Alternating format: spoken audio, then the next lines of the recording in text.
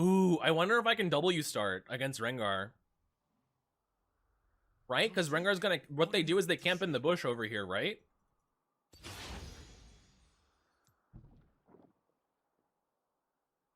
Let's see if that works. Yeah, he's just auto-shoving the wave. He already said, yeah, whatever. Okay, buddy. Yeah, he's like, yeah, sure, whatever. I'll just push. But you need to just stay away from the bush, really. The normal strat against Rengar is to walk up here and grab the wave and kite it towards the river, but with W start, I don't even have to do that. It's gonna guaranteed push towards me, right? So we just chillax. He's gonna hop out of the bush, be a big scary kitty cat. I'm just gonna sit here, absorb my EXP. I can't trade the Rengar early game anyways.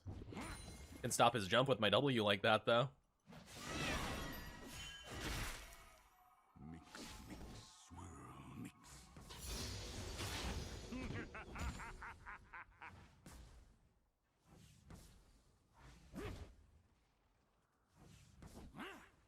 Is it a mistake going fling and not poison? Maybe, but I want to fling his ass if he jumps on me. It's nearly time. If he jumps, I fling. He's walking out of the bush now. Ah, dude, rip. I wanted to fling him there. Come on. He's playing so carefully now. He knows that I'm not, like, a brainlet.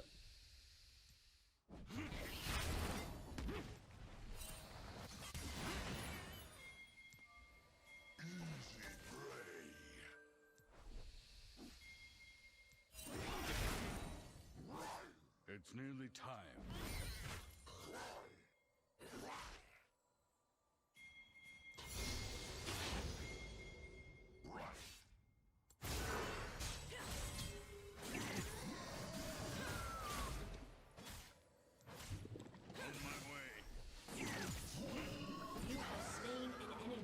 Okay. We like the freebie.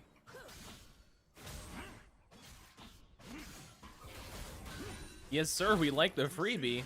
Or not to shake.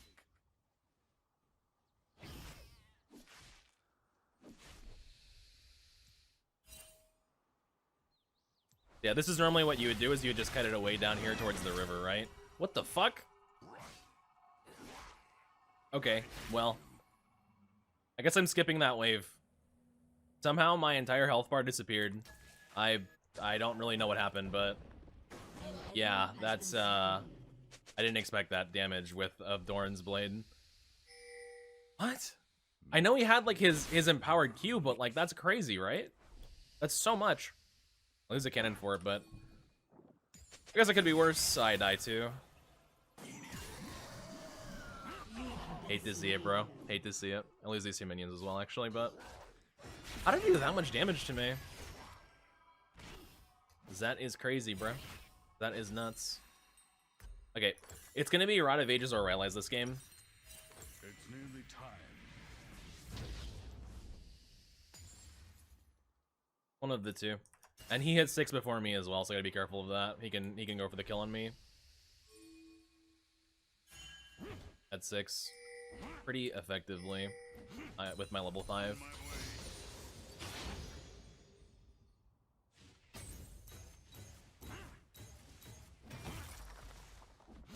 Need to respect it.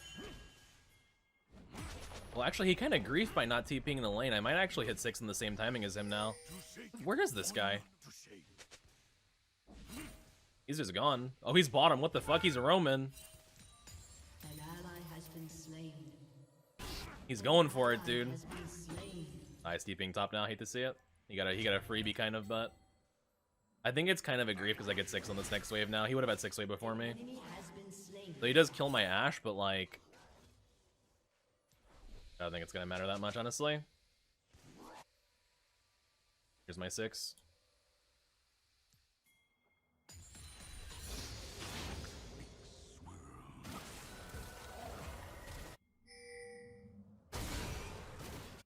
An enemy has been Good counter gank. You know, bro, what's up? We're doing well, man.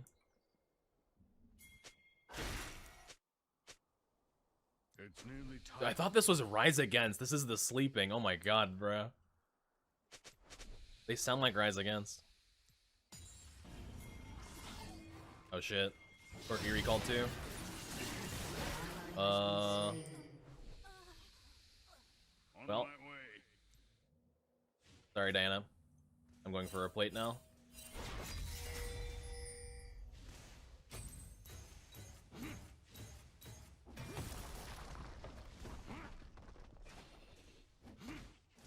To shake or not to shake. I didn't think Corky would leave too. Because my plan was to go for wave and then go. Middle 6 here. Need to ult to clear wave. An ally has been slain. Enemy double kill. An enemy has been slain.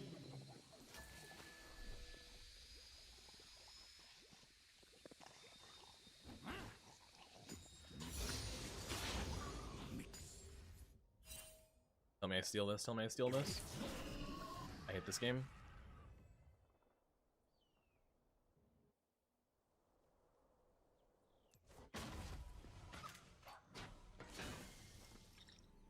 It's nearly time.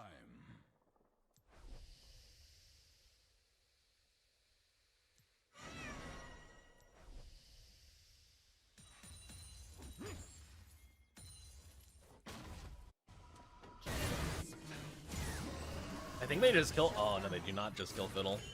That guy hurts. Enemy double kill.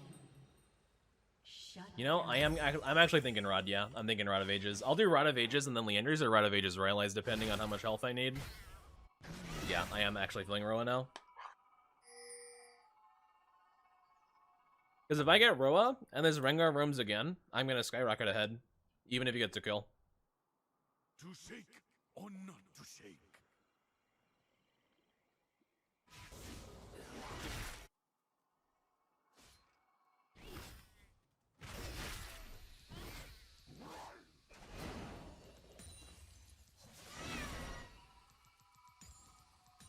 I hear you. Man's afraid of jumping or what?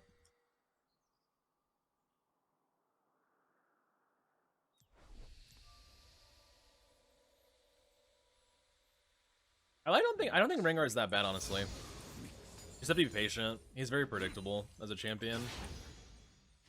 At least in top lane. In jungle, he's very unpredictable, but...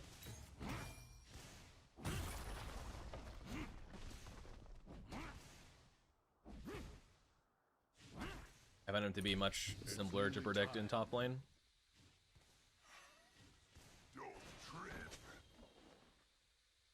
The Ravenous Hydra.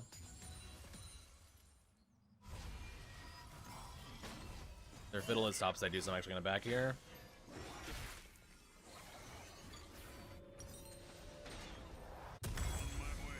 Oh! I cannot beat him on a sustained fight, but... Ooh, they might actually dive me behind turret because he's proxying. I gotta be really careful here. This is a very good opportunity for them to dive me.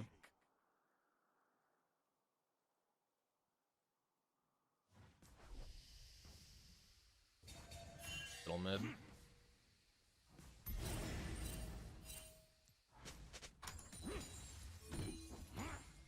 I hear you. Never to go Rod. You can go Rod into technically every matchup, but I like Rod of Ages, especially when I'm the primary frontline, because it gives me a lot of HP. So I use the HP pool of Rod of Ages a lot. That's the main reason I go it, and then the level up is kind of like a bonus.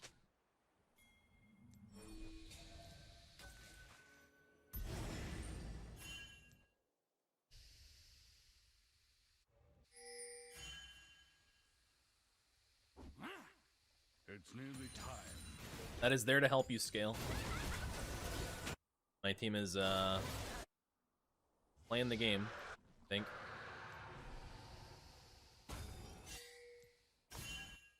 An Rengar ally in has mid, been slain. probably. An enemy has been slain. Fiddle on Raptors, or Fiddle on Grubs. I can't stop this. He's killing them so fast, dude.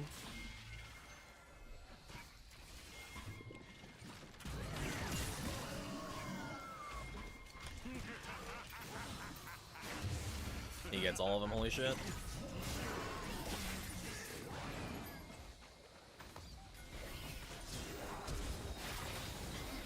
Oh, he's pissed! Oh my god, dude, he's pissed, he's pissed, he's pissed.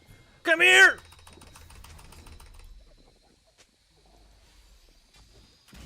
I got him.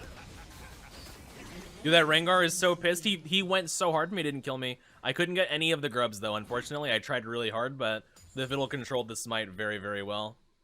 So I couldn't actually get grubs, but it was still decent, I guess. We got 2 for 0, but they get grubs. Hate to see it.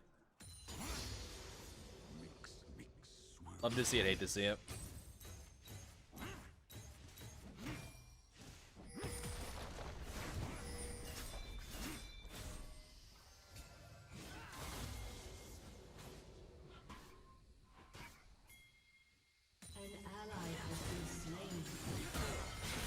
Please kill him there.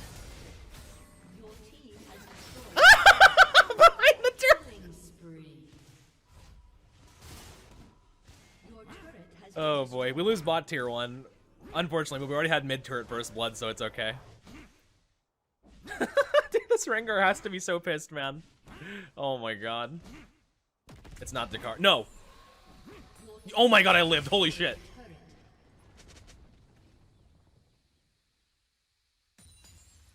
I thought it was Dakar, it's not Dakar. I think Dakar is still in Korea.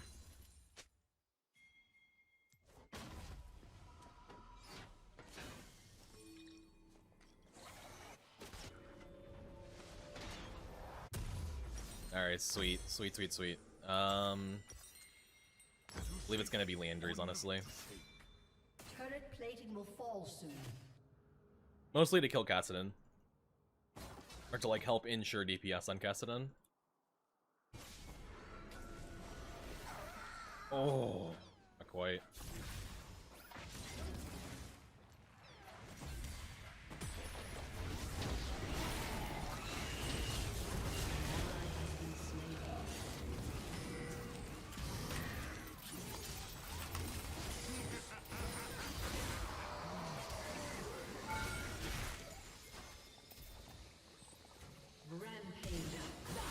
Whoa, okay. Is that an ace? Did we just ace them? We just aced them, and I got turret, nice. Dude, this Rengar has spawned and died, and spawned and died, and spawned and teleported and died, by the way. Oh my god, dude. XD. XD, bro. Poor guy. On my way. I'm gonna wait for Faded Ashes here.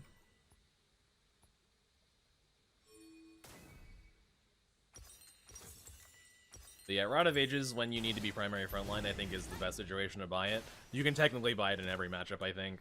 I don't think it's ever bad. I think the latest I would buy it, if I'm worried about completion time, and you should be worried about completion time, is going to be like 13 minutes. I think is too late. 12 minutes is fine. 12:30 is pushing it, but probably okay. 13's kind of out there. But I mean, if you have the components, you might as well finish it.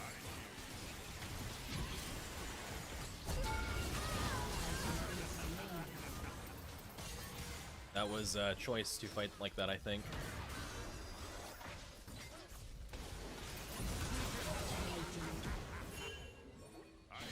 It was definitely a choice, okay.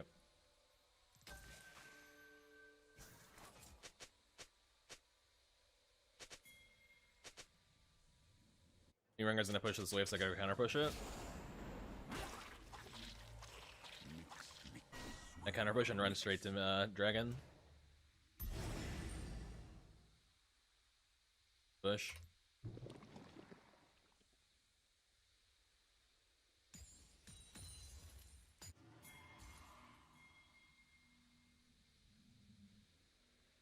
It's nearly time. Needed a hawk shot. That works too.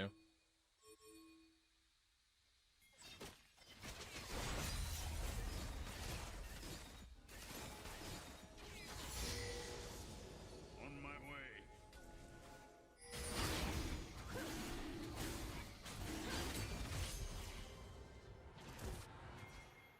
Okay, he's gonna go for my top tier one here.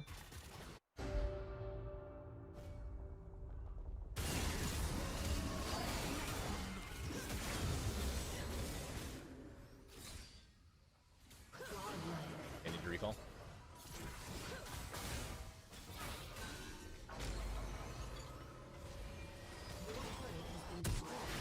Because he will go for tier 2. Either that or he rotates mid. He's gonna rotate mid from the left side here. Unless they die.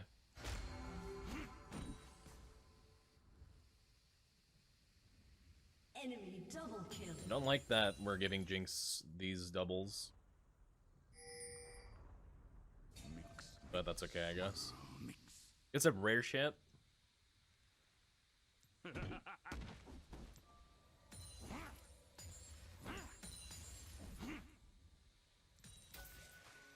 Okay.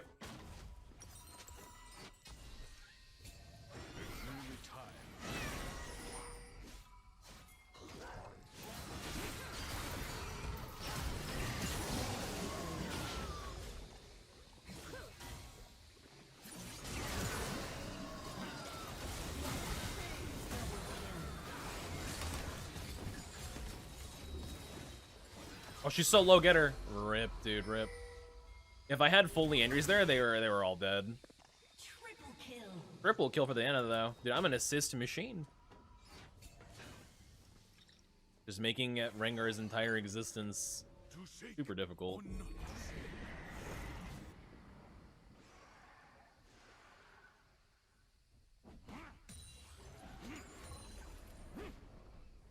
Like, I love this song. Rengar ulted, right? Yeah, he did. I'm gonna get out of dodge.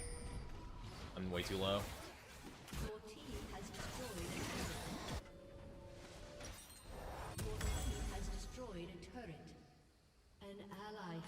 I'll go Rylai's and then Deadman's.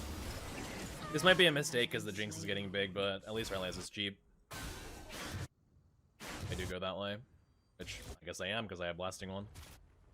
Rylai's is just good against Rengar, so. We'll do Rylai's Deadman's Riftmaker, and if shit goes south, I'll just sell.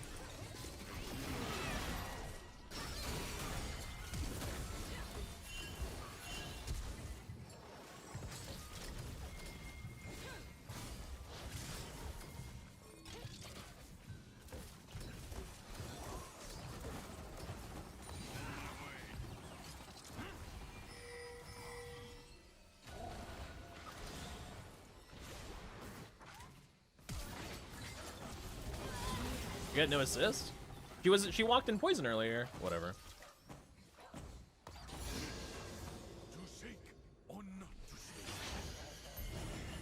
Lauren Babbitt cover of this song sounds more like Killian than Killian does. Isn't this song Pierce the Veil? This is Sleeping with, or not Sleeping with, this is Vic Fuentes. Pierce the Veil, right? Unless I really am wrong.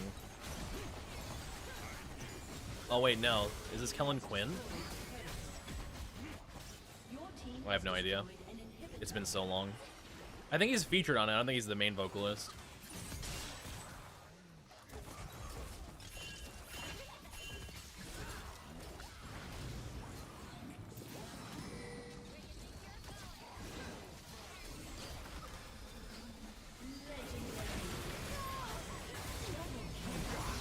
Okay. Well, they could have just let us leave and live to fight another day, but then they choose to die instead.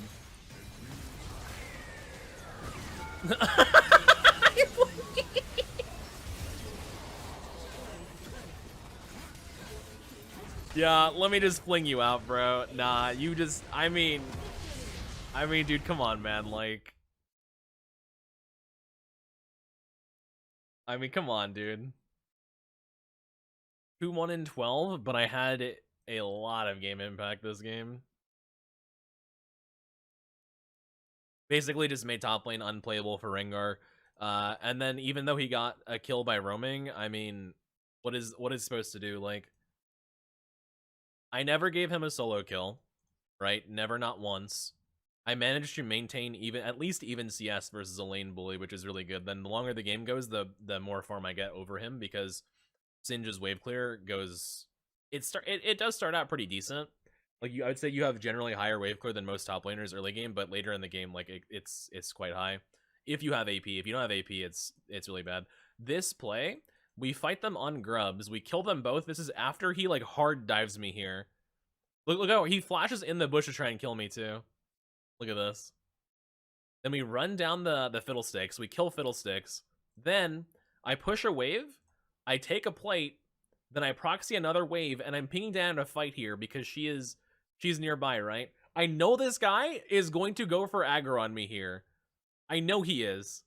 So we put him into the bush with W, and then we just combo him out. He could choose to go for me there, but he's dead no matter what. He chooses to go for his turret and dies. So he fights, chases me, dies, respawns, chases me again, dies again. And then after this, by the way, I recall, reset, go top to farm, TP bot. We both TP bot. And guess what happens? He dies again. If this is not a tilter, I don't know what is, bro. This is quite the tilter. He spent like a solid 3 minutes dying.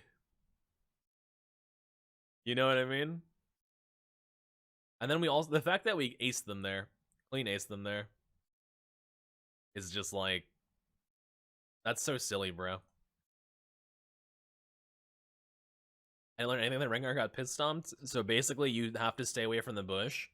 You can also run your W start, like what I did here. I was thinking about it. I was thinking like, so normally I save W start only for the Darius matchup, right? Because what the W start does is it slows the wave down and it forces them to push into you, because the next wave that spawns is going to be hitting your wave faster. Because what you're doing when you W the wave is you put their creep wave further towards their turret, right? So if they don't last hit, it pushes towards me. If they last hit, it pushes towards me. And when the next wave comes, it pushes towards me. There's no way for them to fix this, essentially, without like hard griefing the lane, walking towards my turret, and then just eating damage for free from my minion wave, right? But even then, it's already over, because if they walk towards me to try and tank my wave, I can ward the bush, and then they have to tank all the minions to try and unmess up this wave for them, right? So I'm essentially just saying, like, when I W this wave, I'm saying you're gonna push towards me. The other option here is to try and grab this wave and then just pull it towards the river. That does work quite well, but it's a little bit more janky, I would say, because it doesn't pull every minion. What this does is it just forces them to push into me. I do the same thing versus Darius. Like, I'm treating the champion as if he is level 18 and I'm level 1. I cannot go near him. Like, in my brain, I don't want to go near him ever, right? Because the moment that I go near him, he's gonna trade on me so hard that I probably just am out of the lane. Which is exactly what Darius does, right? Turns out it actually worked pretty well against the Rengar as well. By doing the W start, but yeah, then I get a little freebie off of Fiddlesticks here. And unfortunately, I do die on the proxy, but it just, like, after that point, dude, he can never touch me, and we're just farming hard.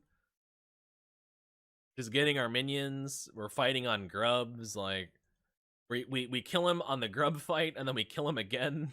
Like, oh my god, dude. I'm just watching this again, man, like...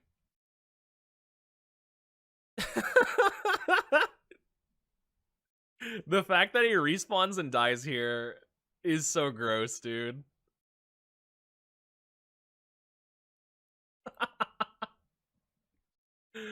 Dude, he healed so much too, that's crazy. And then he fucking spawns and dies again in bot lane. I'm just like... I'm just imagining this from his perspective. Like, this has to be so tilting, right?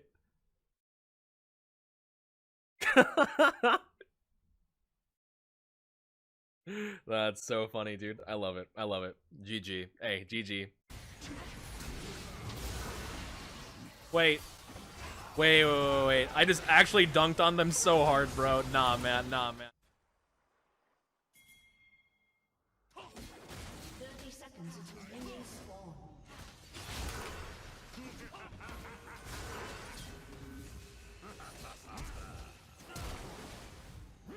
Nice. I have to fling start, but I do get a kill at least. I can start with a amp tome now. You generally do want Ghost Flash Phase Rush to match Ghost Flash Conqueror Darius, but in this situation, I'm just gonna run it like this because I also like having TP post laning phase. So here, I normally have to play really far back, but what I can do is eat auto attack and then just fling him away. Now the minion should still focus him, right? Because he wants to kite towards the bush, you know? On my way.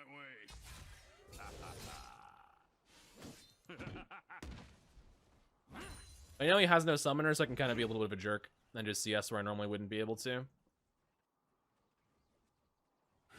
And because he's Wing me, the wave should push to me. Yeah, my range minions are smaller than his, so they should push towards me.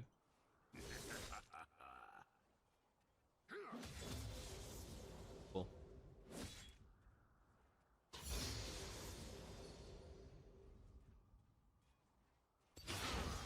You're not pushing towards me, what the fuck?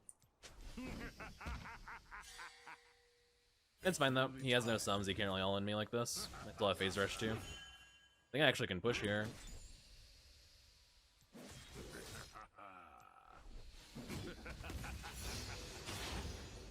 Prop phase rush should be fine. Yeah, he really needs summoners to pressure Singe. Without them, it's really hard for him. If he can't pressure me early, he's gonna have a much harder time later as well. He might have pre-worded that, I'm not sure.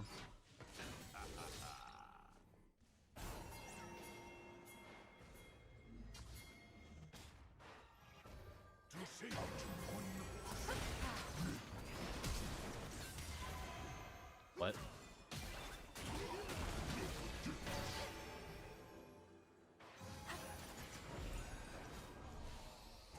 I don't have double Europe. On my way.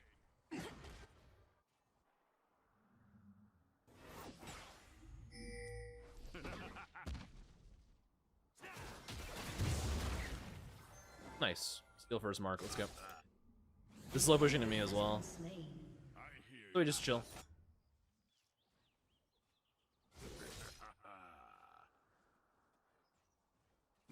An ally has been And slain. eventually I just get Rylai's and he can't kill me anymore, hopefully.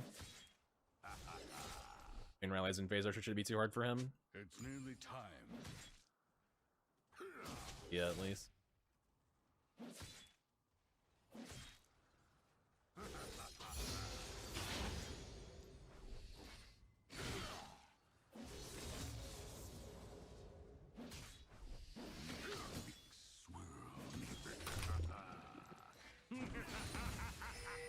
You're dead though, right? Tell me you're dead.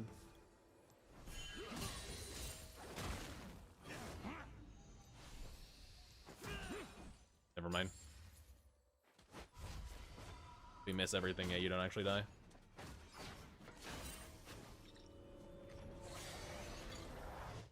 Pretty crazy how scared you have to be of Darius all the time, but that's whatever.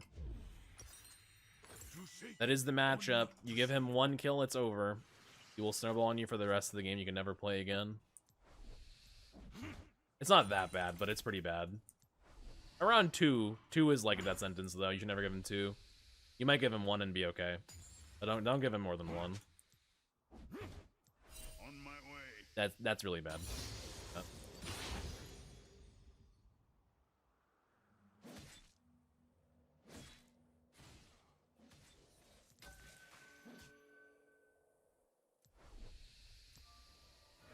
Love Ghost. Ghost up 2 though.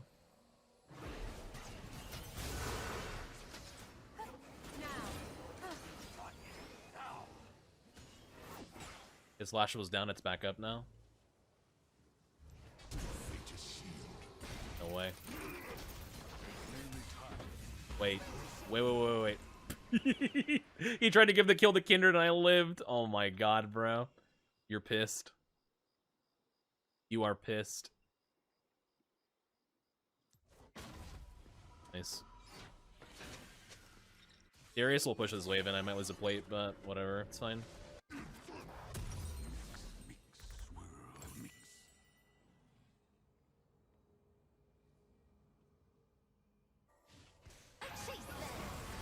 God. My God, he lived.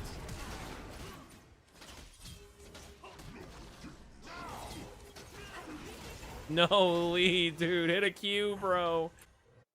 He's auto-filled. To shake or not to shake. No, no, no. Oh, he's gonna flash R. He's gonna flash R. Run.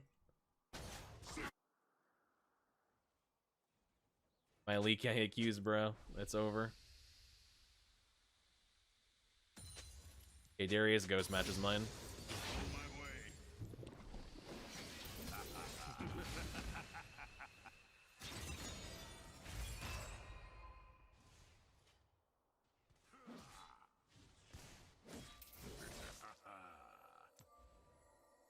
I hear you.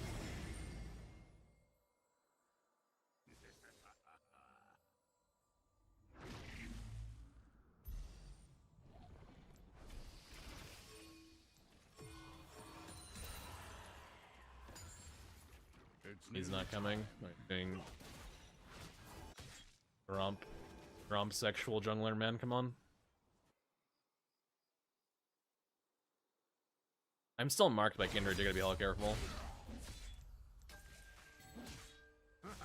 He's bot side. Mix, swirl, mix.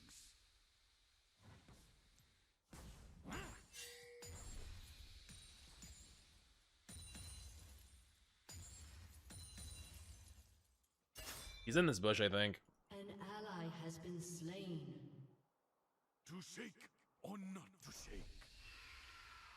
And I walked around, okay.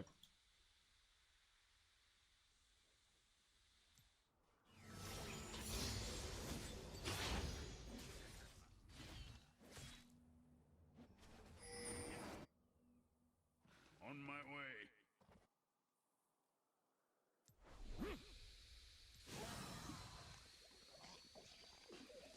Popping Arc as Darius will try and all-in me here. Yep, here it is. Okay, bye-bye. I take the cannon still too. I'll even go one more wave because Kindred just showed on Dragon.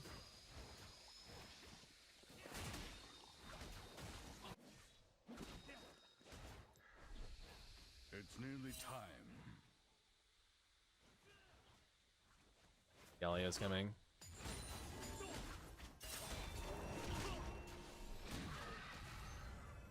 In this bush down here.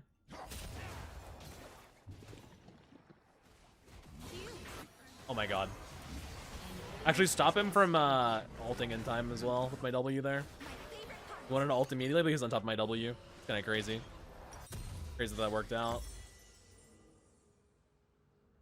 Guess let me walk back top. Nice, nice, nice. To shake or not to shake. What's up, Skrilla? Welcome, bro.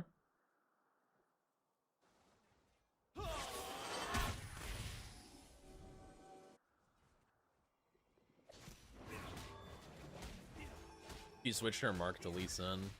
This guy might have Tiamat. On my way.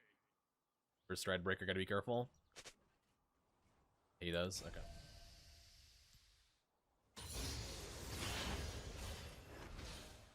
He has summoners up. But I can just chill. I think he's gonna push towards me regardless because of his Tiamat if he goes the last hit. Hopefully. There it is. There it is. Premier matchup is gonna push fast too. I like the Premier matchup. I think it's fun. I think it can go either way. I think it's interesting. Level 1 or 2 is really cringe because he can RNG you. But other than that, it's usually fine. It's nearly Not too big of a deal.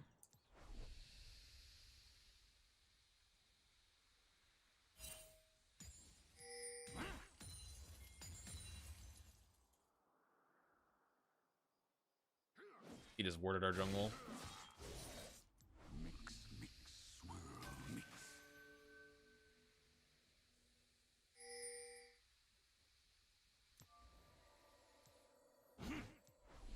Okay, I have rallies now. I should just be okay.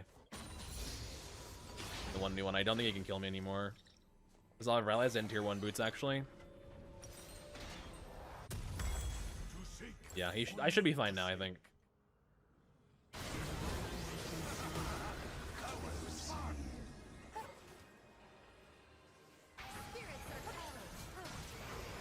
No, Ari, you were clean, bro. An ally has been slain. I'm gonna push top. She has DP on spawn. Good luck.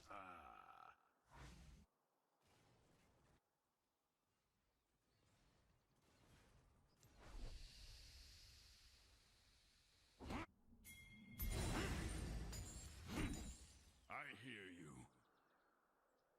What's up, Gauss Prime? Welcome, bro.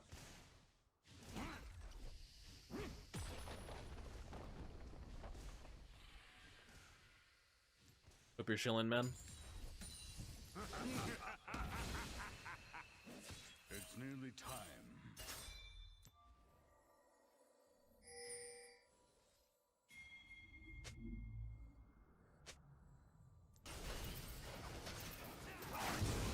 No double Europe.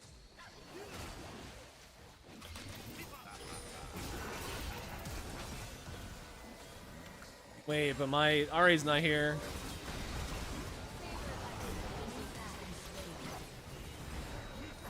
Hitting fling for Kindred. He doesn't have R. To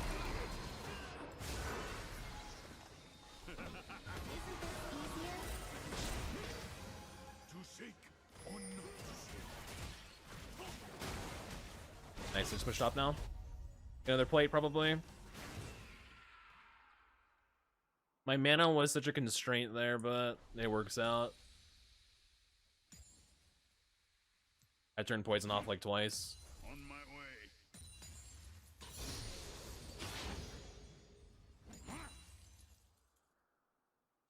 Can maybe grab one more wave. Almost killed Senna. Listen. Players need to learn how to play with the Singed on their team. I will never play defensively ever on this champion. You cannot. Turret plating will soon fall. Need to be aggro as fuck every time. That gets my teammate killed by a fling? Oh well, you know. You should learn. They should learn how to position. You can position for an Urgot, you can position for a Singe, you know what I mean? No sympathy. It's nearly time.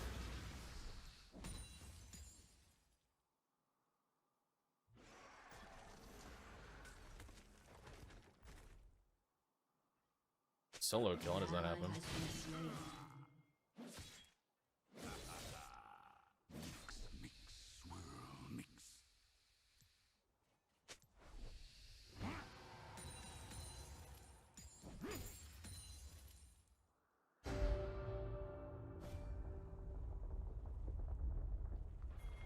Get top To shake or not to shake. mark here. Little crab top side is marked for Kindred. Grabs up. I don't think you kill. I'm not gonna lie.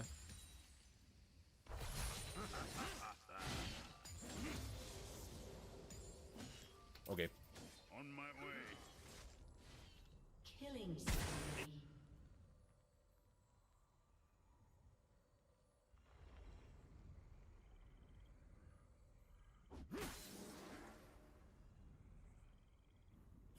He's just walking in river every time. I was wondering where he's going. He's river walking to look for ganks. Waits for me to walk up in the lane here as well. Now he'll show. Watch. Now he'll show. Yep. See. Weird. It's nearly time. Your team has destroyed a turret.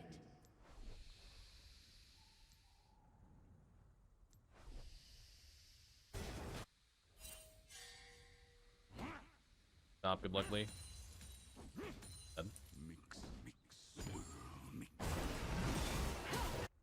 Shut down. Hate to see it. Take turret though. Think.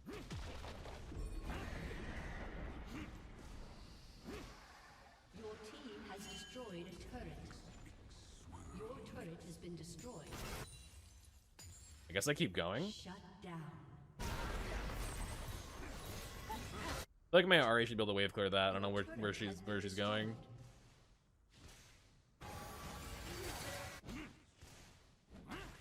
He juked in the jungle for some reason. It is wave clearing.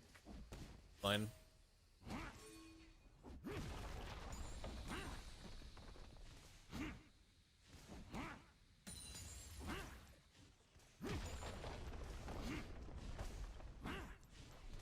You get tier 2. Yeah, I got it.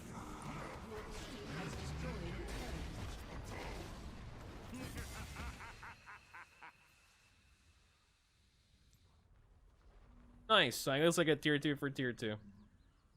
That's kind of okay, right?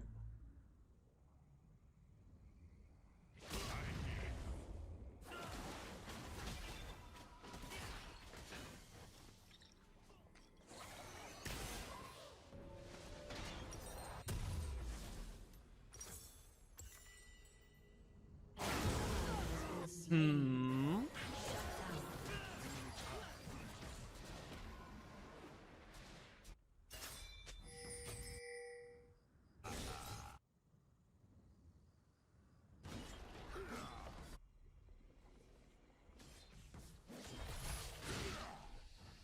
Mix, mix, swirl, mix.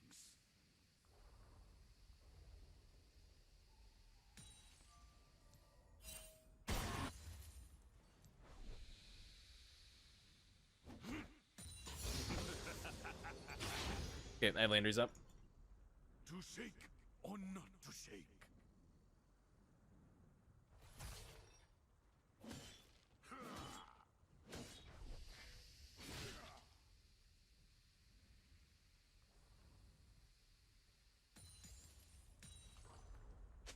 On my way.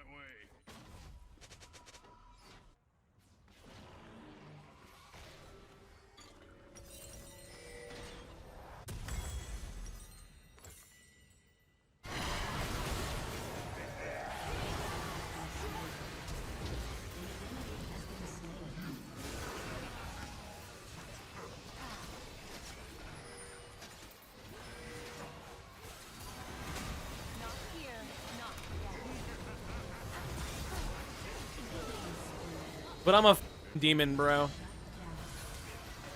But I'm a demon, bro.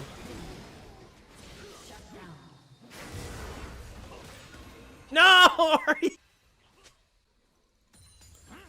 Nice. Nah, I just win the fight for my team. It's okay. I just carry you guys. It's okay. You're chilling. You're just chilling, bro. I got you. I got you. I got you. I got you. Got you. Got you. He said I'm getting off after this. Oh my god, that's funny.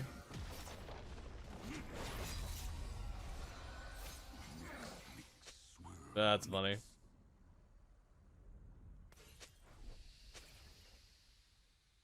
He said I'm done after this, don't worry. Ah, never mind, I can get the turret. The Galio TP. To shake or not to shake. Killing spree.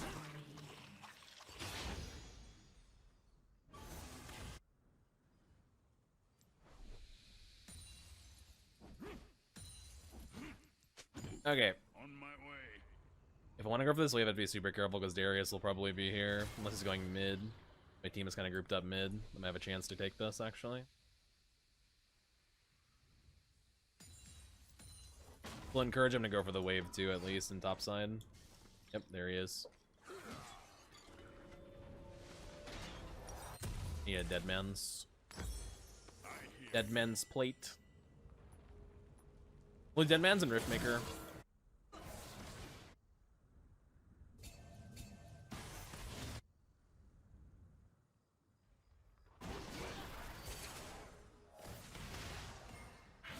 Excuse me. They can't push the turret. It's nearly time. They have too much wave clear. Kindred's here. Your turret has been Not. destroyed. He's actually over here. I was mostly right.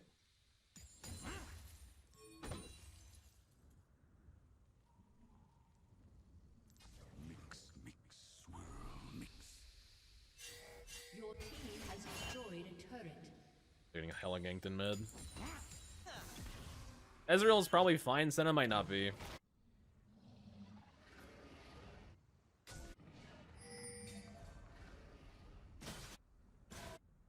To shake or not to shake. I don't like this weight. Really greedy. I think I'm gonna ward too.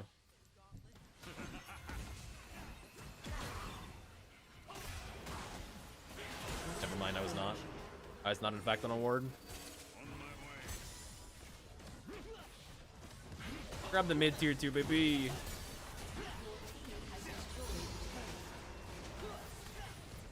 Okay, I need a recall. Darius is shoving hard, but I think I can get there in time to defend it. Ari's going to.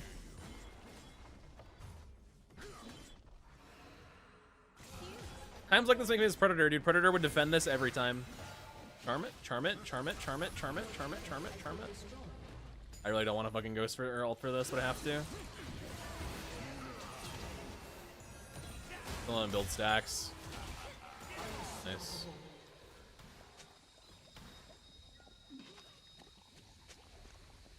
Damn, bro took the whole tier 2.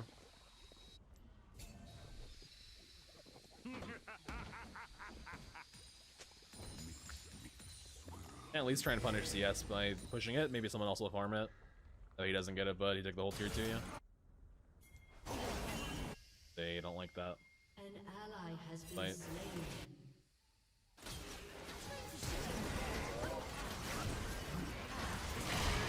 What are we doing, boys? What? They get Baron now, rip. I don't know. I don't know. I mean, I can't go over there, right? On my way. They just kill me.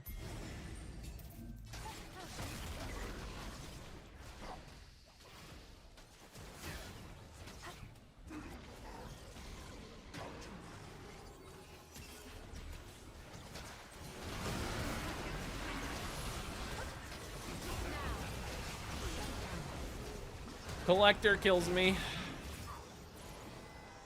I don't know. I don't know why we're getting caught like this. Why are we fighting there?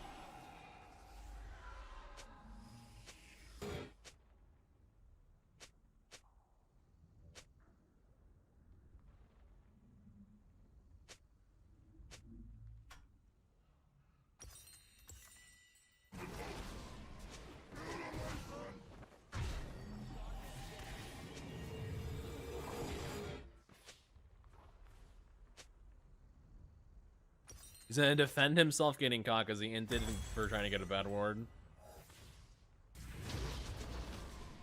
It's okay, bro. You did nothing wrong. You didn't throw the whole game. You're chilling. Nearly time.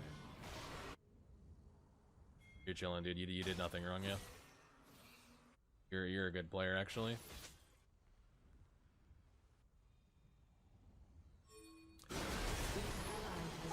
He's running it down on purpose now. Nice. Cool. Cool, cool, cool, cool, cool. A fucking loser, man. Sick. My Senna wants to lose. It's fine, I guess. Whatever. To shake or not to shake. Didn't Ari go defend that turret? She had time. Your turret has been destroyed. Like, my Ari is playing with no brain, my Senna is running it down now, so I guess we just lose. A game that I should have won. Happens. On my way.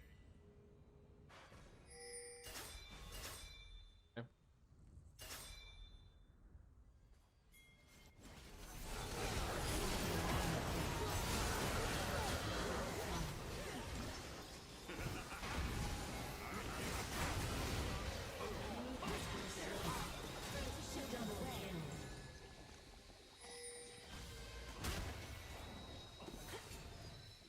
Swing, get the fuck out of there.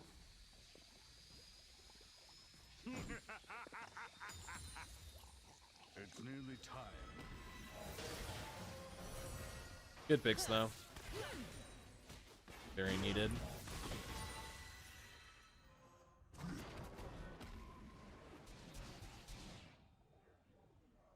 Can't really push though. Their spawn timers are too short. Mix.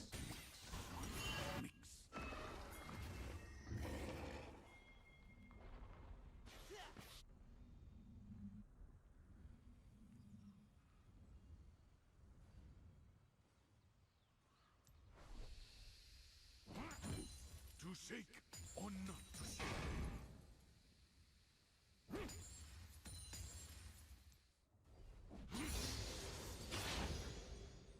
I have a lead. I'm 16. I don't know if it matters though. Wish I had AP Black Cleaver already, but I don't. On my way.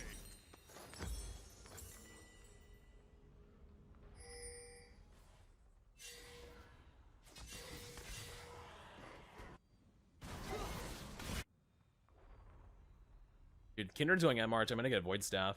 I hear you. I didn't see that. They have double Seekers arm guards.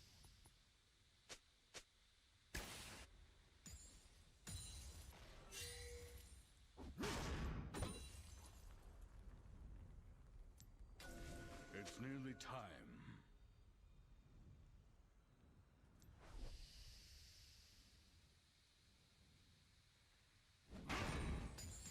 The center really wants attention. I'm gonna try a fun item, so I'm gonna run it down. Like he has been. That's whatever.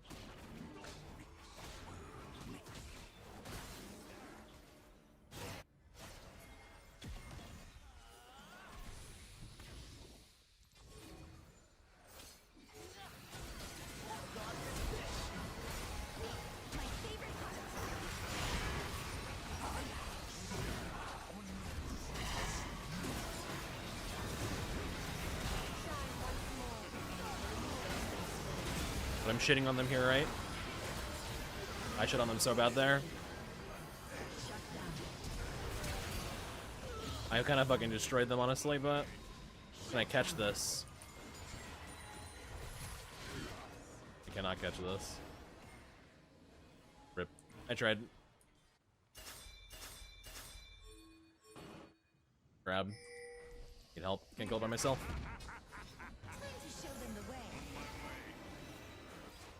Take it, Queen.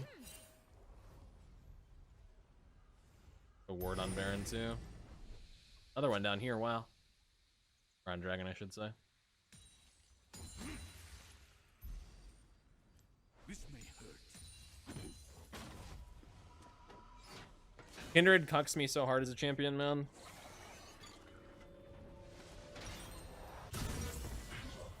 I play that fight so well, but she just makes it so difficult. I hear you. Someone's TPing and it's Swain TP.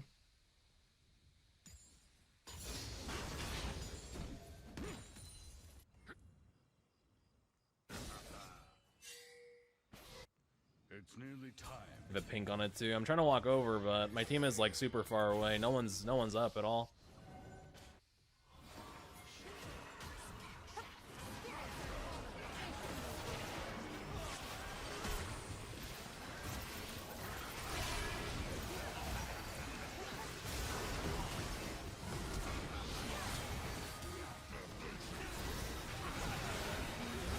I'm just shitting on him again though.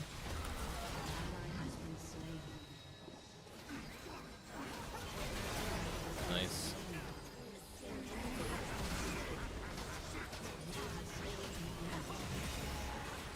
I mean, I just fucking destroyed them that fight though. Like, actually, I'm crazy. Like, actually, I just fucking annihilated them. That's so insane what I just did. I made it a bit of a fight, dude. On my way. I'm gonna try and push. This Swain might snipe me on spawn though. Gotta be careful of that. I should just recall actually. I can't take this, yeah. Swain W's me, I'm dead. Then we throw Baron. Okay, I need to get Void Staff. They have so much MR. Or Crypt Bloom is better actually. Yeah, Crypt Bloom's better.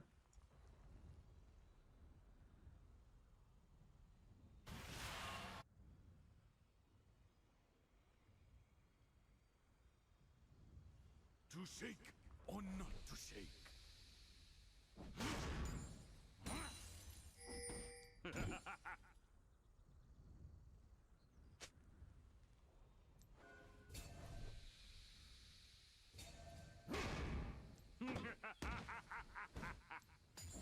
Nearly time.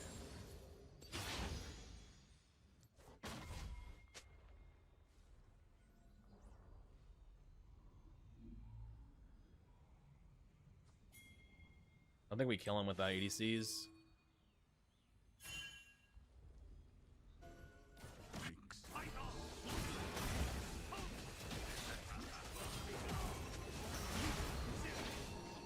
I killed him actually, nice.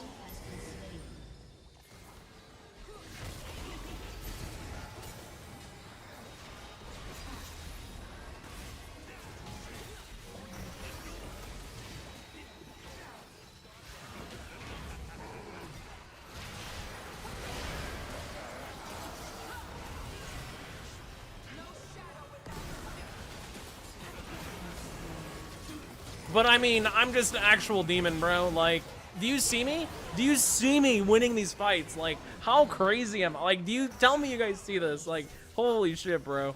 Holy shit. The crazy part is you guys have no idea how hard I'm carrying these fights. It's okay, though. It's fine. Don't worry, it's fine. We're chilling. Like, I'm picking them off. I'm poisoning everybody inside the Kindred ultimate. I called the Darius pick as well, dude. Like, come on, man. Come on, bro. You're getting 70% of the damage? Get off my jock. Get off my jock, Ari. Thanks, bro. Never mind. You can be on my jock. It's okay. Yeah, they don't know I'm carrying like the fucking meme. The guy at the party. A demon would have 1v9 and survived? Alright, probably. Maybe I'm just demonic. I hear you. Maybe not a demon, but just demonic.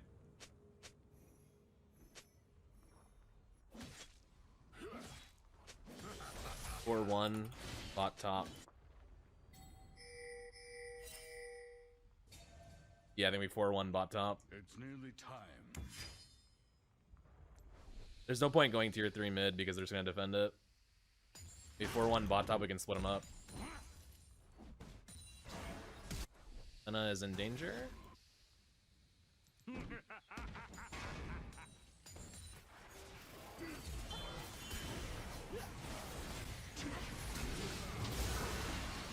Wait, they're fucked. Wait. I just actually dunked on them so hard, bro. Nah, man. Nah, dude. Nah, bro. Bro. This is such a disgusting dunking that I'm doing on them, bro. Like, dude, come on, man. Like, someone clip that. Someone clip that, bro. Someone clip it, bro. Come on. Like, what the fuck? You're joking me, man. That was so disgusting. GG. What the actual did I just do to them, bro? That's crazy. That's actually crazy.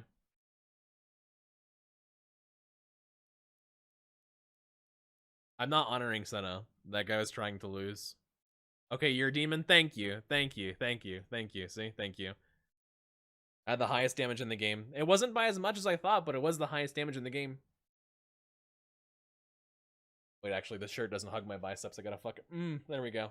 Check it out. Oh, yeah. Let's go, dude. Hit him with the forearm flex. I gotta be careful, though, because these pants kind of print my area, so I can't really stand up too tall. Oh, yeah, dude. Oh. That's the arm that carries this shit. Nice, very nice. I gotta let me just listen. Let me just show you the fight. These last few fights, bro. Like this. It wasn't even this fight. It was this fight right here, right? It starts off right here. Kite away from the Galio. Get a little phase rush proc. Poison Kindred on the way in. Then I'm back through. They die for my backline. They didn't get it. We pop the Kindred ultimate. She dies. Then I'm just poisoning. I'm just poisoning everybody, bro. Just poisoning everyone. We get double Zhonya's there. I think the Darius ulted me there too and wasted it. All right, so that's a banger right there. And then I made the call to get this crab. This crab wins the next fight, by the way. I made this call to get this crab. Otherwise, they weren't even going to do it. This crab is super important. We scouted 2 wards with it, and we prevent them from getting it, which means if you notice on the map in this next fight, look at the vision control that we get from the crab. It's very, very important to have this before a dragon spawn. Then I actually get a nice phase rush proc there. Ignore the first part of Threshold. Kite away here as well. I made Darius waste a Q as well. It's actually a big cooldown for him also. Then I'm just in there, bro. He gets a kill and he has 5-stack bleed, so I back off. I don't want to get chunked by him.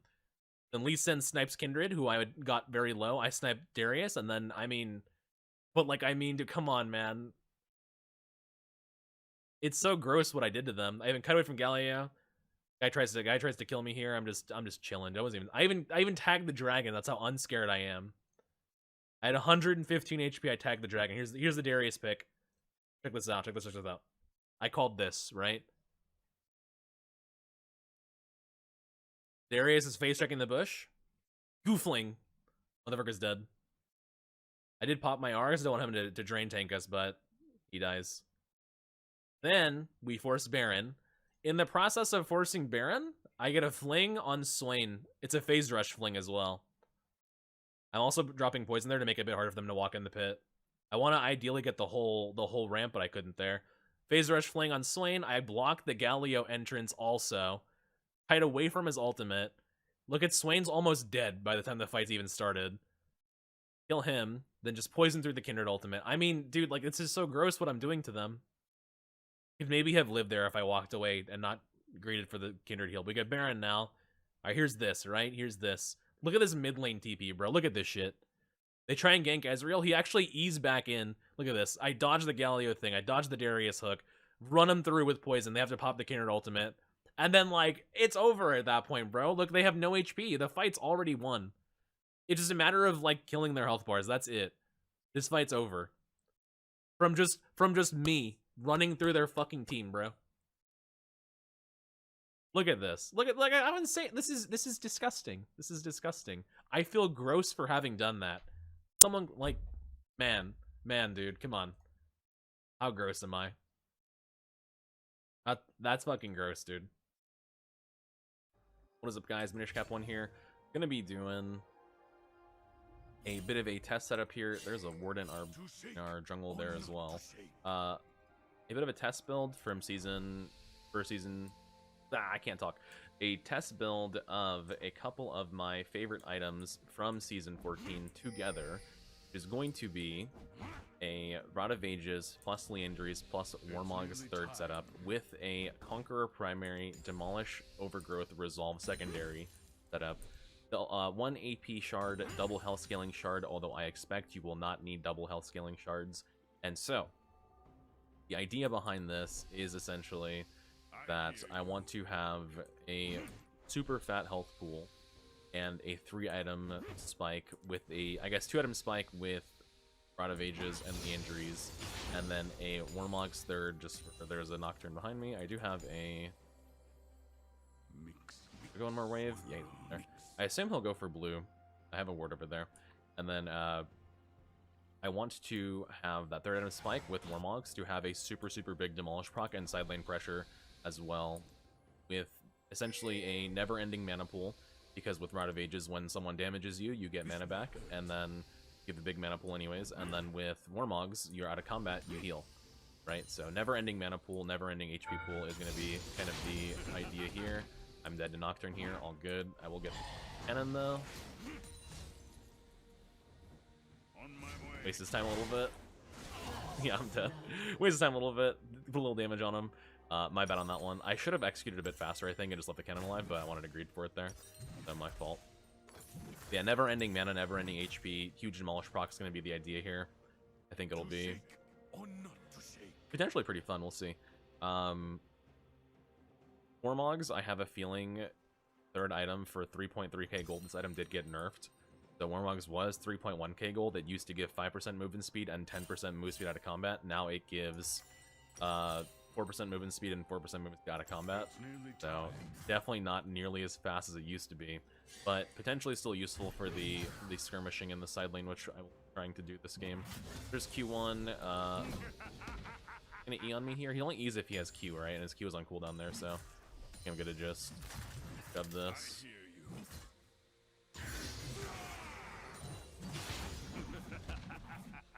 Nice little.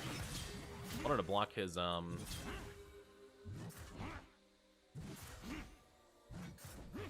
minions kill him. 71 HP on him, bro. Hate to see it. Hate to see it. Hate to see it. Not quite, huh? Believe I get the recall here. 71 HP, bro. Man, almost. Not quite though. I will go ahead and TP here early. I think I could save it, but he's on TP as well. So yeah, there's his TP. Warmogs did get nerfed a decent amount, but I think in a war of attrition, it could still potentially be good. I played it recently against a LCS player, Dokla, who was playing Teemo against me, and I bought it third item, and I actually felt really good in that game as well. That game I did not have Demolish. I went second win that game because of the matchup. This guy is playing pretty far back against me here, so look to push, to be honest. He went a longsword, so he will technically out-trade me if I trade here, because I actually didn't buy any items, but that's fine. But look for proxy, I don't need to trade, right? Assuming that he goes for CS. He could have just all-in me there, because he still has flash. I still have Ghost, though, so it probably wouldn't have worked out for him. It would have just wasted time. I would have probably gotten the wave anyways. It's nearly time. I need to scout those camps, but I cannot yet. I want to get this wave first. Drop a ward back here. His Grump is coming up, though, so that means Nocturne will actually be here soon. Gotta be careful about it. I have a Nunu, so hopefully we can get Grubs this game. Love Grubbies, but Nocturne is a great Grub killer as well because of his passive. It gives him a little bit of AoE damage every, like, X amount of autos. Oh, here we go. Okay, he misses Q. Yeah, he just backs off. Alright, see ya, buddy. See ya. Actually, can I just chase him now? I wonder. He's queuing the Grub. He's gonna back off of me. All good. I will go for my wave. I should have waited to ult there, I think. I could have probably baited him into fighting me. But it's fine. He might all-in me now that I have no R. But it's also possible that he just goes for Grubs here. I don't know. Yeah, I think he's gonna go for Grubs here. I want to fight him, but I definitely cannot without my R, so we'll look for wave. Junu will go for dragon. I want to get at least second set Grubs then. They can have first set, but I want second set for sure. To shake or not to shake. Absolutely. Now I'm gonna try and grab this wave and then recall. He put a ward in the jungle, so like he's gonna know that I'm backing if I walk up here, but if I walk here, technically he doesn't know what I'm doing, even though you can probably guess what I'm doing. Okay. It's nearly time. Lasting Wand, Ruby Crystal. Very nice. Nocturne potentially looking at our red buff here. I'm gonna go check just in case he is. I'm not 100% sure that he is, but oh no, not the Victor who gets the giant notification of dead dragon and doesn't. Oh, mid's getting dope. Bye bye. An ally has been slain. I thought Nunu was ganking mid, but he actually went for Raptors. Okay, Nocturne walked this way, looks like. Get him, buddy, get him. Mix, swirl, mix. Nocturne flash. The demolish proc for me as well potentially here because Aatrox recalled. Shut down. You just love to see it. Ooh. Hit by the third Q, unlucky. Some potions here. He's gonna go and grab the wave, but I got a demolish proc for the plate. Dodge down for his Q. If he had E again as well, dodge down for that. Here's plant. Spawns at 6:15 every game. Try and get it if you can. If not, take your recall. But 6:15 every game.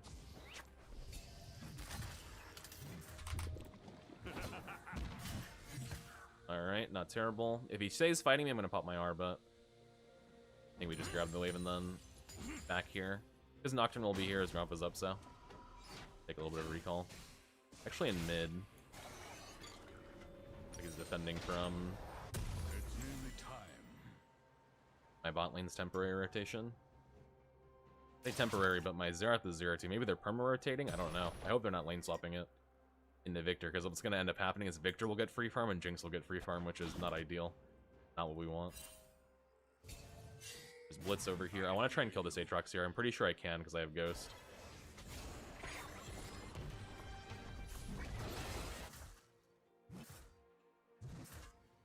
Pretty sure I can kill this guy. We'll see, though.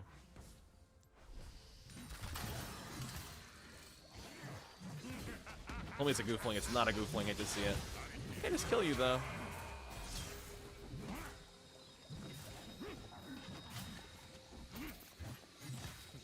But yeah. Easy shmoney, bro. There's a Nocturne up here. He's probably going to go for our top camps because he saw me and then backed up. If he goes for me, I'm going to keep my poison off, though. Don't want to get Demolish Rock on turret. Very nice. Grubs are up in 113. I really, really want to fight for them if possible. Then Aatrox TP matches my TP here. On my way. Then I take this wave and I should have Rod money. Yeah, I already had Rod money actually, but I just want the wave to punish Aatrox a bit. This, take a leave. Very nice. Very nice 950 Rod. Grab this. Look for Leandries. People always ask why I use W in the fountain. I only do it when I'm building Rod, and the reason why is because you get a little bit of healing whenever you cast an ability, so what ends up happening is you just heal slightly faster. Useful. Just to save like a quarter of a second, basically. That's the only reason why. I could maybe fight this guy again, actually.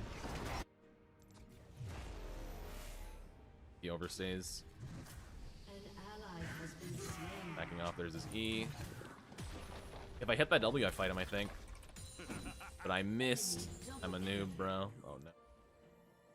I think you beat me here, though, bro. I'm willing to fight over Grubbies. And just gonna back off. Do you beat me? I walked into Q3. I think it's ease away here as well, yeah. No, I ghosted into the tip queue. Bro, come on, man. Not like this. No, they're getting Grubs. I wanted Grubs. You hate to see it, bro. I kind of griefed that one, I'm not gonna lie. I kinda hardcore griefed that one. What am I doing, dude? Holy shit. I have no idea. I took a turret shot and then I ghosted into the Q-tip. Q-tip. My bad, dude. My bad. What am I doing? My fault. It's okay. To be fair, I am camped by their jungler this game, so my tempo is a little bit off, but it's fine.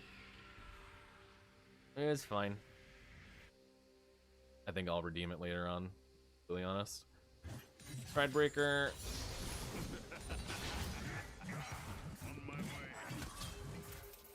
Just backing off. Oh no, I am dead. Hate to see it, bro. Hate to see it. I'm getting the treatment. I'm getting the treatment, dude. You know what? It's actually kind of okay if I grief a little bit right now because this build is all about scaling anyways. My Rod into... Did I get tier 2 boots here? I have to sell Ring for it. Probably not. Rod, Leandries, Warmog's third will be all about scaling. I'll get a lot of value later. I'm pretty confident. I believe. If they gank me behind turret, I do have ult this time. And I'm pretty sure they're gonna gank me behind turret here. This is like the perfect setup to kill me behind turret here. So let's watch out for that. I'm gonna walk over a ward here most likely. Yeah, this camp is gone, so I'm pretty sure Aatrox is here. Or Nocturne and Aatrox are both here. I was right. Holy shit, I was right.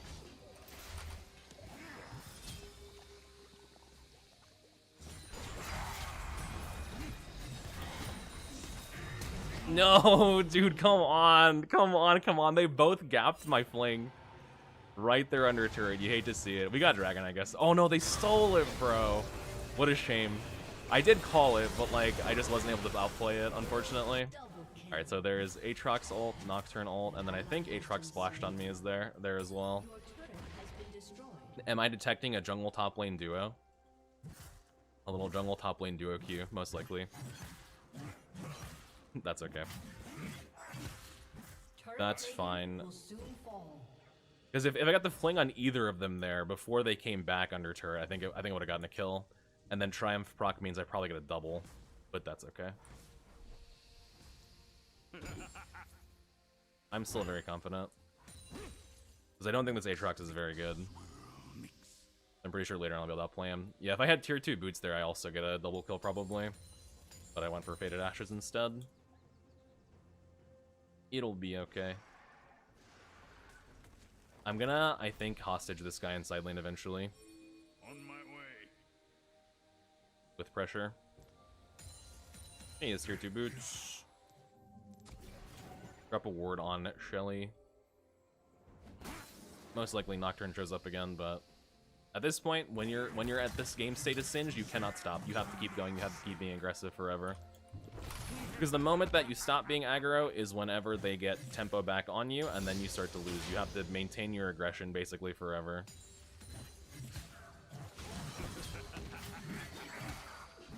You cannot stop. Nocturne would be there again. Yeah, it is what it is. Hey, it is what it is. Alright, so pieces up. Which is generally what you want to get against Aatrox, but I didn't buy him early this game. And you can see why you get Swift versus Aatrox, because his W slows you have to dodge his Q, so... Normally, my standard setup here against Aatrox would be Phase Rush plus Swiftness boost, but that's okay. That's fine. I still have a good feeling about this game. We have a dragon. We should have had two, but it's all good. We just stall it out.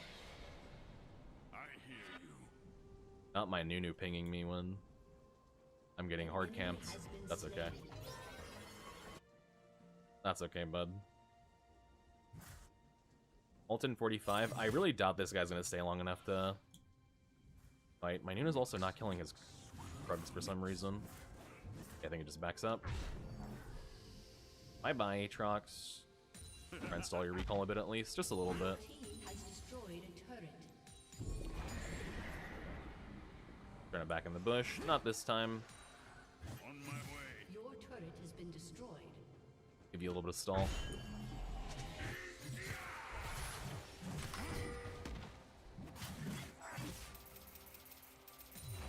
Potentially fightable, but I doubt it. Like, there's no way he actually walks up to me, right? He'd be a fool. Double kill. Alright, team getting value in mid. Very nice. Love to see it. Triple kill. No recall. I'm a demon, dude. Like I said, I'm gonna hostage this guy in lane. It's nearly time. Come on, buddy. Step into poison. You know you want to. You know you want to. I know you have no flash. Fight this guy so badly. Has destroyed.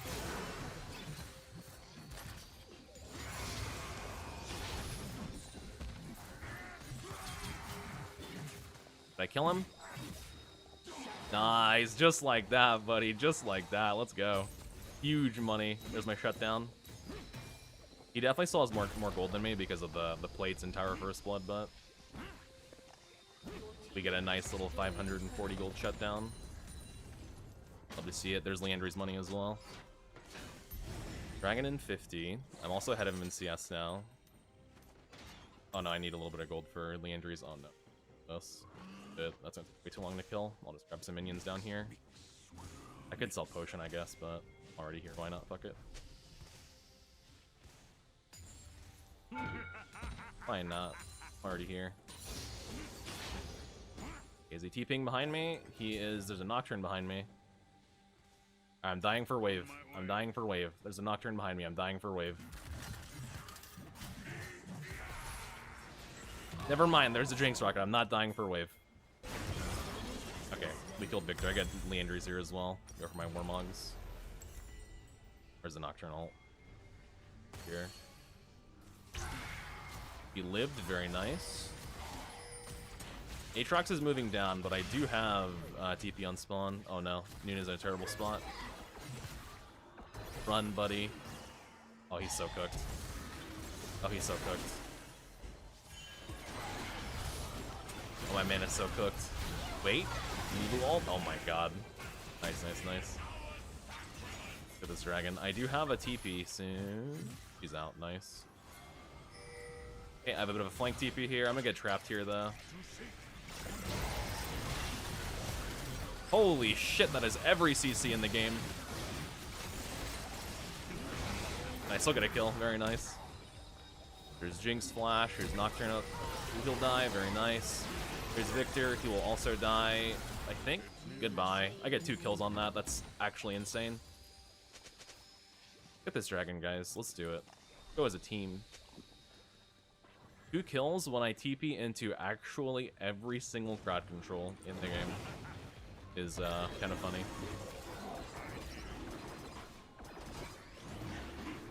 Okay, Nunu, I dropped those words too. You're fine. You're chilling. Helping out my boy. It is AP Nunu, so he does have decent clear, but he needs my help here on this one. Out of here.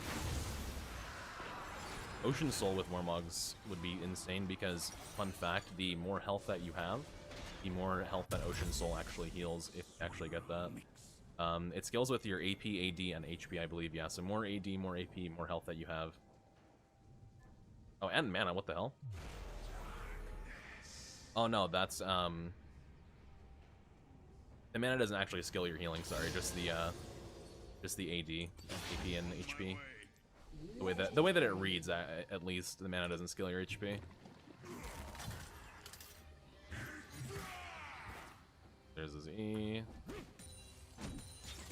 Start taunting him here, just to make him a little bit mad, why not? They can debate him into fighting me. We have 2 items to his 1, so... The Goofling? Not a Goofling, hate to see it.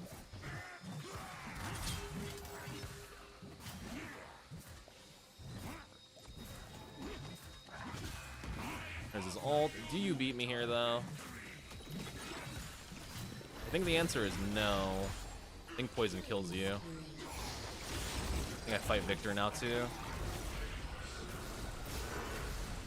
No, not Blitz, dude. Not like this.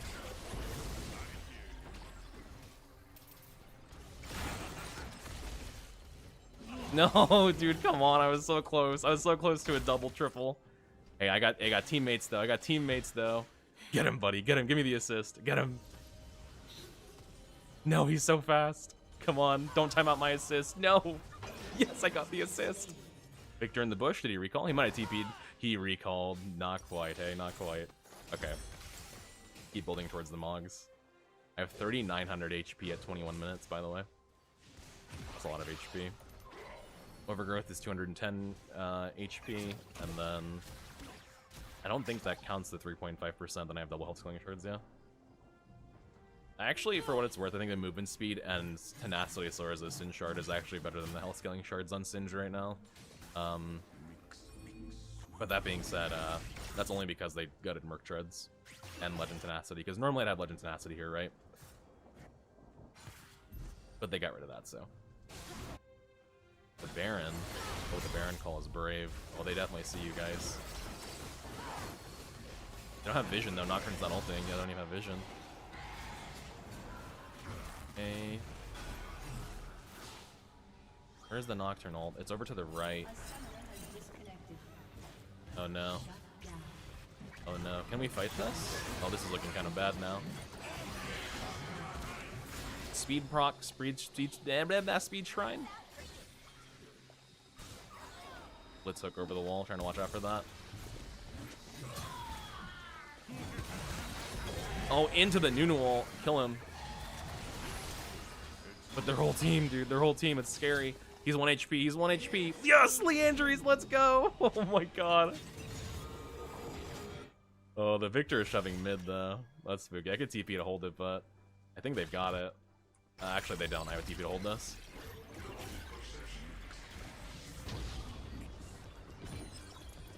Go farm top here. Dragon in a minute, but I'm getting close to Warmogs as well. I'm about 1150 gold. I need 600, so I could like get some minions and then sell ring for it. That'd be hopefully a sub 25-minute Warmogs would be absolutely insane if I could somehow reach that insane goal.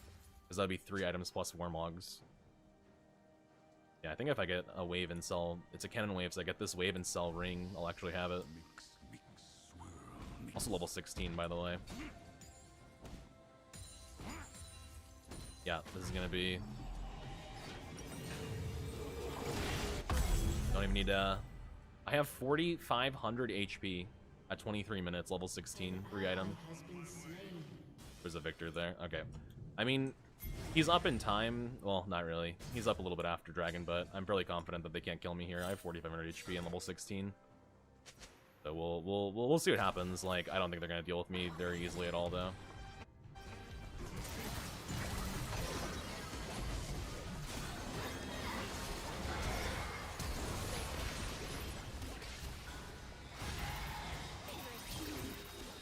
No way that CC is so unlucky. Nice, good snipe.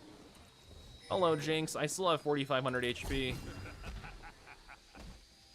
You flash the wall. I still have 4,500 HP, by the way. Like, come on now, buddy. Come on. Just trying to kill me. 4,500 HP at 23 minutes is just wild, dude. Warmogs it up. They do have vision of this, though, which is not ideal. I think we just grab it. Then I just easy run top lane. No steal from Jinx, very nice. Warmogs kicks in, there's movement speed. Victor's trying to split, but I'll go and catch this way pretty easily. Okay, next item will probably be Riftmaker. I'll be a complete menace at that point. I'm already a menace, like... I am 4 levels on the Jinx, and I have, like, triple her health bar. How much health does she have? She's like 2,000, right? 1,700, so I have almost triple her health. Which is kind of crazy.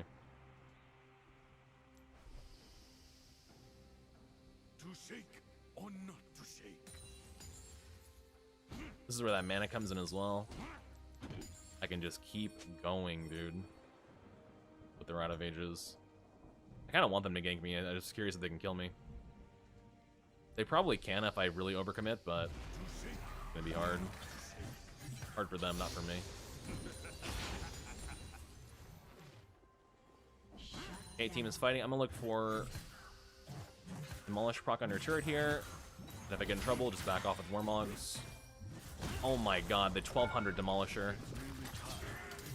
I think I just... Oh, I thought I was out, rip.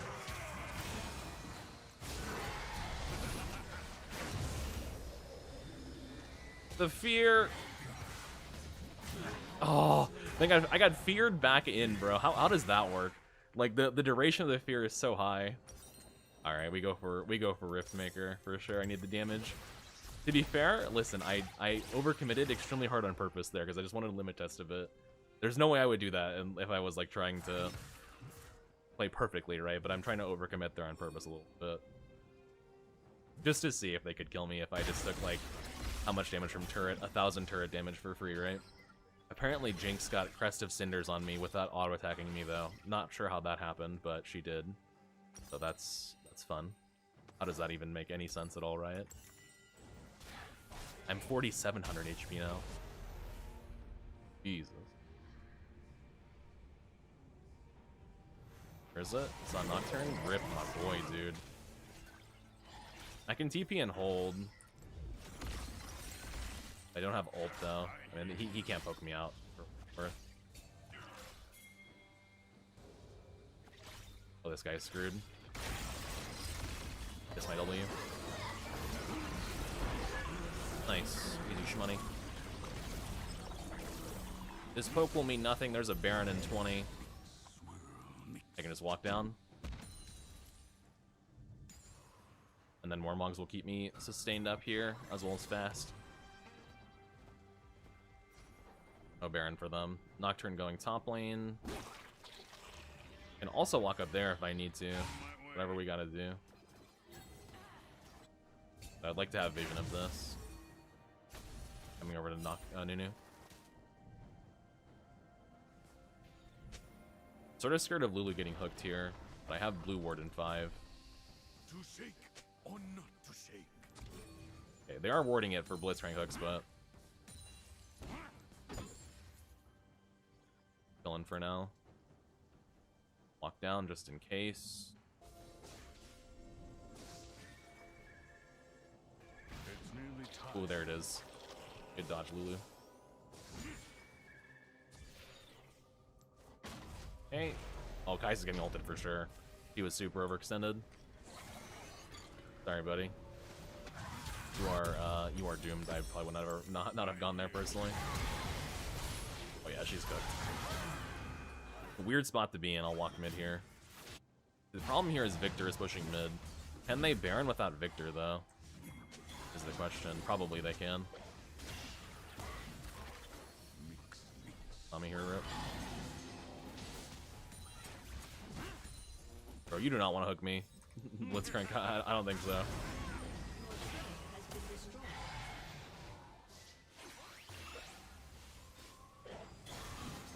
I'm okay with these guys being in mid, but I'm afraid they're gonna get caught. My Blitzcrank is the problem. Dragon in 30. I'm on a ward here. Yep. That's all warded. So you have to watch out for Blitzcrank in this area. I'd like to go through here if possible. I want to get this Dragon Soul very badly.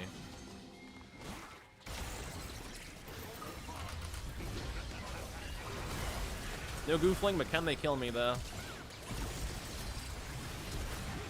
They're having trouble killing me.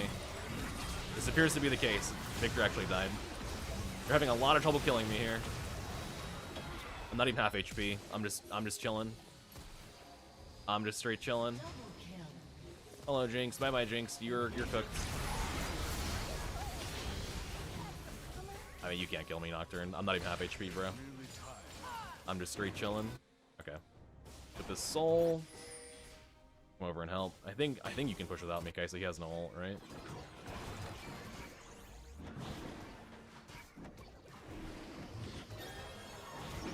$5,000 HP at 30. Nice. Build towards Riftmaker now, but they get mid inhibitor hopefully here. Your team has destroyed a turret. Your team has Yeah, I mean, destroyed an inhibitor. I think this goes better for them if Victor had Death Cap here. But he's going for Shadow Flame components, but I think straight up Death Cap will hit a lot harder against Mormog's setup. Okay, they're ulting top, is what the ping says, so I'm gonna keep pushing here. I have Demolish proc here. Shut down. I have 2,700 Demolish damage so far. I'm not even gonna sit now. 3,900 Demolish. If they go for Baron, I'm gonna keep pushing, dude. They gotta deal with me somehow. I have Ocean Soul and Mormogs. Let's see what you got. Let's see what you got, Aatrox. Jinx here as well. Actually, I'm gonna back up. What are you doing, Jinx? Alright, here's Mormogs. Full HP again. Love to see it. I mean, they're just getting played with right now. What are you guys doing? I have 2.3k gold in my inventory too. I don't even have Riftmaker yet. You guys can't deal with me. You guys can't deal with me, bro.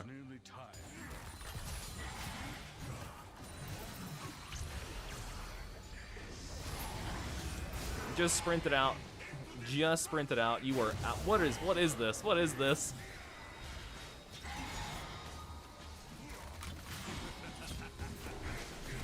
Imagine I had Riftmaker. Oh no, dude. Oh no. Come on. Let me get a kill. I got a Nocturne kill. He fucking died. No way, dude. I'm so gross. I'm so gross. I'm so gross. I'm so gross. All right, we go Death Cap. They have no MR. All right. I'm so gross. I actually got a kill there. That's wild. That's even without having Riftmaker. I almost got 2. I would have potentially gotten 3 if I had Riftmaker there, but I had to limit just a bit with the Ocean Soul. Very nice. What does this heal for? Heals for 405 over 4 seconds, and the Aatrox actually dies there. Oh my god, dude, that's... What are you guys gonna do to me now? How can you ever deal with me? Second wind would go hard with this, but it would mean that I don't get Overgrowth is the problem. But maybe at this HP level, Overgrowth is not worth it compared to second wind. I am buying Warmock's third, right? So Overgrowth, it's just there for flat HP at this point. Second wind would give a ludicrous amount of healing. Second wind would be absolutely silly at this health level. Where's Nocturne going? I don't think he's gonna get a kill. He actually got a kill, wow.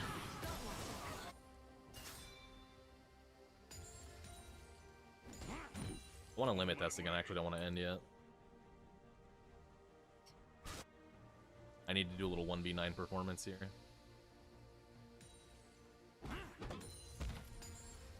Alright, let's push hard.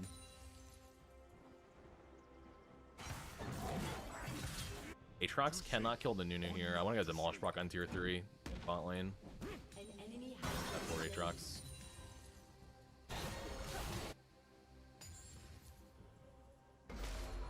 Okay, I'm going to try and proxy this wave back here.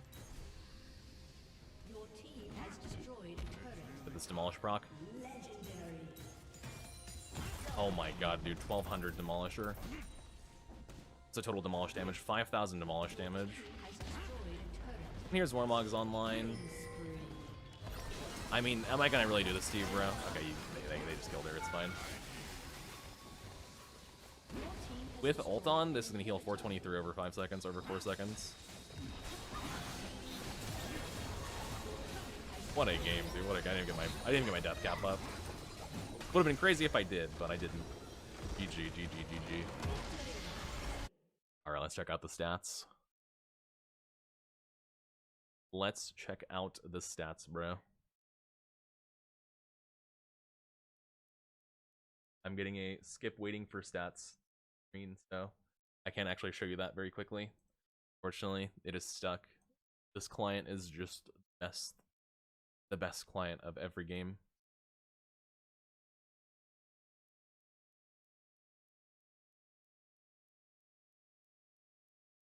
Just waiting on it still. Oh my gosh, man. I am rendering a video in the background, but there's no way that's what's causing it, right? It's still stuck on skip waiting for stats. Yeah. I guess I will just look at my match history then. I can pull it up from there.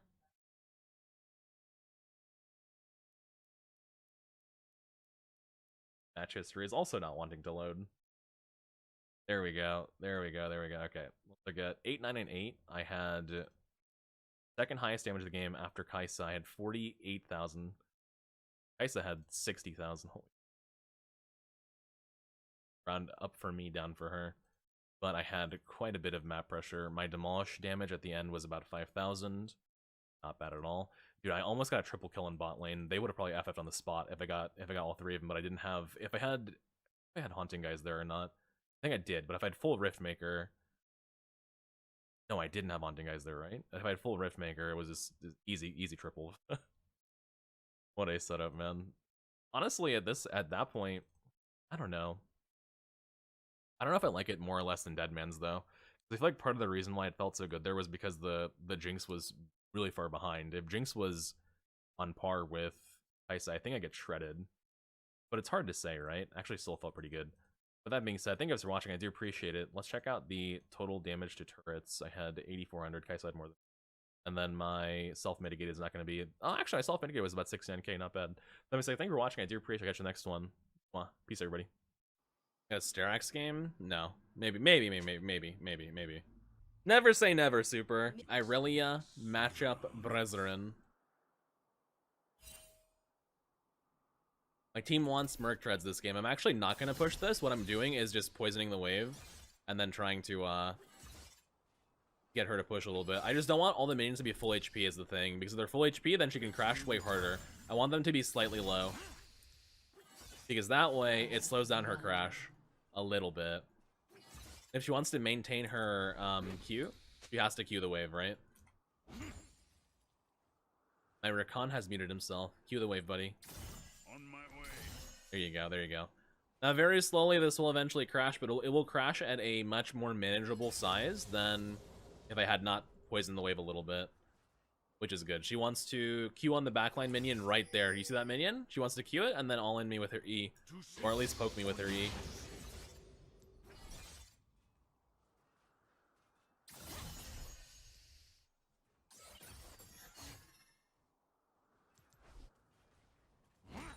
And now we just chill.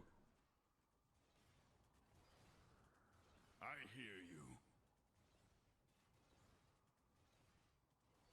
We just chilling, boys. Don't want to aggro yet. Now she's gonna crash the wave. She's getting interesting. That's a little turret shot. I'm not freezing. I don't know why she did that. Like I wouldn't just fucking fling her immediately.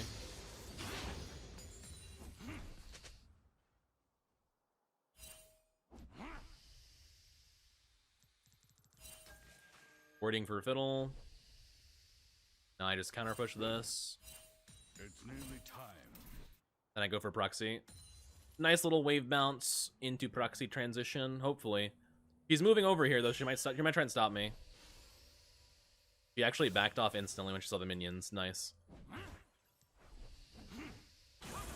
On my way. Run bot lane, run bot lane, run. An ally has Hate been to see it. slain. You just hate to see it, bro. The fiddle's so low too.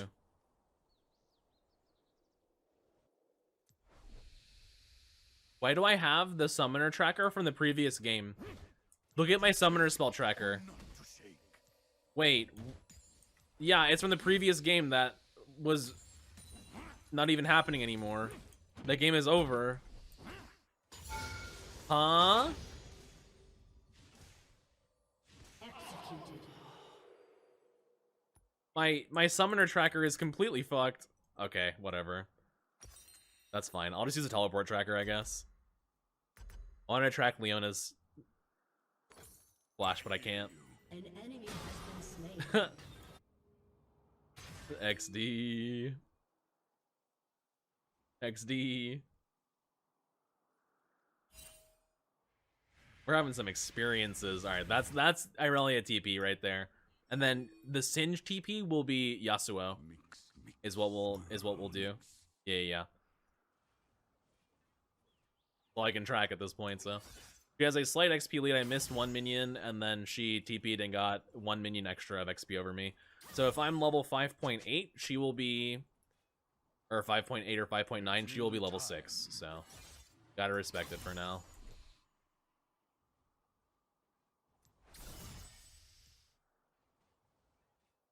Gotta respect it for now. She wants to all in with the level 6 pretty badly here, I think, so... On my way.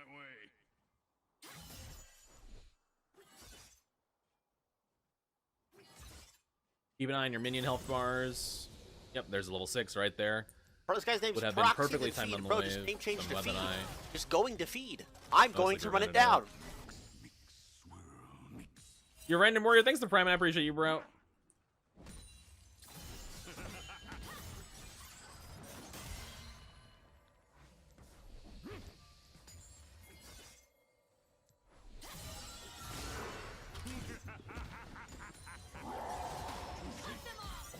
Oh my god, I'm level 5, by the way. I'm level 5, by the way. Now I'm 6, but I was 5, so. I just easy dodge her ult, bro. Easy dodge. I wasn't even worried. If she hits that, I'm completely fucked, by the way. Because I was not level 6. I would have been dead. It would have been pretty nasty, but easy dodge. I wasn't even worried. I wasn't even nervous, bro. Easy shmoney. That's just how I game, you know? It's just that easy. He wants to Q the minion and try and hop on me there, so we deny the Q with W. This is a cannon wave coming in. I don't think I have mana to kill it. Plus, I walked over her ward in river, so she's backing up for the wave. She's missing CS for this. What an idiot. She's fucking an idiot. Dude, she missed 5 minions for that. What are you doing? What are you doing, buddy? Get it together, man. You missed 5 minions for that. Oh shit. I dropped my hat. Whoops. What are you doing? It might not matter because the Varus is 2-0, but I'm having fun right now, so. What's up, Podion? Hope you're doing well, man. Man wants the bot lane cheese gank. We see you, Fiddle. But yeah, she has a ward in the river, so she knew where I was attempting to do, but she Qs cannon. No, she's not queuing at all now, see? He misses E, so I'm just gonna walk through. Happily pop my R here. I don't mind.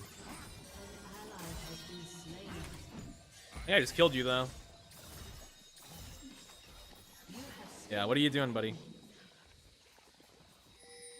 You don't have ult, you don't have E. You want to fight me on that? For real? That's brave. Yo, Tiazo, what's up, my friend? Hope you're doing well. Oh yeah, enjoy that emote. It's a banger. Gotta be careful of fiddlesticks here, but I'm gonna actually walk around in case he is here, but I want to go for another plate. Low.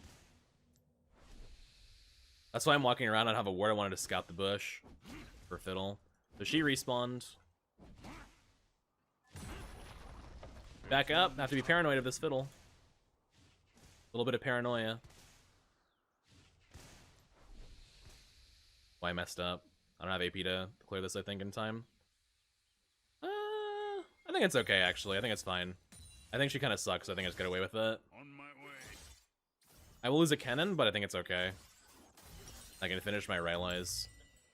Yeah, she's trying to stop my back here, but I'm not even there, bro. Dude, I am in her head. Shut down. Hate to see it.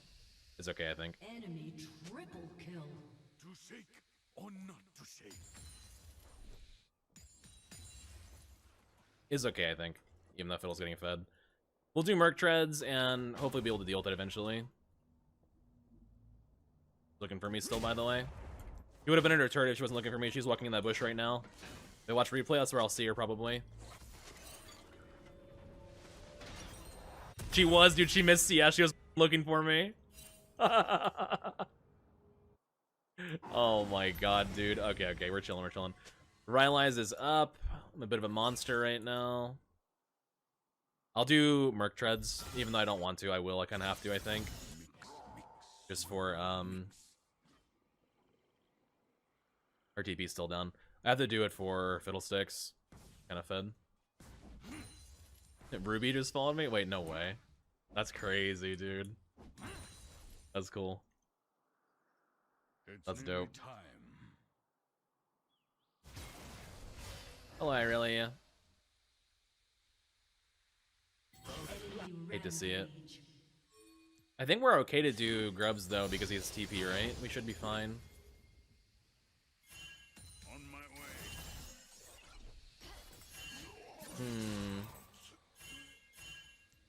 I would like to go Grubs, but my Hecarim went mid for some reason. This Fiddle might ult me now. An ally has Interesting, I been probably wouldn't have slain. gone there. To shake or not to shake. Because now we're gonna give Grubs, right? Oh, we're not giving this for free, bro. Not for free. Hell no. We're going in.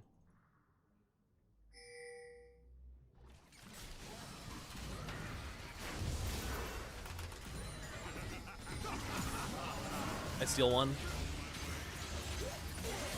I'm dumb. You think I steal one? Shut down.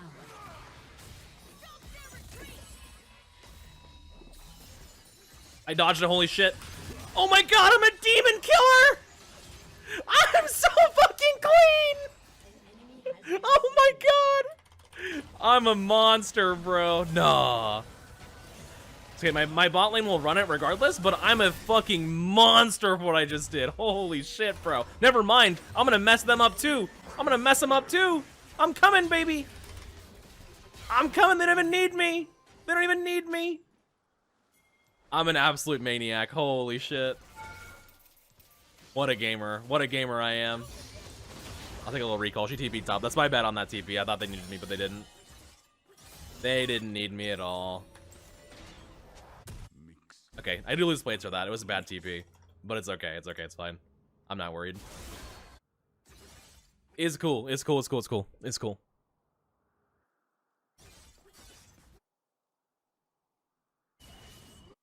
I might get Fiddle ulted, by the way, through the wall right here. It's nearly time.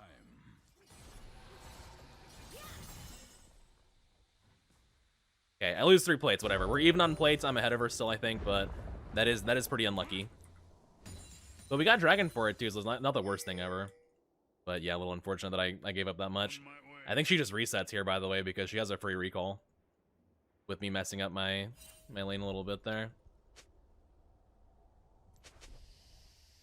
Yeah, she's gonna recall. She might stay though, but she doesn't have Bork.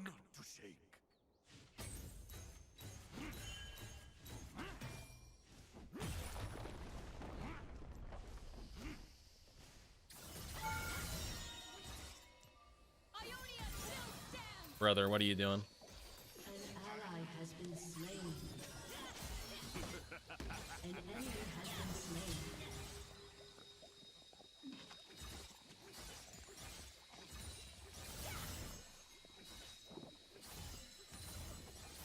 He wants this kill so badly.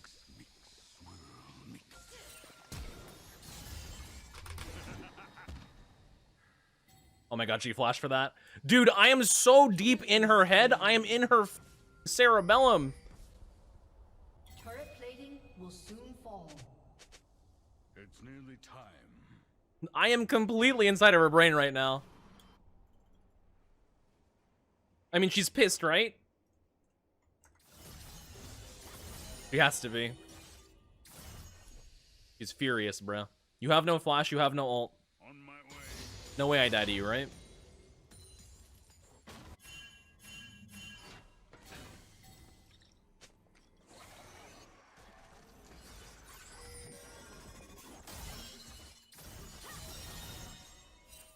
To shake or not to shake. They might dive me here with Leona. Gotta be careful.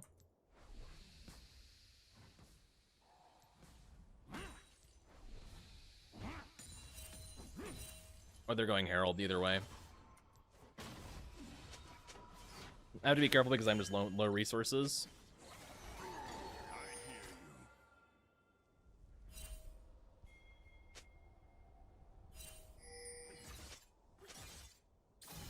I do have ult up soon at least, but yeah, it's not really much compared to her full HP bar. Mix, mix, swirl, mix. They're gonna dive me though, they're just not coming. They're doing Herald probably, yeah, they are. Hacker unlocked over a ward too. Maybe best to give this. I really don't want to give this though. Use E, okay. I'm out of mana. Oh my god, she's terrible, what the fuck? I'm bad too, Ranum. Your turret is But there's her ult.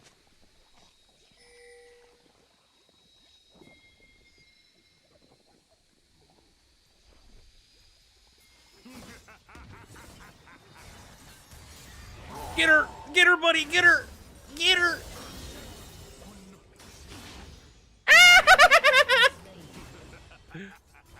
All right, they took mid turret. I'm gonna take top turret here. He took my fucking cannon though. Why'd you do that, bro? Whatever it is, we got bot turret. They're gonna die for it, but I think it's still fine. I hear you. an ally has It's been still fine. slain.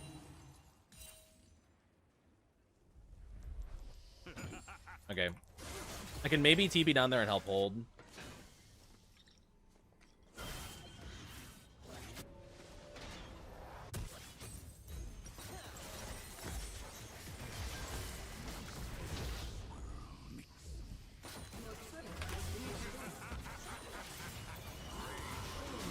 I got rallies on him.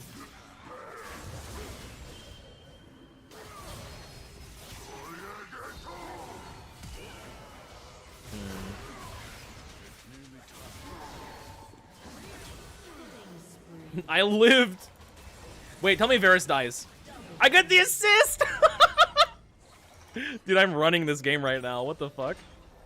Okay, I lose top turret for it, but like, that has to just be worth it, right? On my way. That's a 3 for 0 technically. We did lose turret, but like, surely this is worth. So I go Leandri's Deadman's played here. After Deadman's, I should be a lot tankier versus her. They might fiddle ult me over this wall, by the way. Fiddle has not shown. This guy has to be here, right? To shake or not to shake.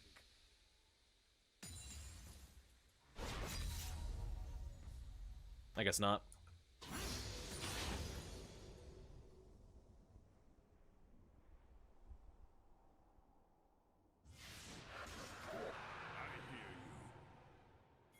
Where is this guy? Oh, he's down there. Okay. I was wondering. Yeah, after...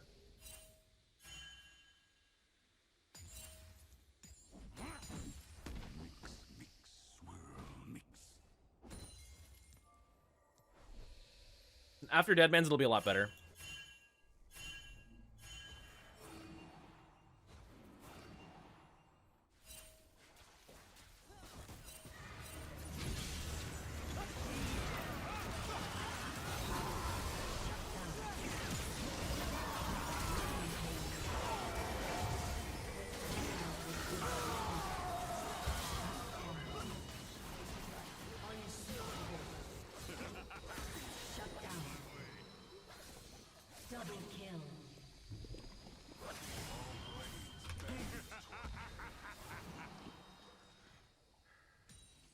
Could be worse. Could be worse for sure.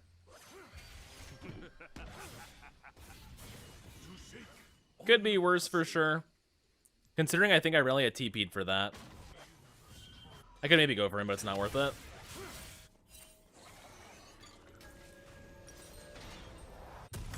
Okay, dead man's plates is what I need. Yeah, it could be a lot worse for sure. Okay.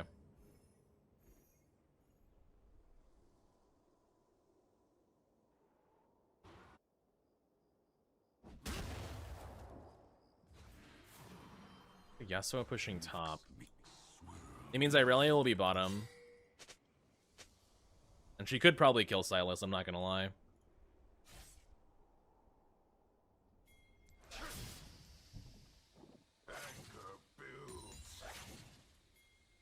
Facing his Q as best I can.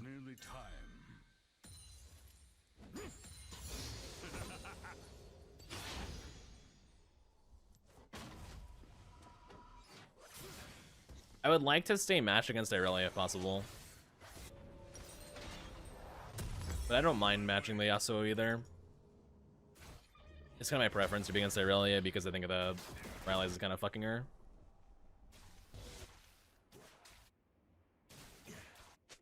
IMO. To shake or not to shake.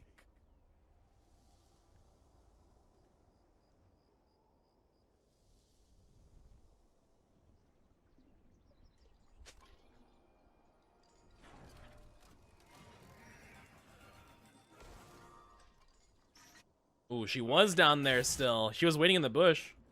She's stacking MR2, but as long as I can peel her off of Ezreal, it should mostly be okay. Also waiting to push. He wants me to walk up and try and fight over this wave. I'm not going to though. Fiddlesticks is somewhat nearby. I have to watch out for him. He's in our jungle.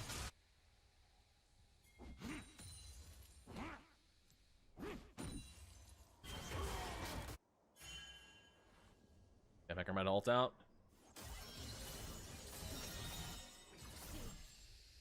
It's nearly time. After Deadman's, honestly, Deadman's and Riftmaker probably will be needed.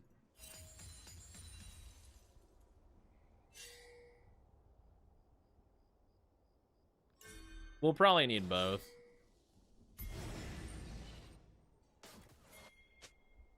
On my way.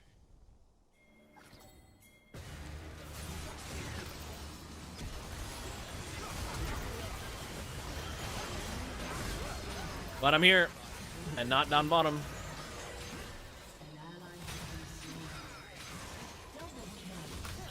Nope, you're grounded.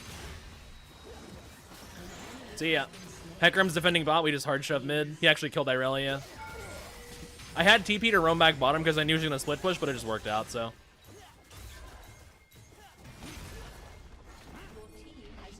They want to do Baron? I'm down. I'm down. Marvel Rivals? I have not. I want to try it though because I liked Overwatch a lot back in the day. Like OG Overwatch was my jam. I really liked OG Overwatch. The like release Overwatch was super fun. It stopped being as... The problem with Overwatch is they balanced it for pro play, and balancing it for pro play ruined it. Because Blizzard had no idea what they were doing, and like games need to thrive on their casual scene, not their pro play scene, in my opinion. Pro play should be a result of casual, not the other way around. You can't force a pro play scene like what what Blizzard was trying to do. But I really enjoyed OG Overwatch. It was one of my favorite gaming experiences. It was super fun back in the day. We maybe have lost this dragon, but that's fine. I don't mind. We can just hard shove mid as well. Yeah, they got it. All good. She got macro and micro gap. She fucking did, honestly, so far. Not gonna lie. We had the flank and didn't take it. Weird. I got her. I caught her. I caught her. I caught her. I caught her.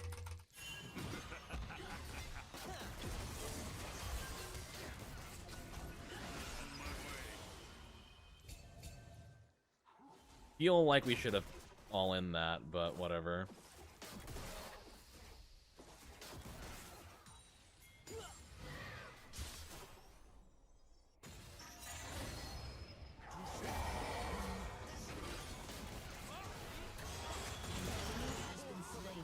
There's Fiddle. I'm just zoning Fiddle off right now. That's all I'm doing is just zoning Fiddle off. He's gonna ult over this wall. Irelia pushing top. I'm TPing over to stop her.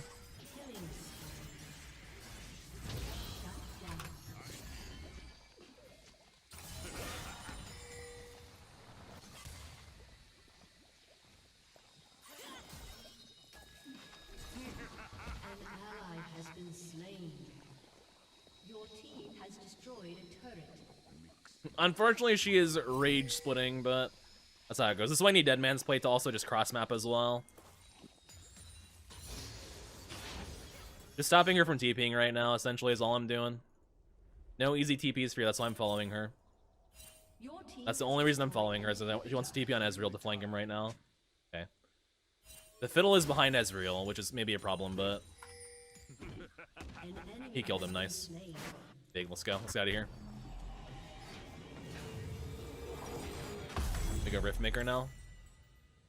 But with Deadman's, I can get across the map a lot faster too, so it helps prevent a little bit of a split push. The best answer to split push is going to be Warmogs. They never have to actually leave, but Warmog sucks, so we're not buying that. It's pretty ass now, I think. With the nerfs. To shake or not to shake.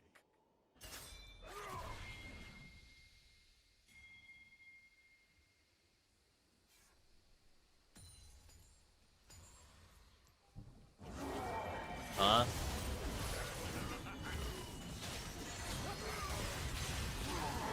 Okay. Not sure we would ever Hecarim ult that, but it works. Irelia rage splitting again. Easily, I'll deal with it easily. My team is way stronger 4v4, I think, so it shouldn't even matter that I'm down here, but if it does, my bad, but we have to answer her, so. We can take tier 2 and just chill. I'm okay with that as well. She's looking for TP again. We're gonna stop her.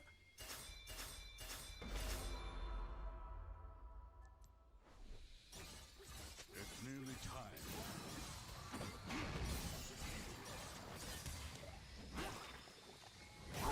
Kill her! Kill her!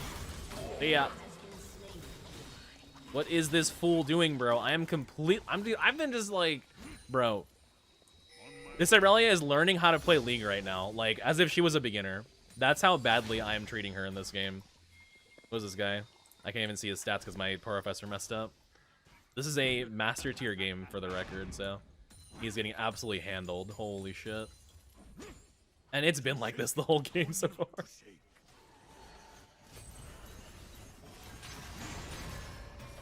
Demolish procer, very nice.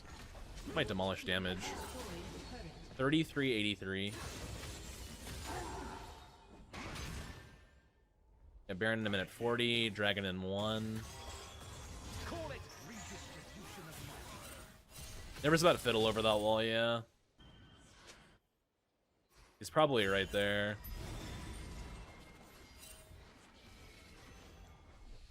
I hear you.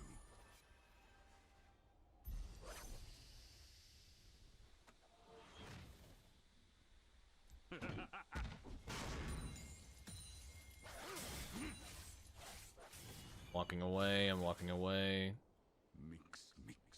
Away. Okay, I think I have Riftmaker. No, I'm not even close. What the hell? Thought I had it.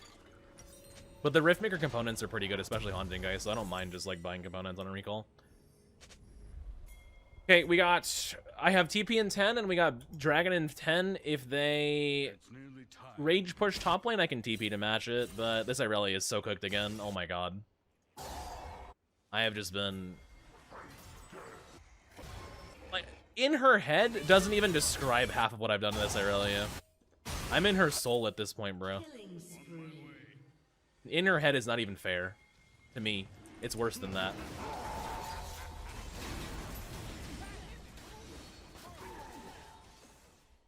We should Baron, I think. Instead of going bot, we should Baron. Baron is way easier. We just end the game on that. Not to shake.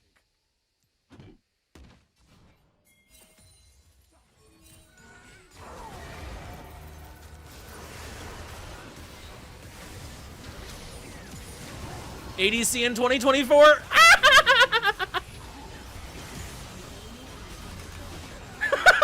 Holy shit, bro! Oh my god. XD. I mean, top canyon if I've ever seen one, bro. Like, let's be real. Like, bro, let's be real. She's TPing top lane. She's so mad. Oh my god. But it's just so over. Like, come on, man. The amount of mental damage I think I inflicted upon Irelia this game, like, this is a YouTuber for sure. Like, I want you guys to rewatch this game on YouTube with the map. This was disgusting what I did to her. It was horrible. Like, I would feel bad.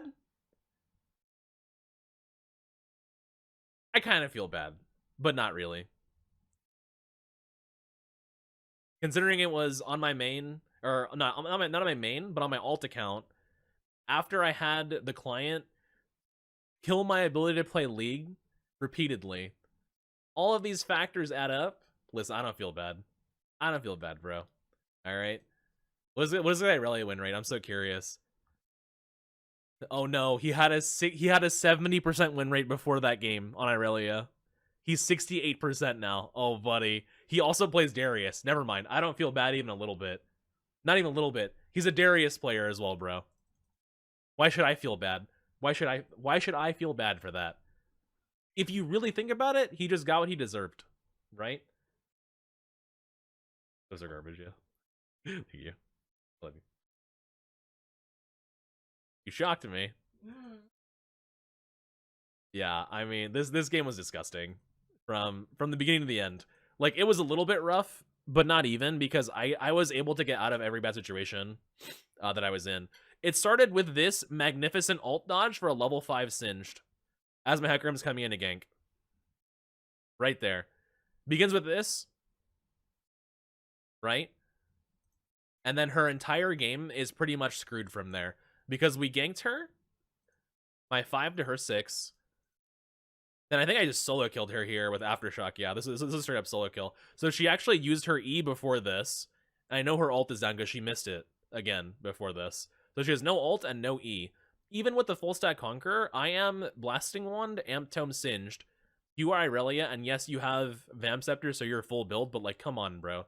Let's be real. Then I catch Fiddlesticks on Grump here, or on Krugs here. I steal one.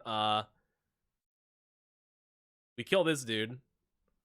Super good Fiddle ult by Setlist there as well. And then, dude, this is disgusting. The fact that I lived here, by the way. She hits me with R. Kite away, kite away, kite away. Dodge up. Oh, you're not getting the stun, bro. Goofling. Like, how disgusting am I? Walk in, kill Fiddle, steal a Krug, or steal a Grub. Then just casually walk away from the Irelia Yasuo. Goofling, and I'm chilling. She all-ins me here, or she all-ins me with ult, misses again because I dodged. I'm a fucking demon. Then I laned with no mana and 1/3 health for like 3 minutes without help, by the way, until I get my ult back up, and then we fucking killed her. Like, this was so disgusting. She couldn't kill me, and I had no resources. I was just sitting there under my turret like a duck, helpless, free money essentially. And she tries so hard to kill, and she just can't do it. Then she dies. Here, TP bottom. Get value for team. I actually lived this, I think. Aftershock value right here. The amount of health I lived with is about one Yasuo Q of HP, by the way. So Aftershock actually saves me here. Fade away from his Q. The Varus flash ults, no luck. Knocked up there, unfortunately, but yeah, I lived with less than 100 HP, so it's about a Yasuo Q worth of HP. So Aftershock saves me there. Here, I move to a fight. This is a 4-for-4, but I have a really good performance. I have an excellent fight, in my opinion. Does Leona die to poison there? She did die to poison. Oh, no, she died to Ezreal there. Nice. And she dies to poison fling. What a fight, bro. What a fight. Like, then here is where I roamed. Here's where I roamed as she's pushing bottom, because I had a feeling that they're going to fight because they cleared Baron Vision. I was right. They were going to fight. So I move up. Fling Yasuo as he is about to hit a second Q for knockup. No ult for you. And then we just run these guys down like it's disgusting. Nice little goofling on Leona. It didn't actually root her for some reason, even though I gooflung her, but that's okay. And Hecarim solo kills Irelia. We do Baron after that. Then I TP. We're sieging. I TP as she's splitting, and I basically, the only play here is I'm just following her all the way down. All the way down because I don't want her to TP or flank my team in mid. Right? That's why I'm following her. I know that I can't beat her here, right? And it would technically be a better use of my time to just go farm from an income perspective, but my job is not to farm here. My job is to stop her from flanking, right? Which is why I just follow her. Then Ezreal gets inhibitor, and I just run her down over here. He actually kills Fiddle too. Here's a kill on Yasuo. Here's catching Irelia again. Just completely inside of her brain. Then here's the fight in top river. ADC in 2024 has an experience. Okay, you deserve it. And then we just end the game. Yeah, we just end the game. Fun one. What a banger, what a banger, what a banger. What's up, guys? Minish Gap 1 here. Currently a different location from my house. We are sheltering a cat that has been coming by that we've been feeding. It outside cat that had has a respiratory infection and has an abscess in his foot. We noticed that he had some small puncture wounds in his foot. I think either from another animal of some sort or from your vision dial on rise, or maybe a dog or something, or like he stepped on something is what the vet said. But it is an outside cat, and we had to take him to the vet because he had a respiratory infection. He wasn't like wanting to eat any food or anything. He just like was having a lot of trouble breathing, and it's getting cold outside, and I don't think he's gonna make it unless we helped him. So the shelters are unfortunately super full, so we couldn't actually get him any assistance for shelter. We had to pay to take him to a vet, which is fine. It just is a little rough with the holidays. Oh, I couldn't kill him, dude. Hate to see it. Hate to see it. All good. I got the Wave Shinden versus Rise, and then I will look to reset here. But yeah, it's I did not have it in my heart to let that cat suffer outside in the cold with a respiratory infection and his foot that was very hurt. And he was, you know, hanging out in the driveway for a few days without leaving while we were feeding him, and he wasn't really moving much. So like 2 days, I think, we decided to bring him inside and take him to the vet. And they got him fixed up. They gave him antibiotics. He's now in his quarantine room, which is my computer room. They had to move everything. He is now, you know, chirping and happy and purring and stuff whenever we go in there to see him. Then we have to like make sure we wash up and everything afterwards. They give him antibiotics and they clean his foot up. And confirmed it was abscessed, but yeah. We needed to help him. I did not have it in my heart to let him suffer out there. I don't think he's gonna make it if we didn't help him. So that is what we have to do right now. And honestly, we're probably gonna end up adopting him because my really loves that cat. So he's oh boy, it's okay. But for what it's worth, I will be doing a fundraiser on my streams to try and help raise some money to help with costs for the cat. You know, it's super close to the holidays, and you know, getting gifts for everyone kind of adds up, and then having an extra cost that you didn't expect to incur on top of that, you know, because I wanted to try and do the right thing and not let this horrible cat suffer. Gonna add up for money, so you don't have to, you know, I'm not begging or anything, but I will do a fundraiser on stream for it. If you guys are so inclined to help out, I would appreciate it. I'll probably post a little video of him or something, or include him in a clip or maybe show him on stream, but it's kind of hard because it's hard to go near him because he's quarantined. But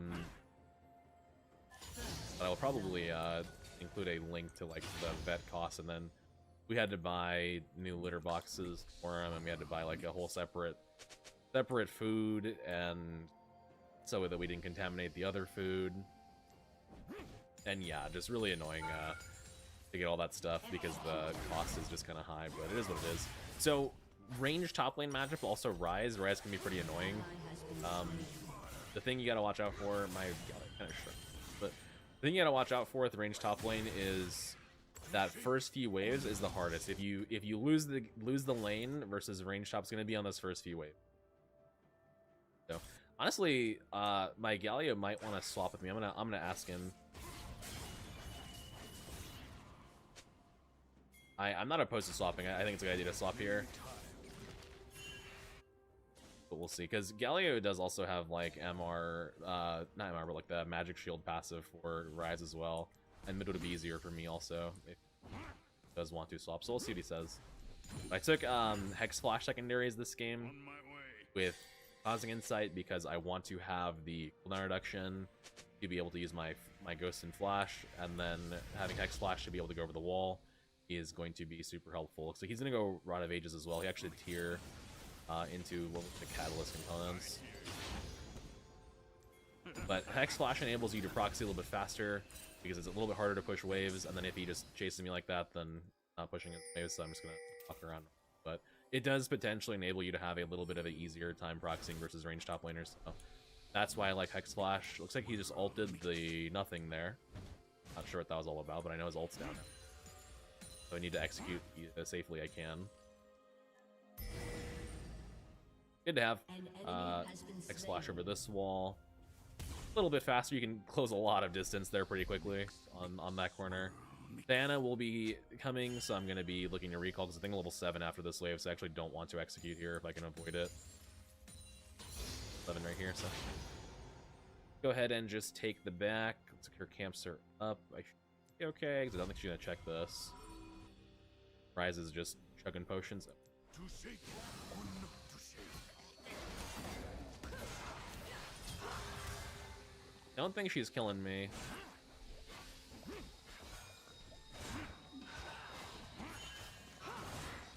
I don't have mana to fling her, bro. Oh my god. I did kill her, though. It's nearly time. Holy hell. Alright, let's run. If Rise shows, I gotta keep running, though.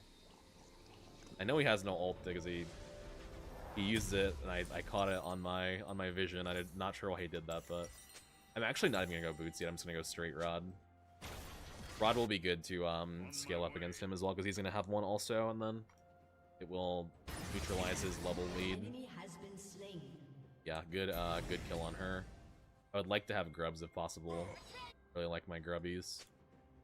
Backing, I think he has to have Catalyst, right? Only reason he would back there. Yeah, he has Catalyst. But that also means his AP is low. He will have a lot of damage on me regardless because he is just Rise against Binge, so he has the harass advantage. But normally I would say you go Rylai's against this champion. But if you know he's going Rod, then you turret shot her. I think you're just done, Bozo. I think you're just done. I got a little turret goofling on you. Bye bye. Oh, you're in danger. I'm sorry, Fiddle. I was fighting. I was fighting, brother. I apologize.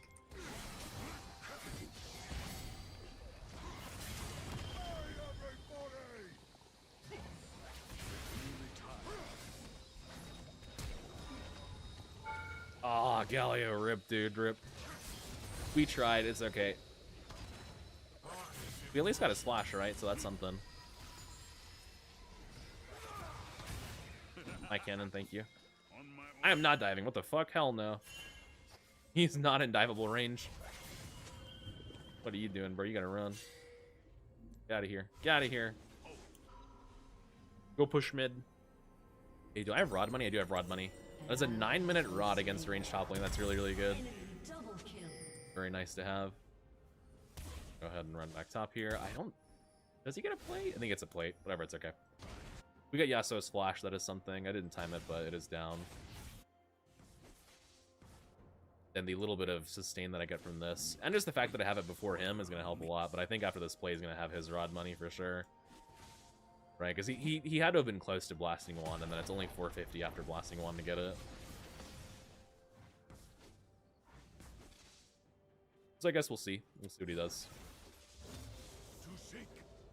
Yeah, versus range top, Hex Flash is super, super helpful to get your proxy going, and if they chase you to deny it, then, well, at least you're going to get a...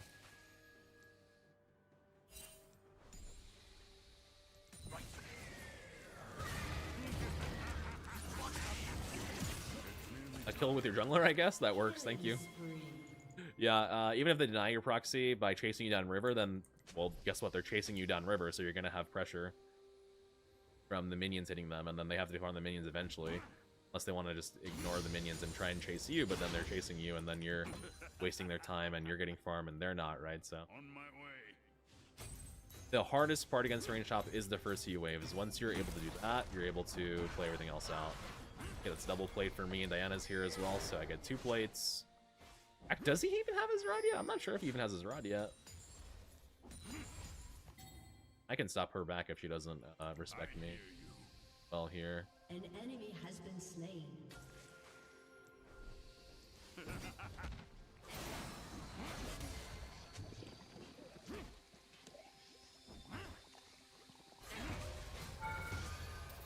Hey, kill her. Oh my god, I killed her behind turret again. No, she's depressed, dude. He doesn't even have a rod yet. He doesn't even have his rod yet. Brother, you're not killing me. Not easily. Ah! Let me go. No, he's not gonna kill me. I'm a fucking demon this game, bro. What is happening? Oh, he ulted too. Oh no, man. Oh no. Oh no, I'm embarrassing this guy. 2 plates, killed Diana behind turret, killed Rise. Did I just get Merc Treads? I think I just get Merc Treads, dude. Versus double AP? Yeah. Ah, Merc Treads is gross. I'll finish him later. I don't like having him yet. Let's just do go for my Leandry, my Laundry Torment. I can get Null Magic here then. Well, a little bit more MR will help. I still want to finish Merc Treads, man. Like, why is the combined cost on Merc Treads 600 gold when you're also buying a tertiary component? I understand that they wanted to nerf them, but I don't think they should be 1.3k gold. Like, that's really excessive, I think, for fucking Merc Treads. Like, come on, bro. They nerfed the stats on them, right? They nerfed the tenacity by 5%. They nerfed everything about them, and they also made them more expensive. Come on. Come on, you know? Not cool.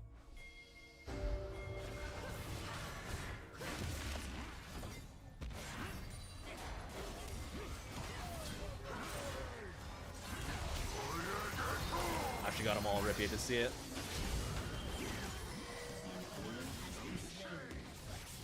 I think he was dead though. But yeah. No idea where Rise is, and she did unfortunately get all the grubs, but I guess we killed him for it, so. Here's Rise. Finally has his rod. I'm already at 3, almost 4 stacks though, so. Not quite fast enough, my guy. Did not even use sums for that, by the way. Should be able to just walk over here and farm it up. There's a ward right there.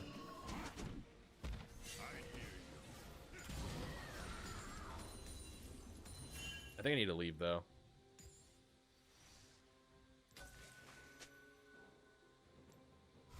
Very nice.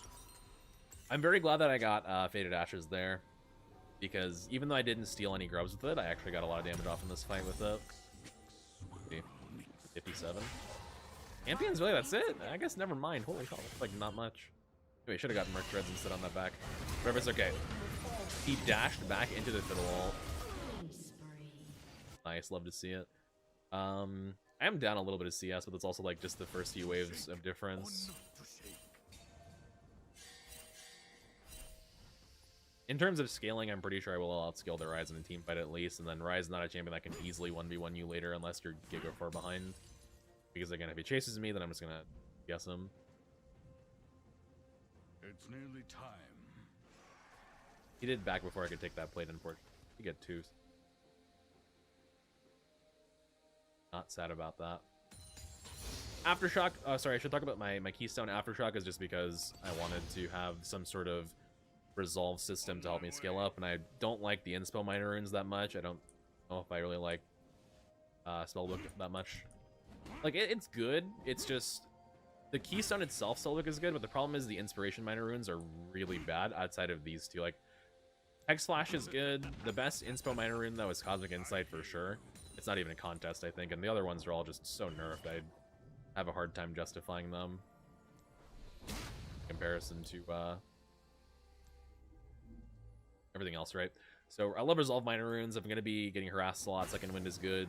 I can scale it up with blue word. It is a blue word. Scale it up with, or is that a ghost ward? It's a ghost ward. Actually, I gotta go back up there and kill it. Scale it up in terms of HP. Resolve tree plus rod synergizes very, very well also. To shake or not to shake. He can farm that essentially forever though, because he does have Gear Rod. He's gonna have almost a limitless pool of mana, yeah. But that's okay. I'm happy with scaling it up too. A-okay with me. It's nearly time. Rampage. Getting some value bottom. If he pushes up too far, I can also just all-in him. Much easier with Rylai's, but then with Rylai's he would have, oh, another pink word. Nice, I'll take that. Your team has destroyed a turret. We'll just keep going. I could potentially call a Herald fight, and what I could also do is let him push up, and then potentially look to fight him in lane, but like whenever he pushes up for the turret. The problem is, I don't know if it's a guarantee that I can kill him, but it would be a good way to try, I think. Another blue ward, there it is. Yeah, he's just hard warding the river over and over. Let's try it. Maybe he walks up. I highly doubt it, but let's try it. I'm kind of bored. Let's just see. No way he walks up though, right? X to doubt. Mix, swirl, Nope. mix. Oh my god! I'm just bullying him, dude. Nice TV. Oh my god, he's so pissed, bro. Oh shit. If he's there, my team might even lose that fight, by the way, but I stopped his TV. No, this guy is depressed. Oh, he's so depressed, dude. Okay, yeah, I was gonna say. Good job, boys, good job. This poor Rise, man. I'm just ruining his entire game. It's nearly time.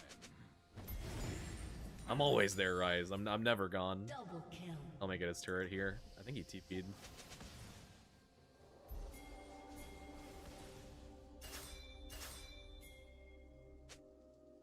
Oh, let's see what he does. I'm pretty sure he's gonna walk up for this. On my way. Oh yeah, there he is. What? The fuck?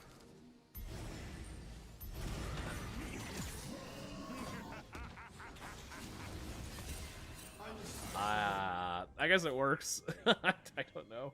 I want this turret though if I can get it. Next wave's coming in.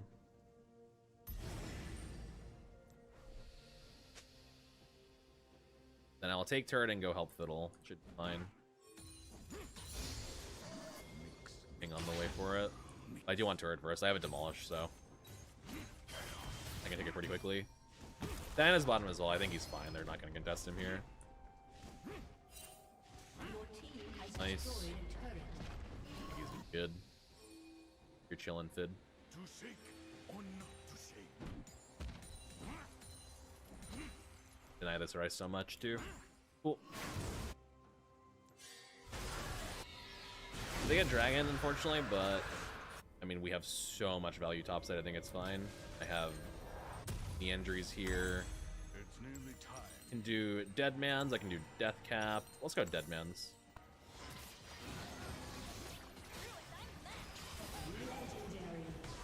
Darius just getting nuked from orbit. Yasuo inting. He tried to hit the E spinny Q and then just died, so I should have gone mid to push. I didn't expect his entire enemy team to int like that, though. Ryze might just get killed by Fiddle here. Is he going... Or I think Ryze is going Maligma. What? No, it has to be Seraphs, right? Oh, yeah, because I think Lost Chapter builds into Seraphs now. I think they changed that. It's like it's a new thing for it.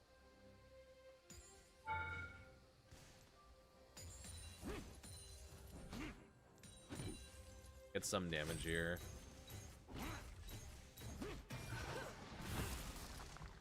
So I just kill it.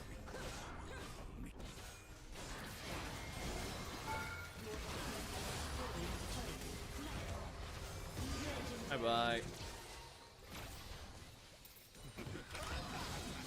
She's trying to jump. She can't jump. She can't jump.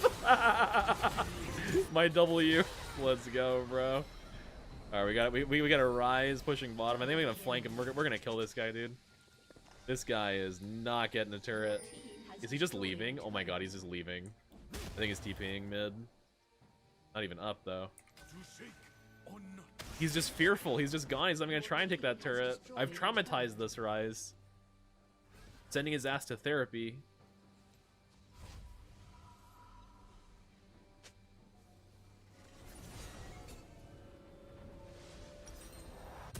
Alright, nice. Dead man's up. I could do death cap. I'll try and do death cap 4th if we get to that point. Chain. Dead man's I want slow resistance, I want armor for Yasuo and Zeri. I have health and MR from Merc Treads. Not a lot of MR, it's 20 MR, but it is MR. And I have health as a general stat, and that should help with all. This is the I think Galio needs to defend the Ryze lane thing because he has TP and I don't. That's the only thing is I didn't take TP this game. I don't think this Yasuo can 1v1 me. I can probably even kill him.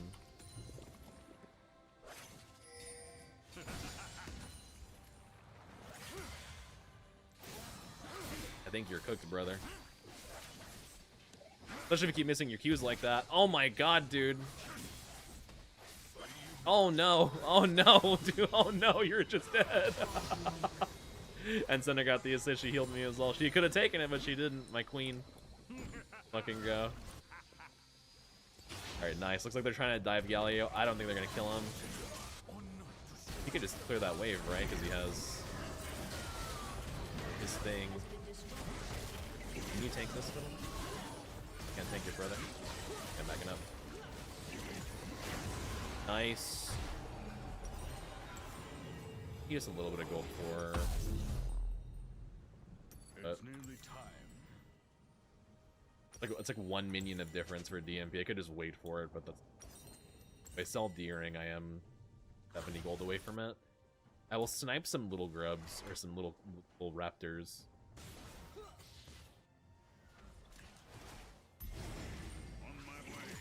Could possibly help.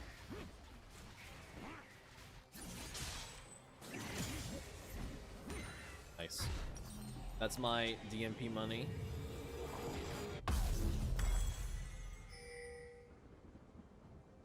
I should be nice and fast. I'll go death cap 4th.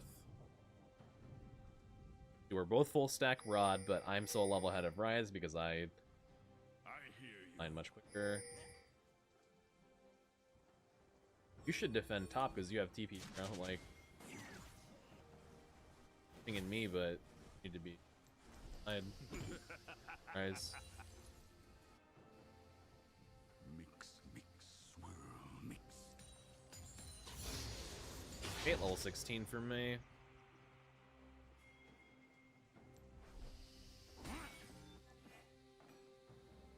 You have Baron as well, so I can push really quickly. Baron and 3 grub buff. And Yasuo defend. Hold my fling here. Oh, there's a Ryze here.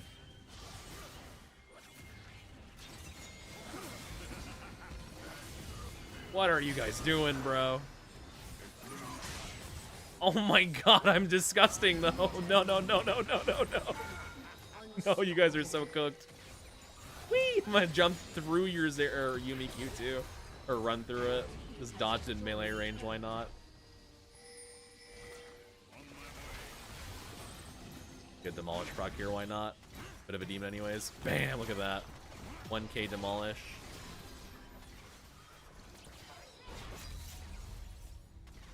I'll let you clear that cannon easily just because I want to farm the next wave. You can have it. We'll trade farm. I'm ahead of you anyways.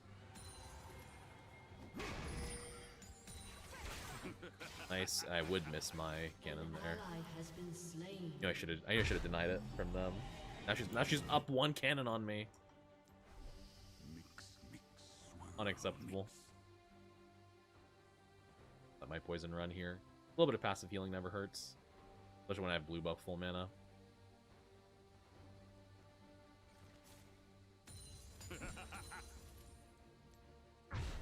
Okay, Galio's dead, and I think they're gonna come back down and defend this, so I'll just get back.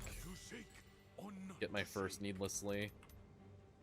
Man, if I have needlessly large rod and 2 other AP items, I only have 224 AP. That's kind of crazy. Like, needlessly is as much AP as level 2 Singed Ult. It is as much AP as a Rylai's as well, just for context. If you're ever wondering about the value, the efficiency value of Death Cap on Singed, that's part of the reason why, is because it amplifies with your ultimate, and it provides as much as your level 2. Or a full Rylai's as well. It just gives you helps a lot. Pusher going late. Does he go for my turret, or is he a coward?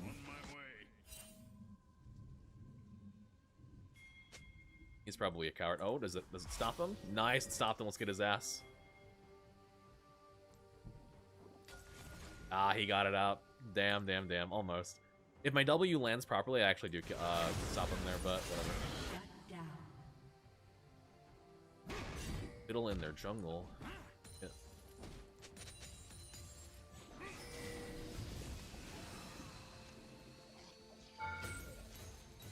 I'm down to dive you.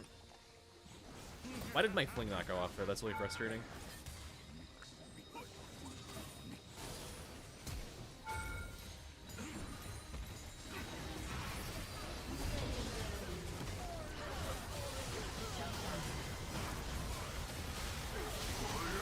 He still had ult, hate to see it. I thought he ulted Galio back there, but he had it still. My bad, guys, my bad. Good taunt. I think he could have gotten out there if he just taunted and walked away. Okay, there's Yasuo flash as well. All good. It is what it is. I have second needlessly here. There's also soul point in it. Or sorry, in 2 minutes. Bear in a minute. However much. Second needlessly. Let's see what Rise has. He is going for he's going for Void Staff? Not sure what he's buying.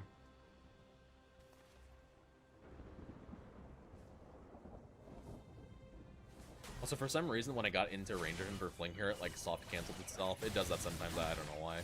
Part of the reason why you have the stand click Fling, you just learn to do that as you play Sin, because your ability just randomly cancels itself. It's really annoying.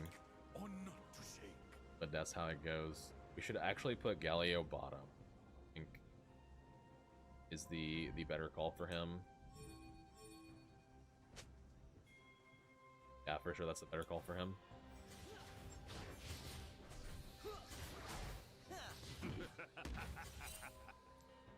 It's a shared buff, brother. You all get it. I don't know why he's pinging me, he still gets it. I just wanted the gold. Gotta get my decap, brother.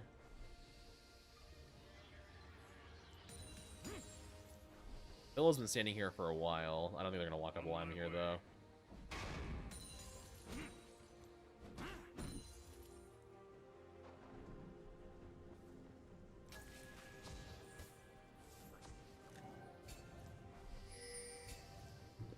Damn, if I hit that W, I could have probably caught him there. Oh, good. Closer and closer to decap money. 29 AP here.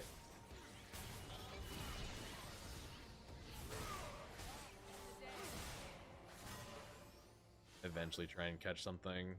I hear you.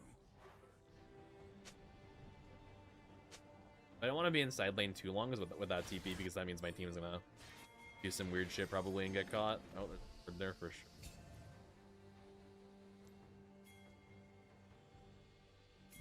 Okay, I am here with a little bit of a flank. He just runs away.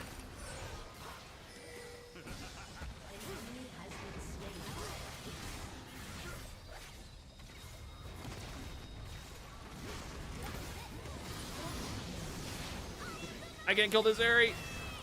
I can DPS you though.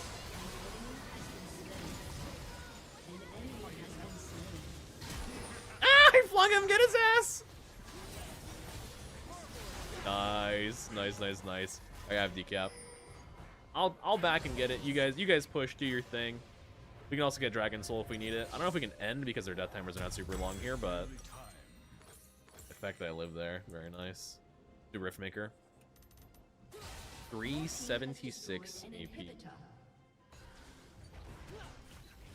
Crazy with 3 AP items and a death cap, you're only about 376 without Conqueror. I know like my ult gives me another 100, so with death cap it's actually 130, but still, that's wild. Nice, nice, nice. The Hex Flash proxy gaming, just soloing the enemy jungler repeatedly without even having Conquerors. That is something. Look.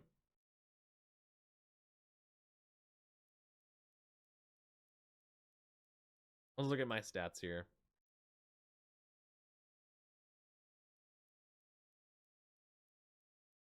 Okay. 929, 255 CS. The Rise actually did have a bit more CS than me, but that's all he did more than me was CS. And that's basically just the difference between 255 and 261 is just like the first few waves where it's the hardest part of the game for me against range top laner. But second highest damage in the game, 25.5k. Ezreal 27. Theory had 24. Rise had 11. He was the lowest damage, second lowest damage besides Yuumi. Actual. Oh no. Senna was a little bit less damage. He was still excessively low though, which is kind of funny for being someone who wanted to abuse range top. I can't believe here I just sold the Diana. I didn't even fling at first because I was like not sure if she would fight me or not, because part of me was thinking she would just leave and then she fights me as I fling her, which normally they would just run away here. But then I knew that Rise ulted the ground earlier for some reason, then I ended up getting kill there, which is just wild. Then I think I killed her again. Not here. This was, yeah, the Rise solo kill. This is where, yeah, this is where I got the goofling on him as the wave separated a bit, so that works out. 2 turret shots. He does get a phase rush proc here, but with that, my ghost is fast for him. Through his flash, so go. I think, was this a Diana solo? What was this? No, that's the gank. And then here was the next Diana solo. This is with Rod of Ages, where so I was behind turret. I think this is after I killed Rise. I get behind turret after I take 2 turret plates here. I take a wave as well. This gold swing is nuts, by the way. I'm waiting for her to turn corner because I saw her walking down, and then I just trap her on the W. Oh boy, if that W is a little bit more perfect in the center, I wouldn't have needed a dive turret probably, but that is funny. And I got out here, yeah, if I remember correctly. Because he just wasn't fast enough to get me. I think he even had tier 1 boots here, but I had movement speed shard and I have my ult running, so it's like we're kind of even in movement speed. Then every time he stops to cast, he will spend a microsecond, like, or a fraction of a second in an animation, whereas I'm just entire time, so unless he ends up rooting me, which I don't think he had the combo to root me. Let's actually see. He roots me right there. Then after that, he just doesn't have the combo for it. His cooldowns are not low enough to get that root off. He's in range to right click there as well. So interesting that he, instead of moving, he's right clicking me to try and chase me instead of just right clicking on the ground to try and like walk with his spells. Because if he's walking without right clicking and just waiting for his EW, he would have probably killed me there, or at least it would have been close. But he didn't do that. That being said, guys, thank you guys for watching. I do appreciate it. Catch you next one. Peace, guys. What is up, guys? Minish Cap 1 here. This is my season 2024 Singe guide. I will try and keep the length of the video down as much as I can, but there is a lot of information to go over, so bear with me. You can leave it on in the background if you want. You can sit through the whole thing at once if you want. You can chunk it out, watch a little bit now, a little bit later, leave it on while you sleep. Whatever it is that you want to do, but I want to make a pretty complete and pretty full guide. If you guys don't know who I am Minish Cap 1. I have hit Challenger in 7 different seasons, playing Singed across many different metas. And I really enjoy, obviously, teaching about this champion. I think he's a lot of fun, and I hope that there is something in this guide for players of all skill levels. All right, let's get started. So what is Singed as a champion, and what is his role in the game? Singed is an AP bruiser, mid to late game, scaling team fighter. His job is going to be to deal as much area of effect damage as possible with his poison trail, run around through both teams, using his passive to move faster, spread his poison as much as possible, to disrupt mobility with his W, to fling targets into his poison trail with his E, away from his backline as well, uses ultimate to get a bit tankier, and just overall cause disruption, cause huge area effect damage, and win team fights with damage over time. His whole kit is built from the ground up to scale for team fighting, so don't be surprised when 1v1s can feel a bit harder. As a result of this, Singed has kind of a weak early game and a lot of hard matchups. But when I say Singed scales, I am specifically talking about Singed scaling up to be a monstrous team fighting champion. His whole kit is balanced around dealing as much area of effect damage as possible with Poison Trail, and all of his abilities empower him to be able to do that. So speaking of abilities, Singe's abilities are not too complicated, but they have a lot of depth to them, and knowing the full extent of how to use each one is going to take some practice, but I will do my best to lay out information regarding them in this section. So we'll start with the passive. The passive is going to be something that you really need to get the feel of because it's very different than almost every other champion's passive in the entire game. Noxious Slipstream, you will, let me move my webcam a little bit so you guys can have a better idea of what these tooltips say. Move that over here. Okay, so Noxious Slipstream. Singed drafts off of nearby allied or enemy champions, gaining 25% movement speed for 2 seconds. This effect has an 8-second cooldown per champion, so I'll go ahead and demonstrate that right here with an enemy dummy. Here you go, 25% movement speed. The little circle represents the individual cooldown, and then here is an allied dummy as well, so just like that. And it does stack and refresh its duration each time that you hit a dummy or a teammate. So just to show that, here's 1, 2, 3, 4, 5, 6, 7, 8, just like that. And each one does give you movement speed. Movement speed in general is diminishing returns, but it does stack.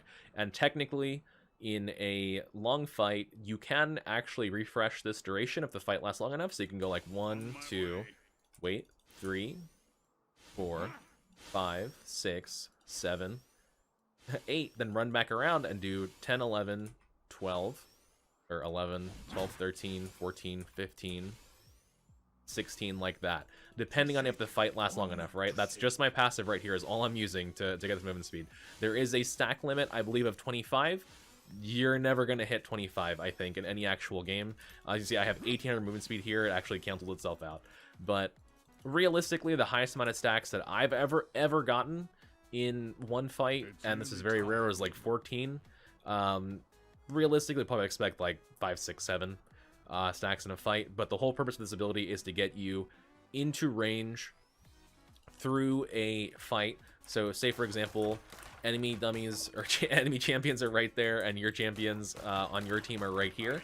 What you can do is just run straight through, draft off of your boys, and then you're in the back line like that, and you're ready to spread your poison and cause chaos. In addition to this, say that you're running away from people. Obviously, if you're running, say we're in the jungle or something, and you're running, here, I'll just even demonstrate with this. Say that we're, in the jungle, and my teammates are back here, they're coming up to help me, and maybe I'm, proxying from the enemy champions over here, right? And I'm running through, I'm kiting, and then, oh, my team is here, and they're gonna run up to me. Well, I'm gonna keep kiting away with poison on, and guess what? Now I've created a gap in space, and I'm able to use that to turn on the enemy because my team is here. You always want to try and kind of mentally play tag with champions that you see on your screen, because that is the largest portion of how you're going to be able to get your mobility and get in and out of range and just do the things you need to do. And with practice, you'll kind of mentally memorize as well over the course of games the cooldown of this ability per champion. But if you're not sure, just look for the little spinning circle around champions, and that will give you your passive cooldown. Alright, so let me set up my dummies again, and then we will It's nearly go time. ability by ability, continuing. Poison Trail. Poison Trail. Singe lays a poisonous trail that deals X magic damage per second. The cloud lasts for about 3.25 seconds on the ground. The total duration of the poison is 2.1 seconds. So if you poison something, right, and then you move it out of poison, the actual debuff lasts for about 2 seconds.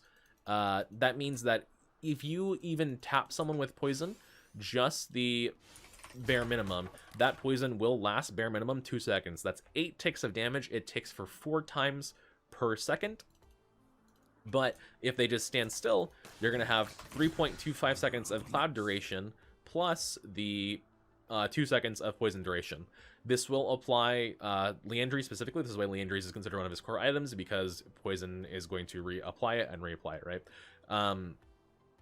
The debuff for poison specifically will make it not fully classified as an 8, so it's kind of a dot and it's kind of an area of effect ability as well. But for the purpose of Riftmaker, it is just going to be, or well, sorry, Omnivamp no longer is reduced by area of effect, so that doesn't even matter anymore. But yeah, what you're going to want to do with Poison Trail is you're going to try and just draw lines with it. I know it sounds kind of weird to think about the champion like this, but you're going to want to try and draw lines with it using your passive to run through fights like this. You can use it, for example, we can go back to this example from earlier where we're getting chased by the enemy dummies here, and my teammates are back here. We can use it to create a wall like this when you're traveling through corners. Make sure that you're making walls so it's harder for the enemy team to catch you and run you down. But if you're low on HP and your focus is on escaping, sometimes you don't have to worry about that. You can just straight up run away as well. But bear in mind, if you're not cutting off escape paths, there will be little areas for the enemy players to walk through. Which, you know, your Poison Trail is going to be the vast majority of damage for you as a champion. You only have 2 abilities that do damage, and Poison Trail is the majority of it, so just make sure that you are aware of your power to cut off escape paths, to cut off entrances from fights as well. So say, for example, we're fighting up here, we'll put two allies and 2 enemies, and then maybe there's like some enemy dummies down here that want to try and join the fight. Well, what you can do is you can enter the fight and create like a wall of poison like this as well as you're running through, right? But you can use it pretty creatively. You are obviously going to also be able to use it to farm minions pretty fast. Singe is a great champion for farming minions. And Poison Trail being a toggleable ability that's going to deal damage over time is, you know, good at that. It's naturally good at that. So it's your most important ability, but it is probably also like your easiest ability to use. You can double tap it as well whenever you're last hitting a minion, just like that, to be able to minimize the amount of time your Poison Trail's on the ground. You can also double tap it. That's more relevant in the early game to double tap, because then you can minimize the amount of mana you spend as well. 1 double tap is 13 mana every single time. Underneath turret, melee minion will be 2 turret shots from full HP, double tap poison, right click for the last hit, and then range minion is 1 turret shot, double tap poison, right click for last hit. Cannon is going to depend, because cannon will usually never approach turret at full HP, but you'll usually use your flame to kill cannons because it's going to be a little bit of burst damage, so that will help you. W, Mega Adhesive. This is probably Singe's hardest ability to use. Mega Adhesive is just an area of effect slow that he tosses out, and that is going to apply grounding and slow in the area. Grounding is a crowd control ability that prevents the enemy champions from using teleports, blinks, dashes. This will not stop things such as Jarvan's EQ, which is considered a self-displacement. It used to stop Graves' ult from moving, no longer does. But it also used to not get blocked by Yasuo's Wind Wall. Now it does, because they coded it into a projectile. Fun fact though, W now, let me just show you. W now, when you use it on a target that has Banshees, so let's go ahead and give this thing my items, because you can do that. When you use a target that has Banshees, if you're W, because it's a projectile now, because they coded it that way for Yasuo's Wind Wall, when you throw it through a champion that has a Banshees or a Spell Shield, you will actually get their Banshees. This does not work if you put it on top of them. So here, let me show you with this guy over here. Copy inventory to target. This does not work if you put it on top of them. You have to put it, see, it doesn't work. You have to put it behind them to pop their spell shields like that. And normally Singed does not have that ability, but ever since they soft nerfed Singed by making our W cancelable by wind wall, this is the result of that. So fun little tip. Your W is going to be the ability that you max last, but I would recommend whenever you're starting out on Singe to keep your indicators on for your casting. So what I mean by that is you can go into hotkeys here and do replace quick cast with indicator, or what you can even do better than that. What I recommend is you can go into your hotkey specifically, go into your abilities, and only do quick cast with indicator for your W, right? So now my E is normal quick cast. So you see that? E is normal quick cast, but W, I still have the indicator, right? So you can use that until you're used to the range of this ability, because it is a deceptively long range, right? See that? It's a deceptively long range, but if you're not aware of what that range is, it can be kind of hard for you to memorize it, right? So this is a good way for you to do it. You don't have to do that forever. Obviously, I don't think that you should do it forever, but it's a fun way for you to just be able to, it's a fun way for you to be able to just memorize the range before you're fully used to it. It will make your W ever so slightly very slower, but it will make it accurate. And I sometimes switch off between leaving it on quick cast or quick cast with indicator, just depending on how I'm feeling. Fling. Moving on to Fling E, Singe flings enemy over shoulder, dealing X amount of damage, plus 7% max health damage. Sorry, this goes up to from 6 to 8% max health damage, and if you fling them into W area, they are rooted. The root duration goes up from 1 to 2 seconds based on level as well. Okay, I should also reiterate, Poison Trail is going to be 85% AP ratio over the course of 2 seconds. It says 42.5, but because you get a minimum of 2 seconds of poison, it is actually 85% ratio currently. And then W slow does increase with level as well. Mana cost goes up, cooldown goes down. Fling cooldown goes down as well per level. Mana cost goes up. The main reason of using Fling, and this is probably obvious so far, the main purpose of using this ability. How do I delete items from this? Oh wait, there's a way to just give them a spell shield. Let's do this so I can get rid of their banshees like this. The main way to use Fling, and this is going to be obvious to you, is you're going to walk up to something with your poison on, then you're going to Fling, right? What that does is it puts them inside of your poison trail. It gives you your passive to run away and kite, right? That is the most basic thing that Singe can do with his Q and E.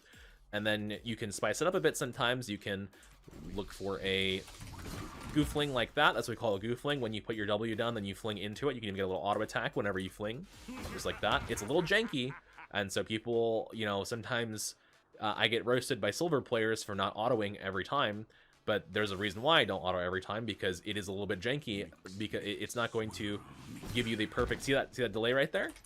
And then sometimes there is no delay, and it doesn't improve based on attack speed. I'm pretty sure it's a bug, but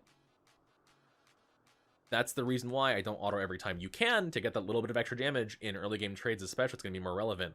But later on in the game, when team fights are hectic and you really need to value your mobility, I tend to not do it later in the game. I tend to focus more on just, you know, doing that in late game team fights. Whereas, you know, for an early game fight, I could easily just do that.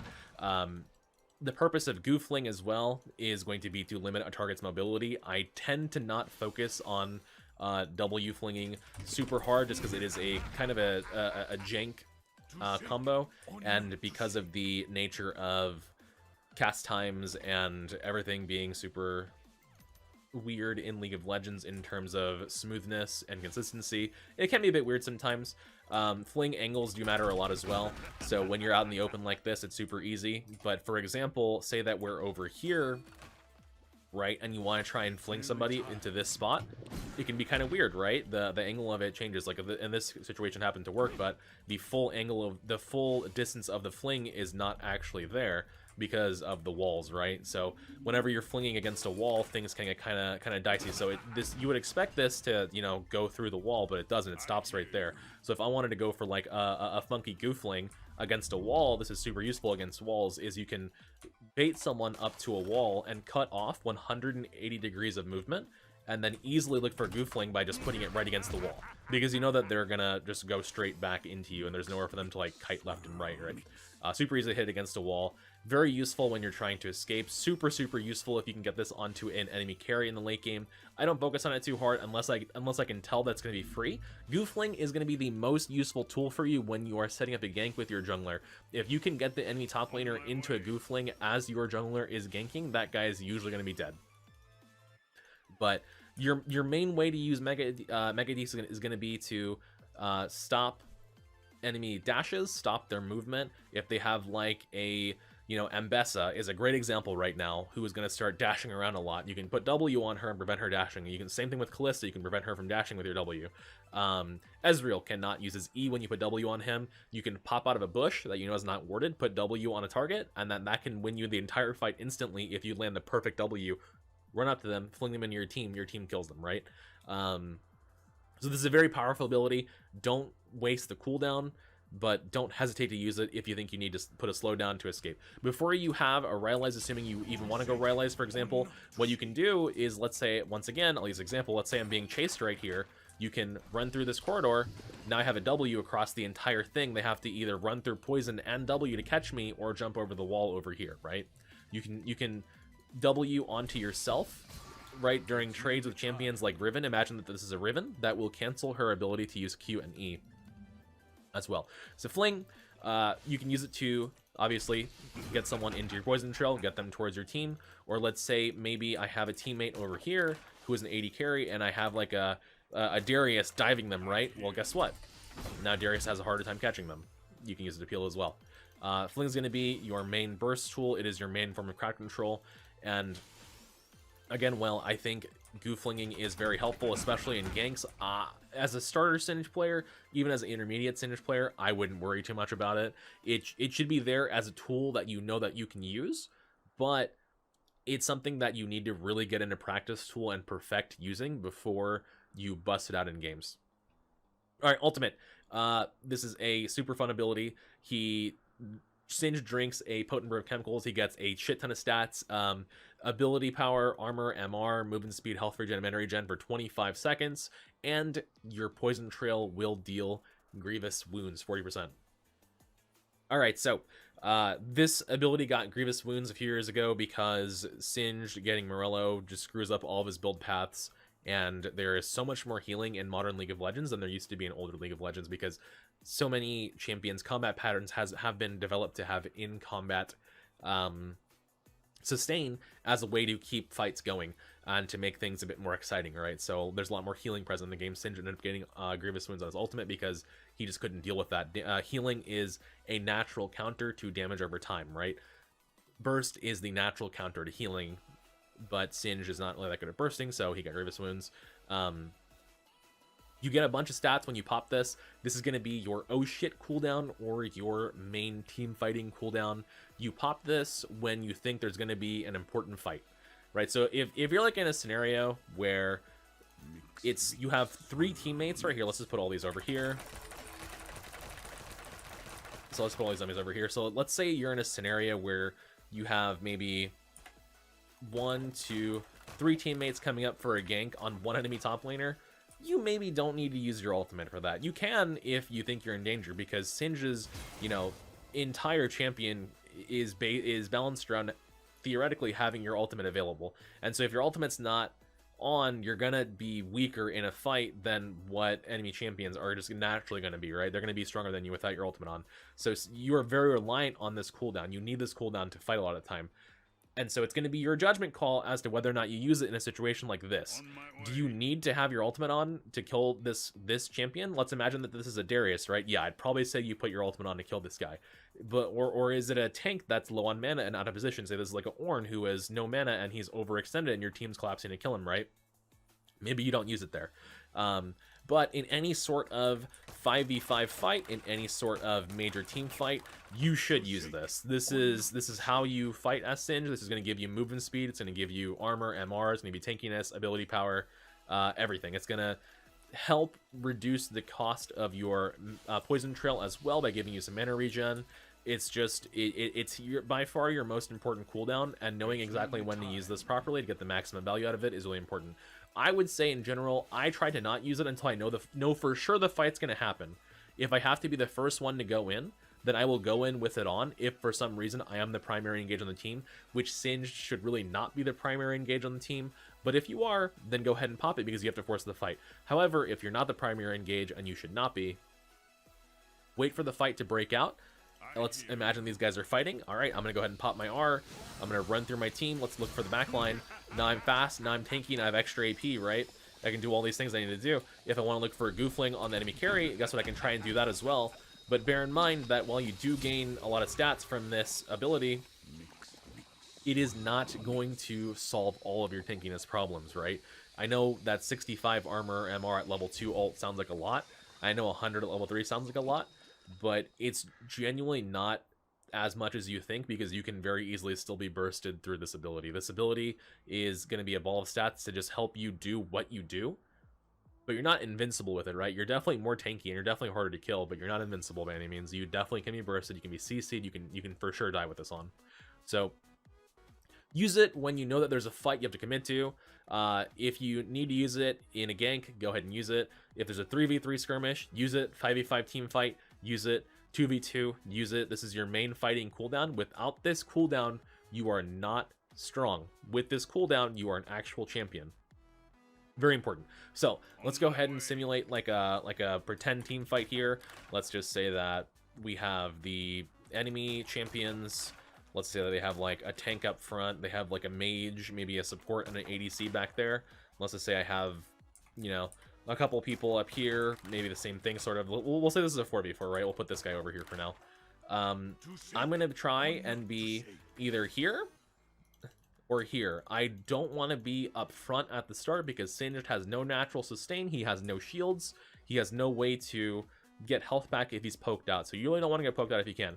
But when the fight does start, you know, pop your ult ghost, everything. Go through. Guess what? Now you've created a bunch of area effect damage. You've used your passive to run through the team. You've created a bunch of chaos. Really good, right? So one more time. Go fling or mess it up because, you know, I'm button mashing, but let's go ahead and try it again.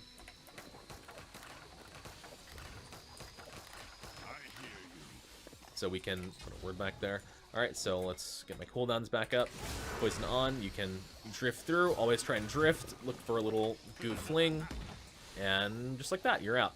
A little bit not smooth there, but again, practice makes perfect. And there is some jank with Singed as well. Sometimes things just don't happen as smoothly as you expect them to, right? So it definitely can be a little bit weird, but in general, good way to do it. Just like that, right? That's ideal.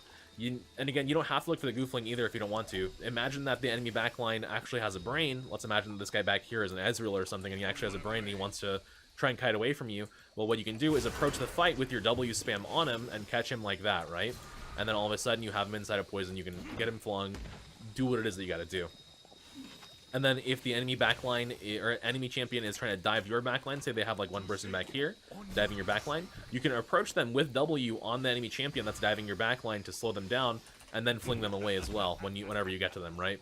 But in general, your goal is going to be to deal as much area of effect damage as possible. Just try and paint the enemy champions with your poison trail like it's a paintbrush, and then play tag with the not just enemy champions but every champion, right? So imagine that right here my poison trail is a paintbrush, right? Painting, tagging, painting, just like that, right? You want to try and run through and tag as many people as possible.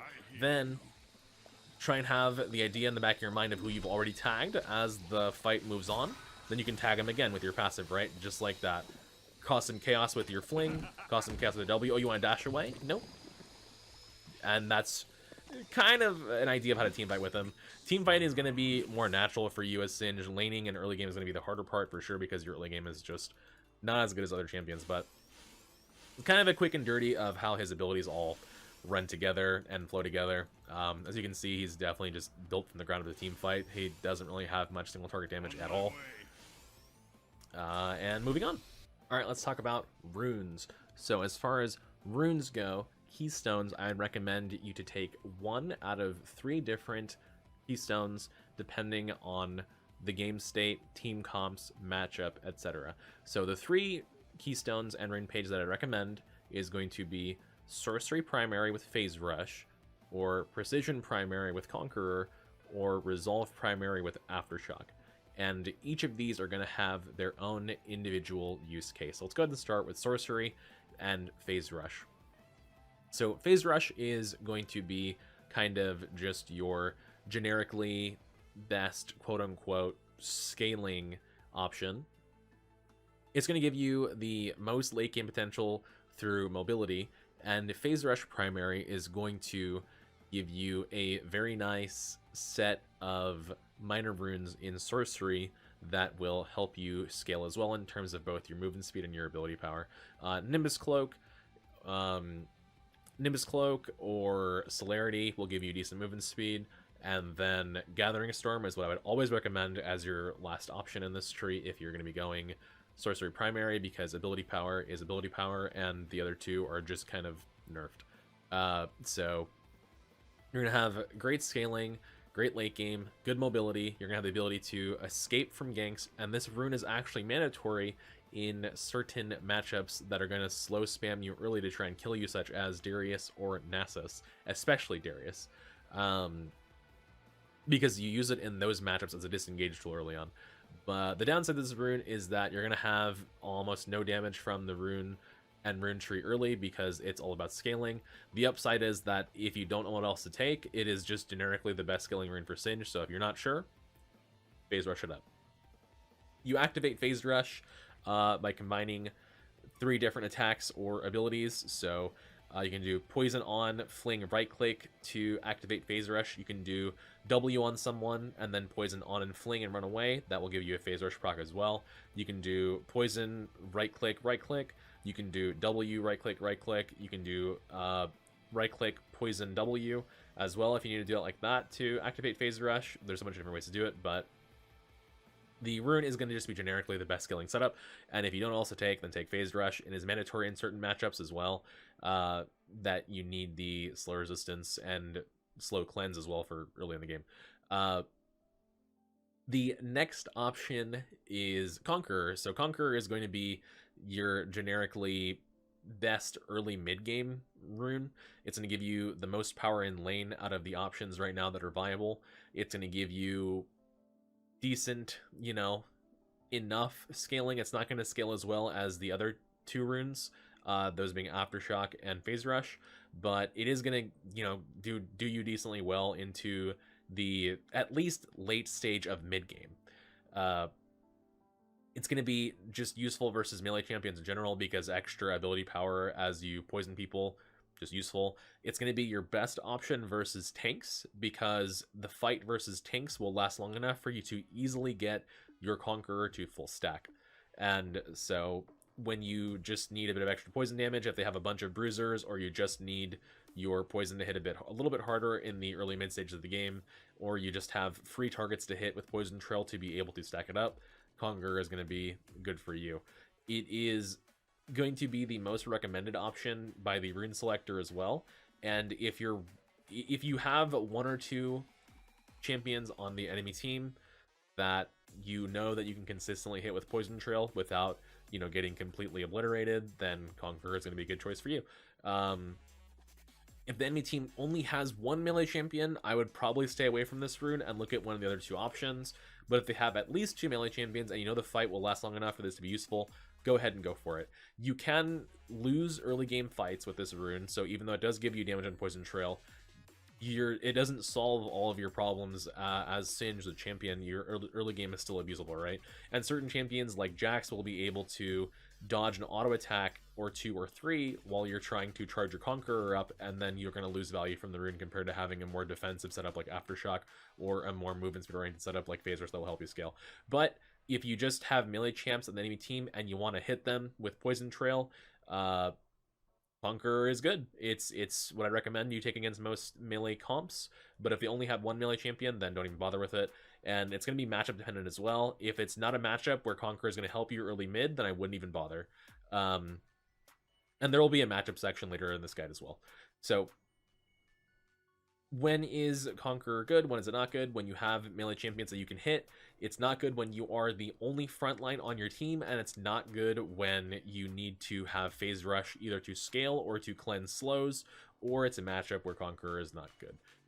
It doesn't scale as well the other two runes because in the hyper late stages of the game, Singed will value mobility, the mobility of Phase Rush more, and he will value the tankiness of Aftershock more than just the bit of damage output that he gains from Conqueror. But in long fights, excels versus tanks, his best anti-tank rune, you know, it is going to be good to take.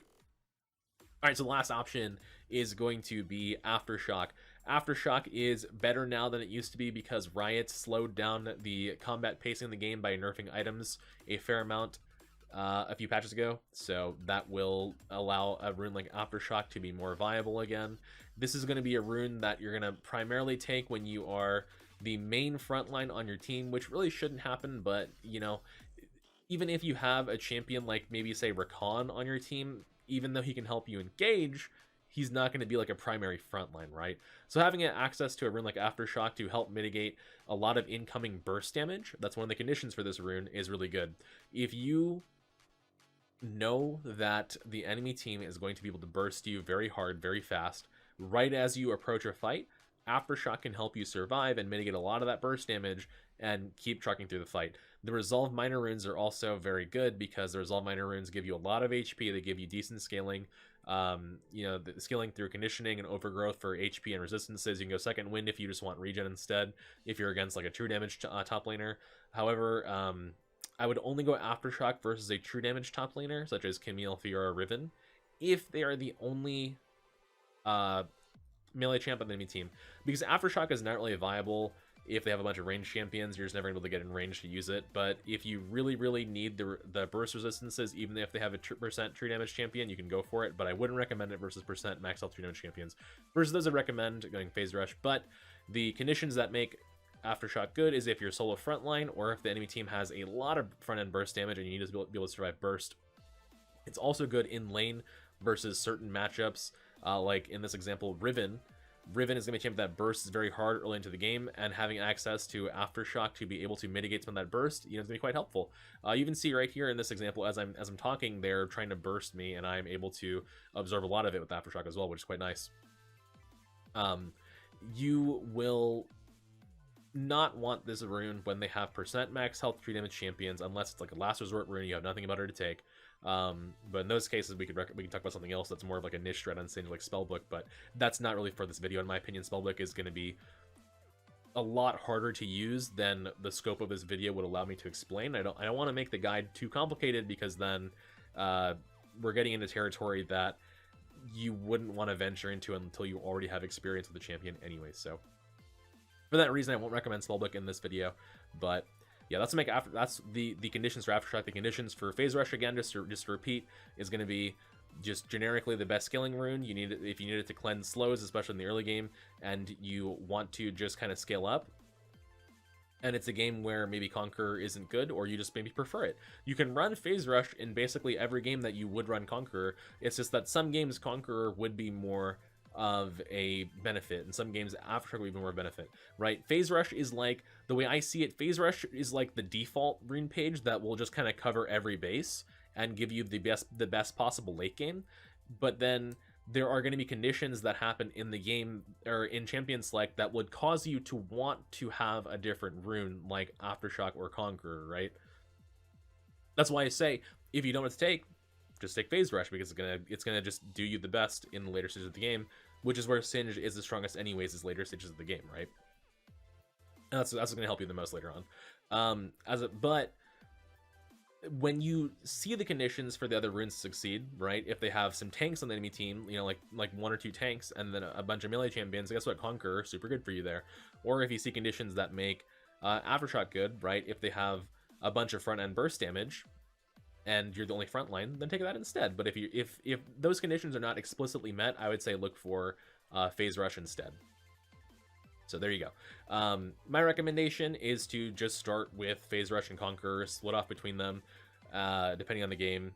Don't take Conqueror as a rule versus majority range comps, and don't take Phase Rush as a rule if they have a shit ton of tanks. You can, but I wouldn't recommend it, right? There's a lot of nuance to Singed rune choices. That's why I'm trying to like sort of cover a lot of ground, but not like muddy the water. And I want to try and clarify what is good and when you should take what. But a lot of it's also going to be like, you play the champion, you experiment, you learn, right?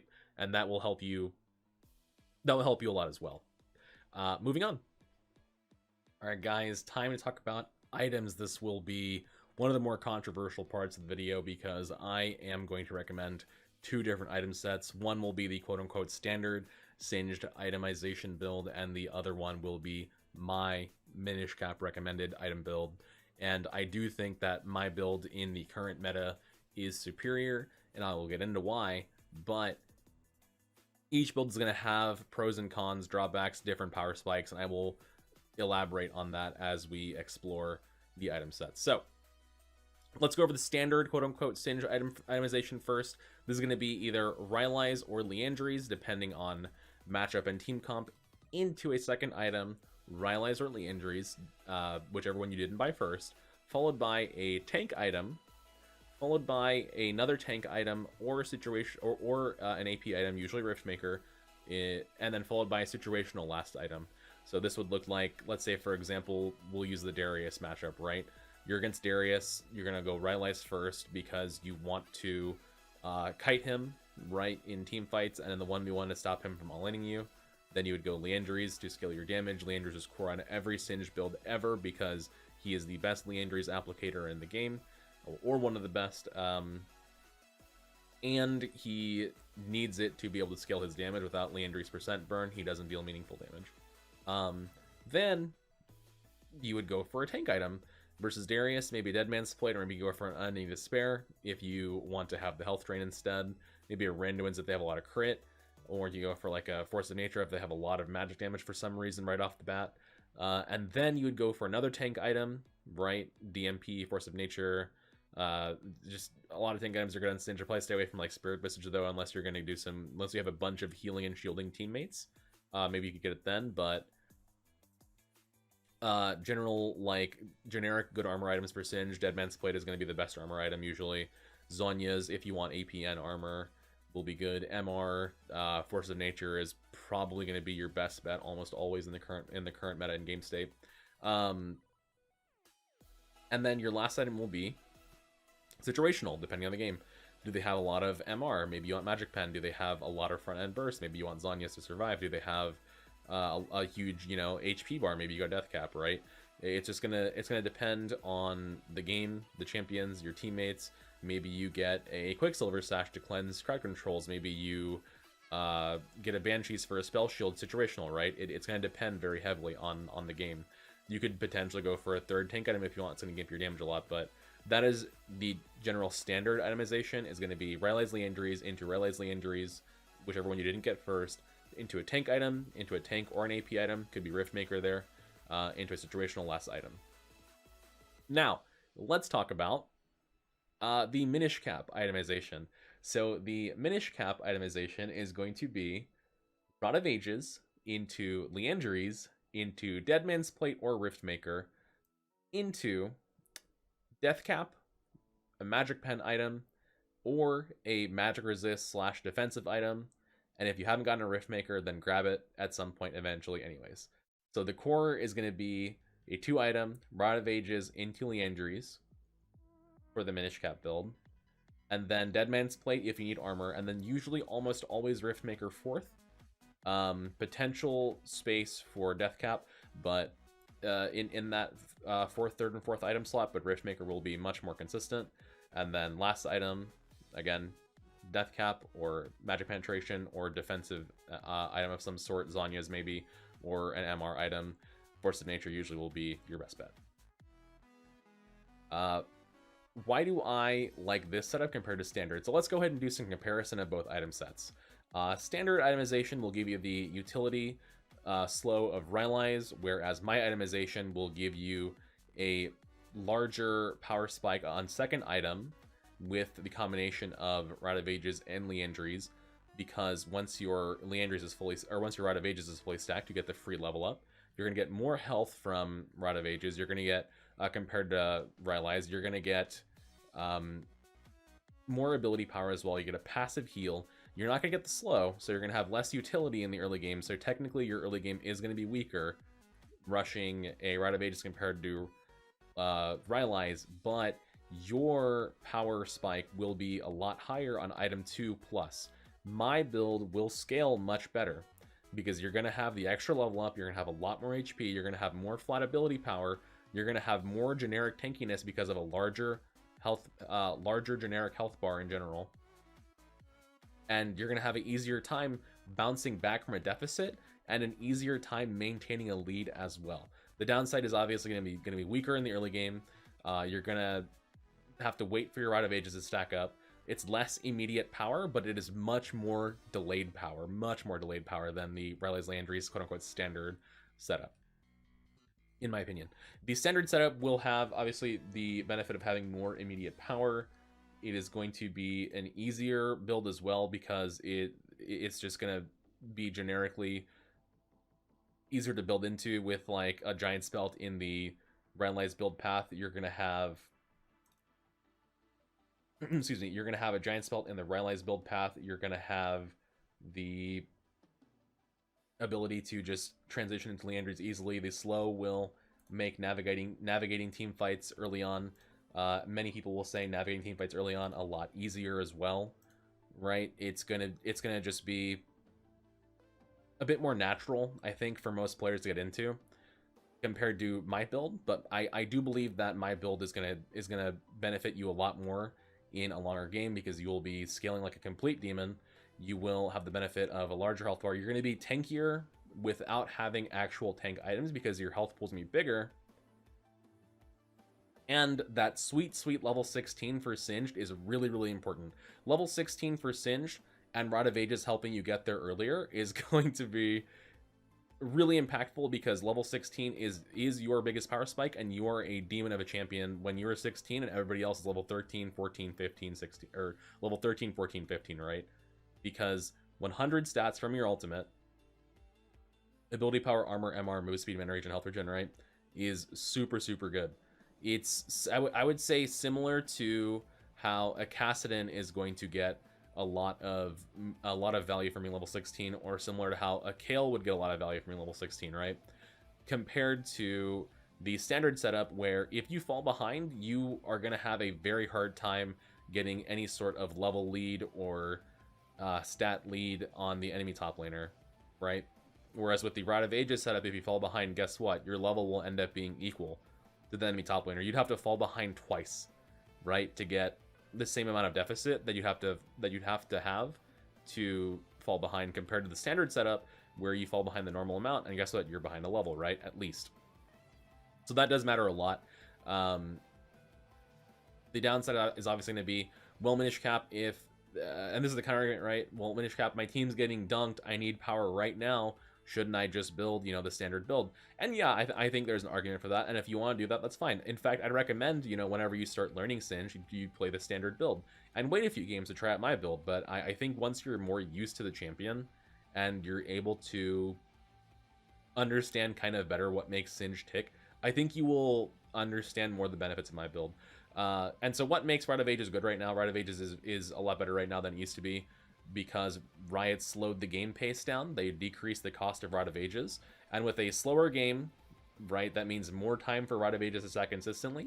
Less damage in the game means that fights can last a bit longer, so that your health pool from Rod actually makes a bigger impact. And with a slightly longer game, more likely you hit full stacks, more likely you get level 16, you get your big power spike, you go late game with a massive, huge health pool item, and you wreck house later, right? That's why I think Rite of Ages is super good right now. Not to mention that the passive sustain it's not a lot, but it's there and it does help. Over time, you can avoid some deaths with it as well, which is super clutch whenever that does happen. But you shouldn't rely on the passive sustain. It's not going to be like super meaningful in the short term, so just something to be aware of. And one thing to remember is that on Singed, your only true core item is Leandry's. Without Leandry's, like, you're not going to be able to scale up. But if you can, if you fail at everything else on itemization, just get a Leandry's and then try and do what you got to do, right? If everything else fails, just get that and then play the game out, right? That should be the main thing that you worry about. But with these item goals in mind, I think you're going to what I'll recommend is that you play a bunch of games with a standard setup, get used to the standard setup, and then try out mine and just see what you like better, right? Because I really do believe that my build is superior right now because of the game state, because of the changes Riot's made, and just the nature of scaling right now being so helpful, right? Also, another thing is that because Singed does fall so far behind versus many champions in the early game, I think the bounce back potential of Rite of Ages to climb yourself out of a hole is really good, because in most matchups you'll find in the early stages of the game you will probably be behind a little bit of CS, and then what will happen, especially this happens normally too with a standard build, but especially with the Rite of Ages build, is you're going to start CSing a lot faster than the enemy top laner will, and you can bounce back from deficits, right? And Rite of Ages just kind of plays into that, where you're naturally weak early on anyways, so why not play for scaling, especially in a meta that supports it? Because if you're gonna lose anyways early on to matchups, then why not just get the maximum possible power spike later, in my opinion, right? And I think over the a long consistent amount of games that will become apparent to you guys as well. So these are two builds for Singed. Start with standard and then graduate onto my build once you're used to it, is what I recommend. Or just, you know, play whichever one you want at the start and make your own conclusions, and see how it goes. But yeah, moving on. All right, let's talk about summoner spells. This section should be pretty quick. You have a choice of, in my opinion, 3 different sets of summoner spells. You're gonna have the bog standard Ghost plus Flash. This will give you the most safety from ganks in the early game. It's going to give you the most mobility for team fighting, and it is going to give you just a general good time proxying as well, because you're able to escape over walls, which you are normally not able to do. The downsides of Ghost Flash is going to be that you do not have teleport, so if you are getting just dumpstered in lane, you have no way to reset. If the enemy top laner is hard pushing into you after a fight and you have no sustain, you're fucked, because you don't have any sort of sustain on Singed. If you are facing a split pushing champion like Fiora or Camille, for example, you don't have teleport to match them. The positives are going to be mobility, team fight power, and slipperiness from ganks. The downside is a slightly more volatile laning phase, depending on how the game is going, and a worse time versus split pushers. Better to catch ranged champions, obviously, because Ghost Flash have mobility, but you can, you know, get outplayed on the map, so just be aware of that. All right, the next spell setup that I would recommend is going to be, and this is my preferred spell setup, is going to be, excuse me, Teleport plus Ghost. So why is Teleport plus Ghost so preferred by me? Well, Teleport plus Ghost is going to give you Teleport, which is going to give you a lot of power in the early game for laning. It's going to help you reset whenever you take a bad trade. It will help you come back to your lane whenever the map state is more even, or the enemy top laner is going to try and split push. You can teleport to go match them. It's going to give you the most control over the map as well, because teleport will enable you to go from one side of the map to the other. It helps you play on the opposite side of the map as objectives are going to spawn. So say, you know, Dragon's going to spawn, then you camp top, or if Baron's going to spawn, then you go to bottom, right? And then you use that to draw either the enemy top laner towards you, or you use it to essentially just cross map and create space for your team. Then you join after you've pressured a wave with teleport. Riot is also going to re-enable the ability for teleport users to teleport to minions and turrets.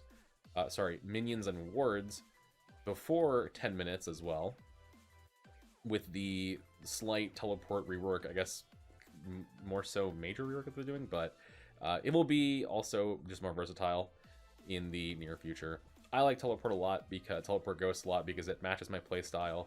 I like to have the mobility of Ghost with the utility of teleport to be able to make great macro decisions and help win games via map pressure, and because, in my opinion, in higher elo games, split pushers are much more commonly picked, such as Fiora and Camille, especially Camille. People just love to play Camille. Having teleport to be able to match her, prevent her from just taking turrets for free, while also having a way to attend team fights is really good. The cons are going to be your mobility is obviously lower. You're fully dependent on Ghost for movement speed, or like burst movement speed, and high amounts of team fight mobility. You can get mobility from your passive, obviously, but you are going to be a bit more limited in your mobility, especially versus ranged champions. It can be hard to not have flash just because you are not going to be able to have that ability to blink onto an enemy and catch them off guard with fling and toss them into your team, right? So it is going to be a little bit weaker in team fights. However, I think the benefits of the macro make up for it, but many people do not prefer teleport Ghost because they prefer the mobility of Ghost Flash, and I get that, right?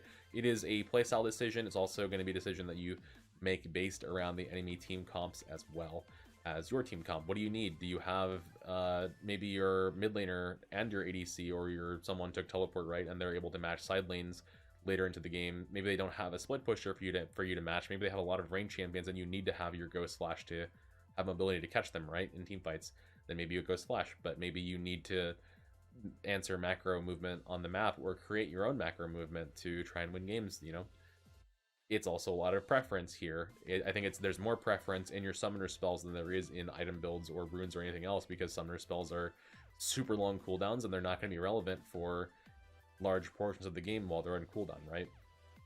So what is the third summoner setup that I think is a lot weaker now, that I honestly just wouldn't recommend? It's going to be Ignite Ghost or Ignite Flash, and the reason why is just because snowballing setups such as Ignite and Summon Airy have been sleeper nerfed, because the first item spike is going to be weaker for basically every champion. Since item damage was lowered, that means your window to snowball is lower, and that also means with a lower general level of damage that the kill potential / lethality of Ignite does tend to drop off a little bit faster than it used to, even though the actual flat damage of the summoner is the same. Right, so I generally wouldn't recommend it unless you're in a specific matchup where you really need to just pressure them really hard early game, maybe like a Kale or something like that. But that's like the only matchup where I'd ever see Ignite being usable now with the changes to the game. So if you guys have any questions about summoner spells, feel free to leave them in the comments.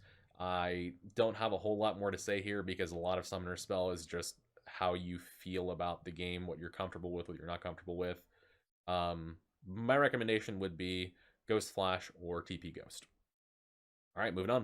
All right, guys, so I will talk about matchups and early game laning, what you should do, and how to get a proxy started. I will add a extended section about this as well, about laning and proxying, and I will have a dedicated matchups spreadsheet that I am starting / working on expanding upon as well in the near future, and I'll go ahead and put a link to it in the description as well. But for now, I want to demonstrate how you play the super early game first few waves against a melee champion. For example, this is a Nasus. So you're going to want to, and this is going to be the same general strategy versus almost every melee champion, with few exceptions like Darius, where you have to play defensively early. But you're going to want to slow push your first few waves, just slow push your first wave, and then you're going to want to crash the second wave, and then get behind the turret so that you can proxy the third wave. So here I'm not pushing that last minion because I want it to be alive to catch my wave, and then as his wave comes in, I'm going to start pushing this super hard. I get a potential level 2 here on the minion, and then just using my priority over the minion wave just like this. I'm gonna go ahead and poison that up. I'll walk around here just to demonstrate that you can in fact walk around, and we're gonna look for the third wave. Whenever you're behind the turret, you're going to want to decide whether or not you want to kill the cannon, and you decide this by scouting the camp and seeing what the jungler is. In this case, the jungler would be pathing towards me, so I want to just drop my ward either here or down here is a great spot as well, and just look to proxy the wave, And because the jungler is pathing towards me, I'm gonna leave the cannon alive, and this way it'll push back towards me. Alternatively, you can just kill the cannon if you'd rather have the gold, but what it's gonna do is freeze the wave in the middle. So I will show you what happens, essentially. I'll go ahead and buy a pair of boots here. You see this cannon is already hitting my creep wave, and as the wave will come in, the cannon will help DPS the wave, and it will push back into me pretty hard. But if the enemy jungler is pathing towards you, aka whatever camp you scout is dead, if they're pathing towards bot lane, then go ahead and just kill it, because you're not in danger of getting ganked when you come back to lane. This is primarily to help avoid that, as well as let the wave push towards you, is avoid getting ganked whenever you come back to lane. So now you'll just poison the wave up, get a freeze going even as well if I need to, and just CS it up. Just like this, then we can look to repeat as well. So you get the idea of it, and now similar gameplay as before. He's gonna poke me a bit, but I have so much more pushing prio on the wave. As you can see, this next wave is coming in as well. You can watch your bot lane wave to get a general idea of where enemy top lane wave is as well.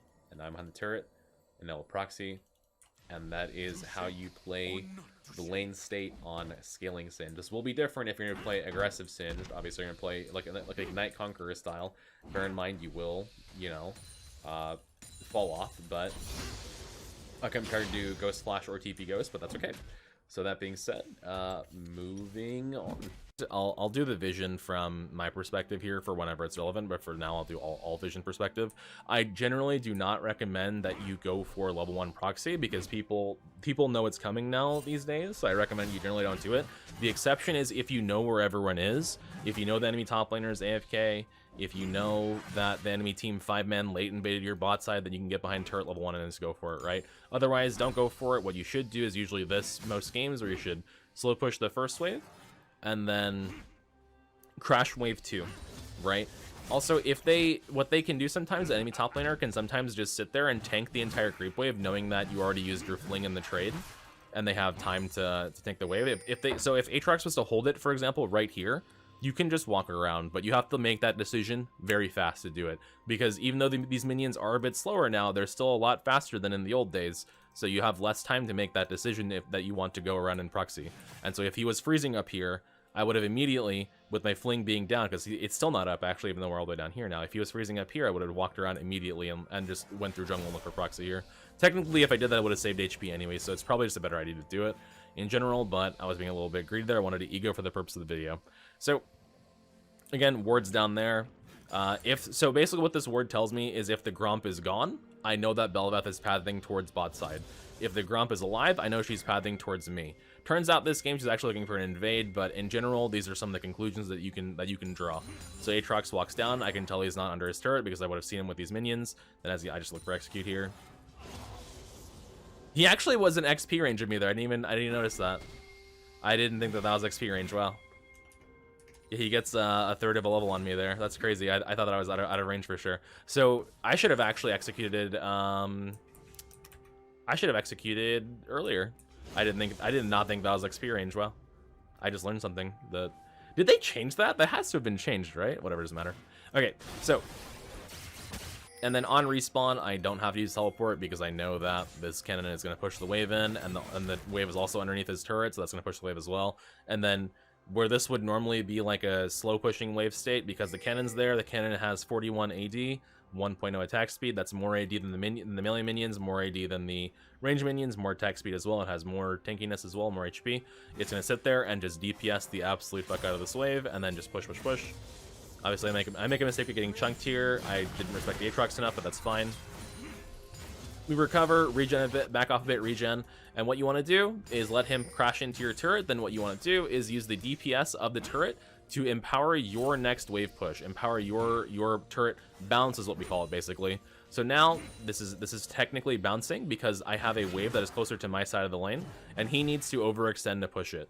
But because my next wave will get there sooner, assuming that I don't let him push this completely for free, which I'm not, because my next wave will meet sooner than his next wave due to the state of the lane, this is going to then mean that my next wave will push in faster because I will have extra DPS to help me not only trade, but also just push in general. Turns out that I actually recalled because I got chunked pretty hard. Actually, no, I stayed here. Never mind, I lied. Yeah, so we're just looking to do the same thing. I have a big creep wave. If he fights me, I just cut into the creep wave. Otherwise, I'm looking to get behind him. And then my goal, let me articulate this this is very important. This is not just with Aatrox, but this is with every melee champion, basically. My goal when I run behind him is not him. My goal is the minions, right? That's my primary goal. I want to separate him from me and the wave so I can run through the wave and poison it like this. That was my goal the entire time. So they know that I'm on a ward. I see him back because the minions follow him, so I'm not going to overforce this. I'm just going to take my recall right here. I could force it technically because I have Ghost, but it's not worth it because I do have Teleport to get back to lane anyway, so why take the risk? Why take the risk of potentially dying there? I'm going to be a greedy boy and greed for my blasting one here because that's how I play right now. I think it's worth it. You don't have to. I did actually stop his recall. Wow. I didn't think that I did, but I did. So just looking to push. There's his teleport that I scouted in the middle of the game. Doing the same thing here. He knows that I'm over here, but he's busy clearing the wave, so it's hard for him to respond to me. And that's all she wrote. From this point on, I was able to proxy. Do what I gotta do. Scouting these camps again. Getting vision of this. Getting vision of this. Harder to get vision of the blue because you have to, whenever you're running through the lane and then you go down around this corner, you don't actually get full vision of the blue. To get vision of the blue, you have to walk in the bush, and sometimes that can prevent you from catching a wave like this, so you have to be careful. Bel'Veth is nearby me here. That's why I remember I said I was leaving. Yep, leaving. Just trying to be in a spot where I'm not in as much of a threat to her. So I walked over here, and then as the next wave is coming, remember I'm watching this bottom wave here, right? Watching my bot lane wave to see where their top lane wave is. Then proxying. I think this is where I got ganked. No, it's not where I got ganked. Okay. This is where Ivern got ganked. So we're doing the same thing here. I know that Bel'Veth's near top side now, so I'm going to go ahead and leave. I also see that her camps are respawned because I remember I walked past them. I got the timers. I got the vision, right? So I run back to lane here. I will also, I should clarify, I'll probably put this whole video into the Singed guide that I'm making as well, because I think it's just a really good educational piece so far, and I'm happy with how it's turning out, so.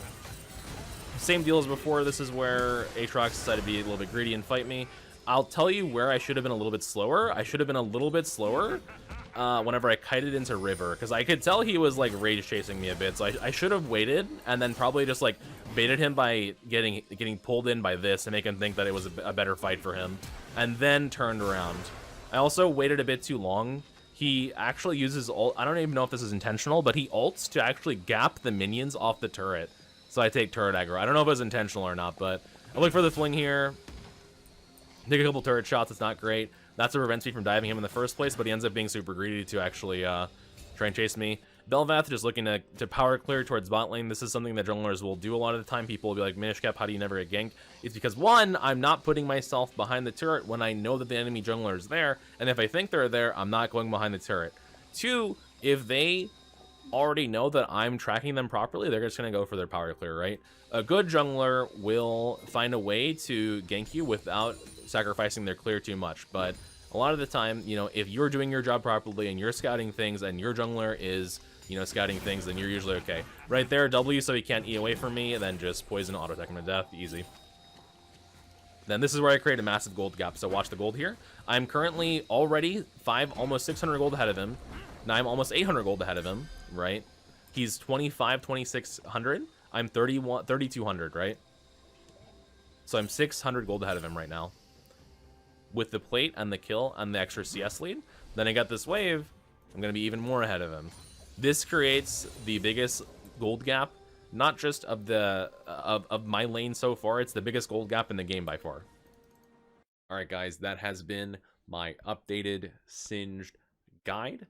I do have a few things that I didn't include specifically, such as how to navigate the late game, how to navigate through team fights, but I have a huge, massive backlog of videos that are going to give you example after example after example after example of how to deal with all of these situations, how to play team fights, how to play a late game, when to build a niche item, how to respond to a certain matchup, right? And again, I am going to do the matchup spreadsheet as well, which I will link in this description as well.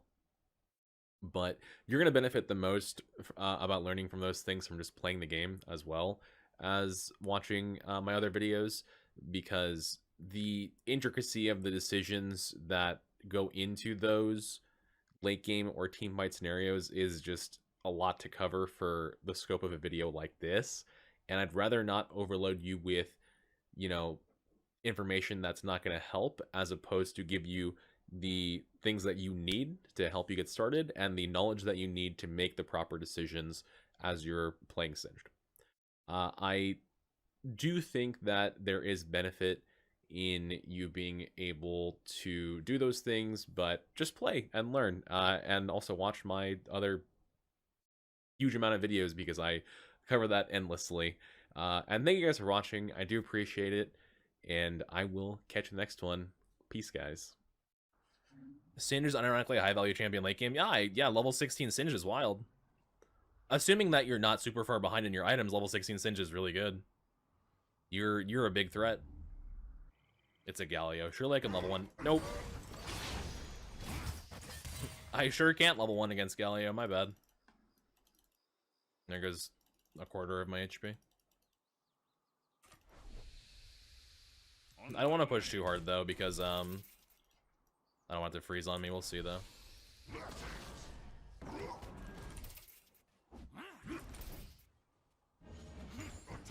He took a little damage there.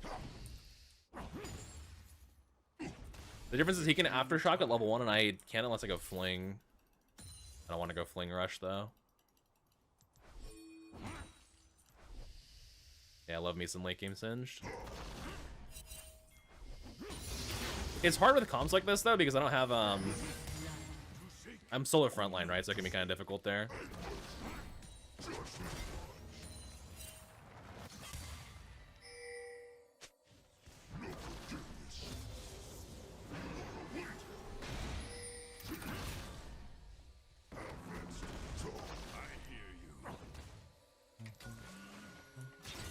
Okay.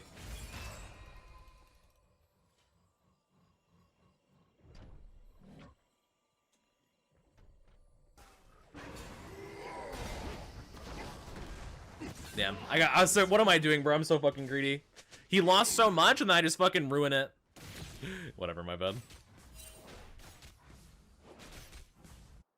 Whatever, my bad.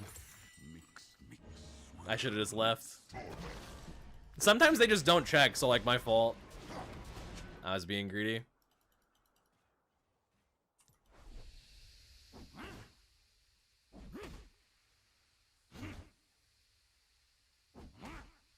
On my way.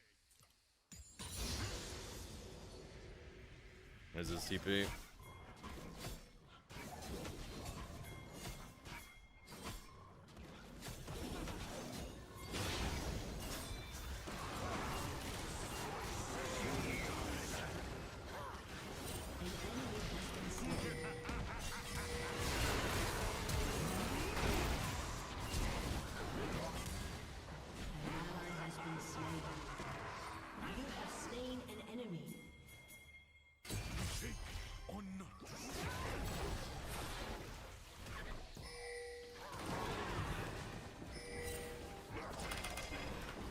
I'm out of mana! No, I'm out of mana! What am I doing? Get her, Janna, get her!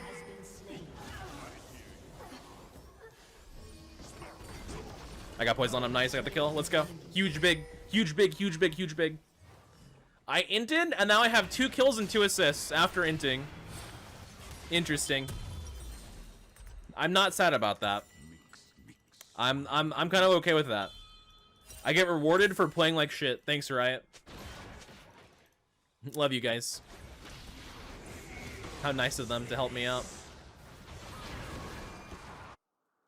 And the wave is pushing into me. Oh my gosh. On my way. Very decent. Oh, he's gonna do Merc Treads Rush. That's fine. That's how it goes.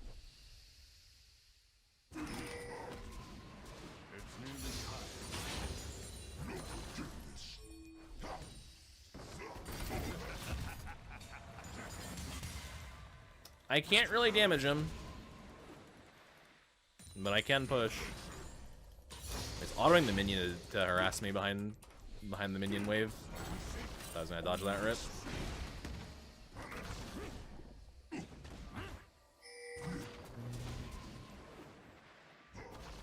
He still pushes it.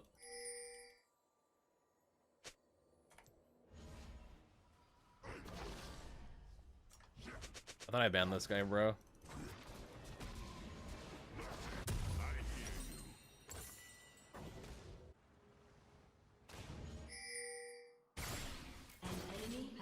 I lose cannon and melee minion. I also didn't expect him to win the trade against me with having fucking null magic mantle versus blasting one. I guess my bad. I actually lost the whole wave. Holy shit. Yeah, I didn't think you would just clap me there, honestly.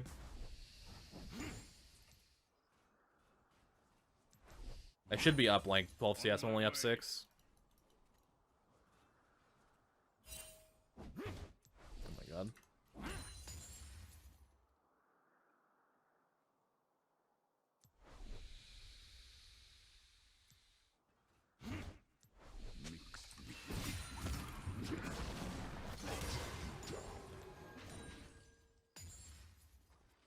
No plate for me, that's okay.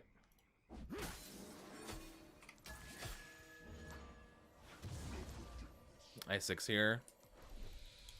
I can ult if I need to as well.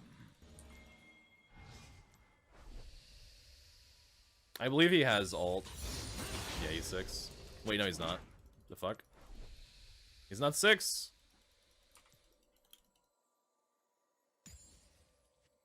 To shake. I can't get that, so he's gonna taunt me.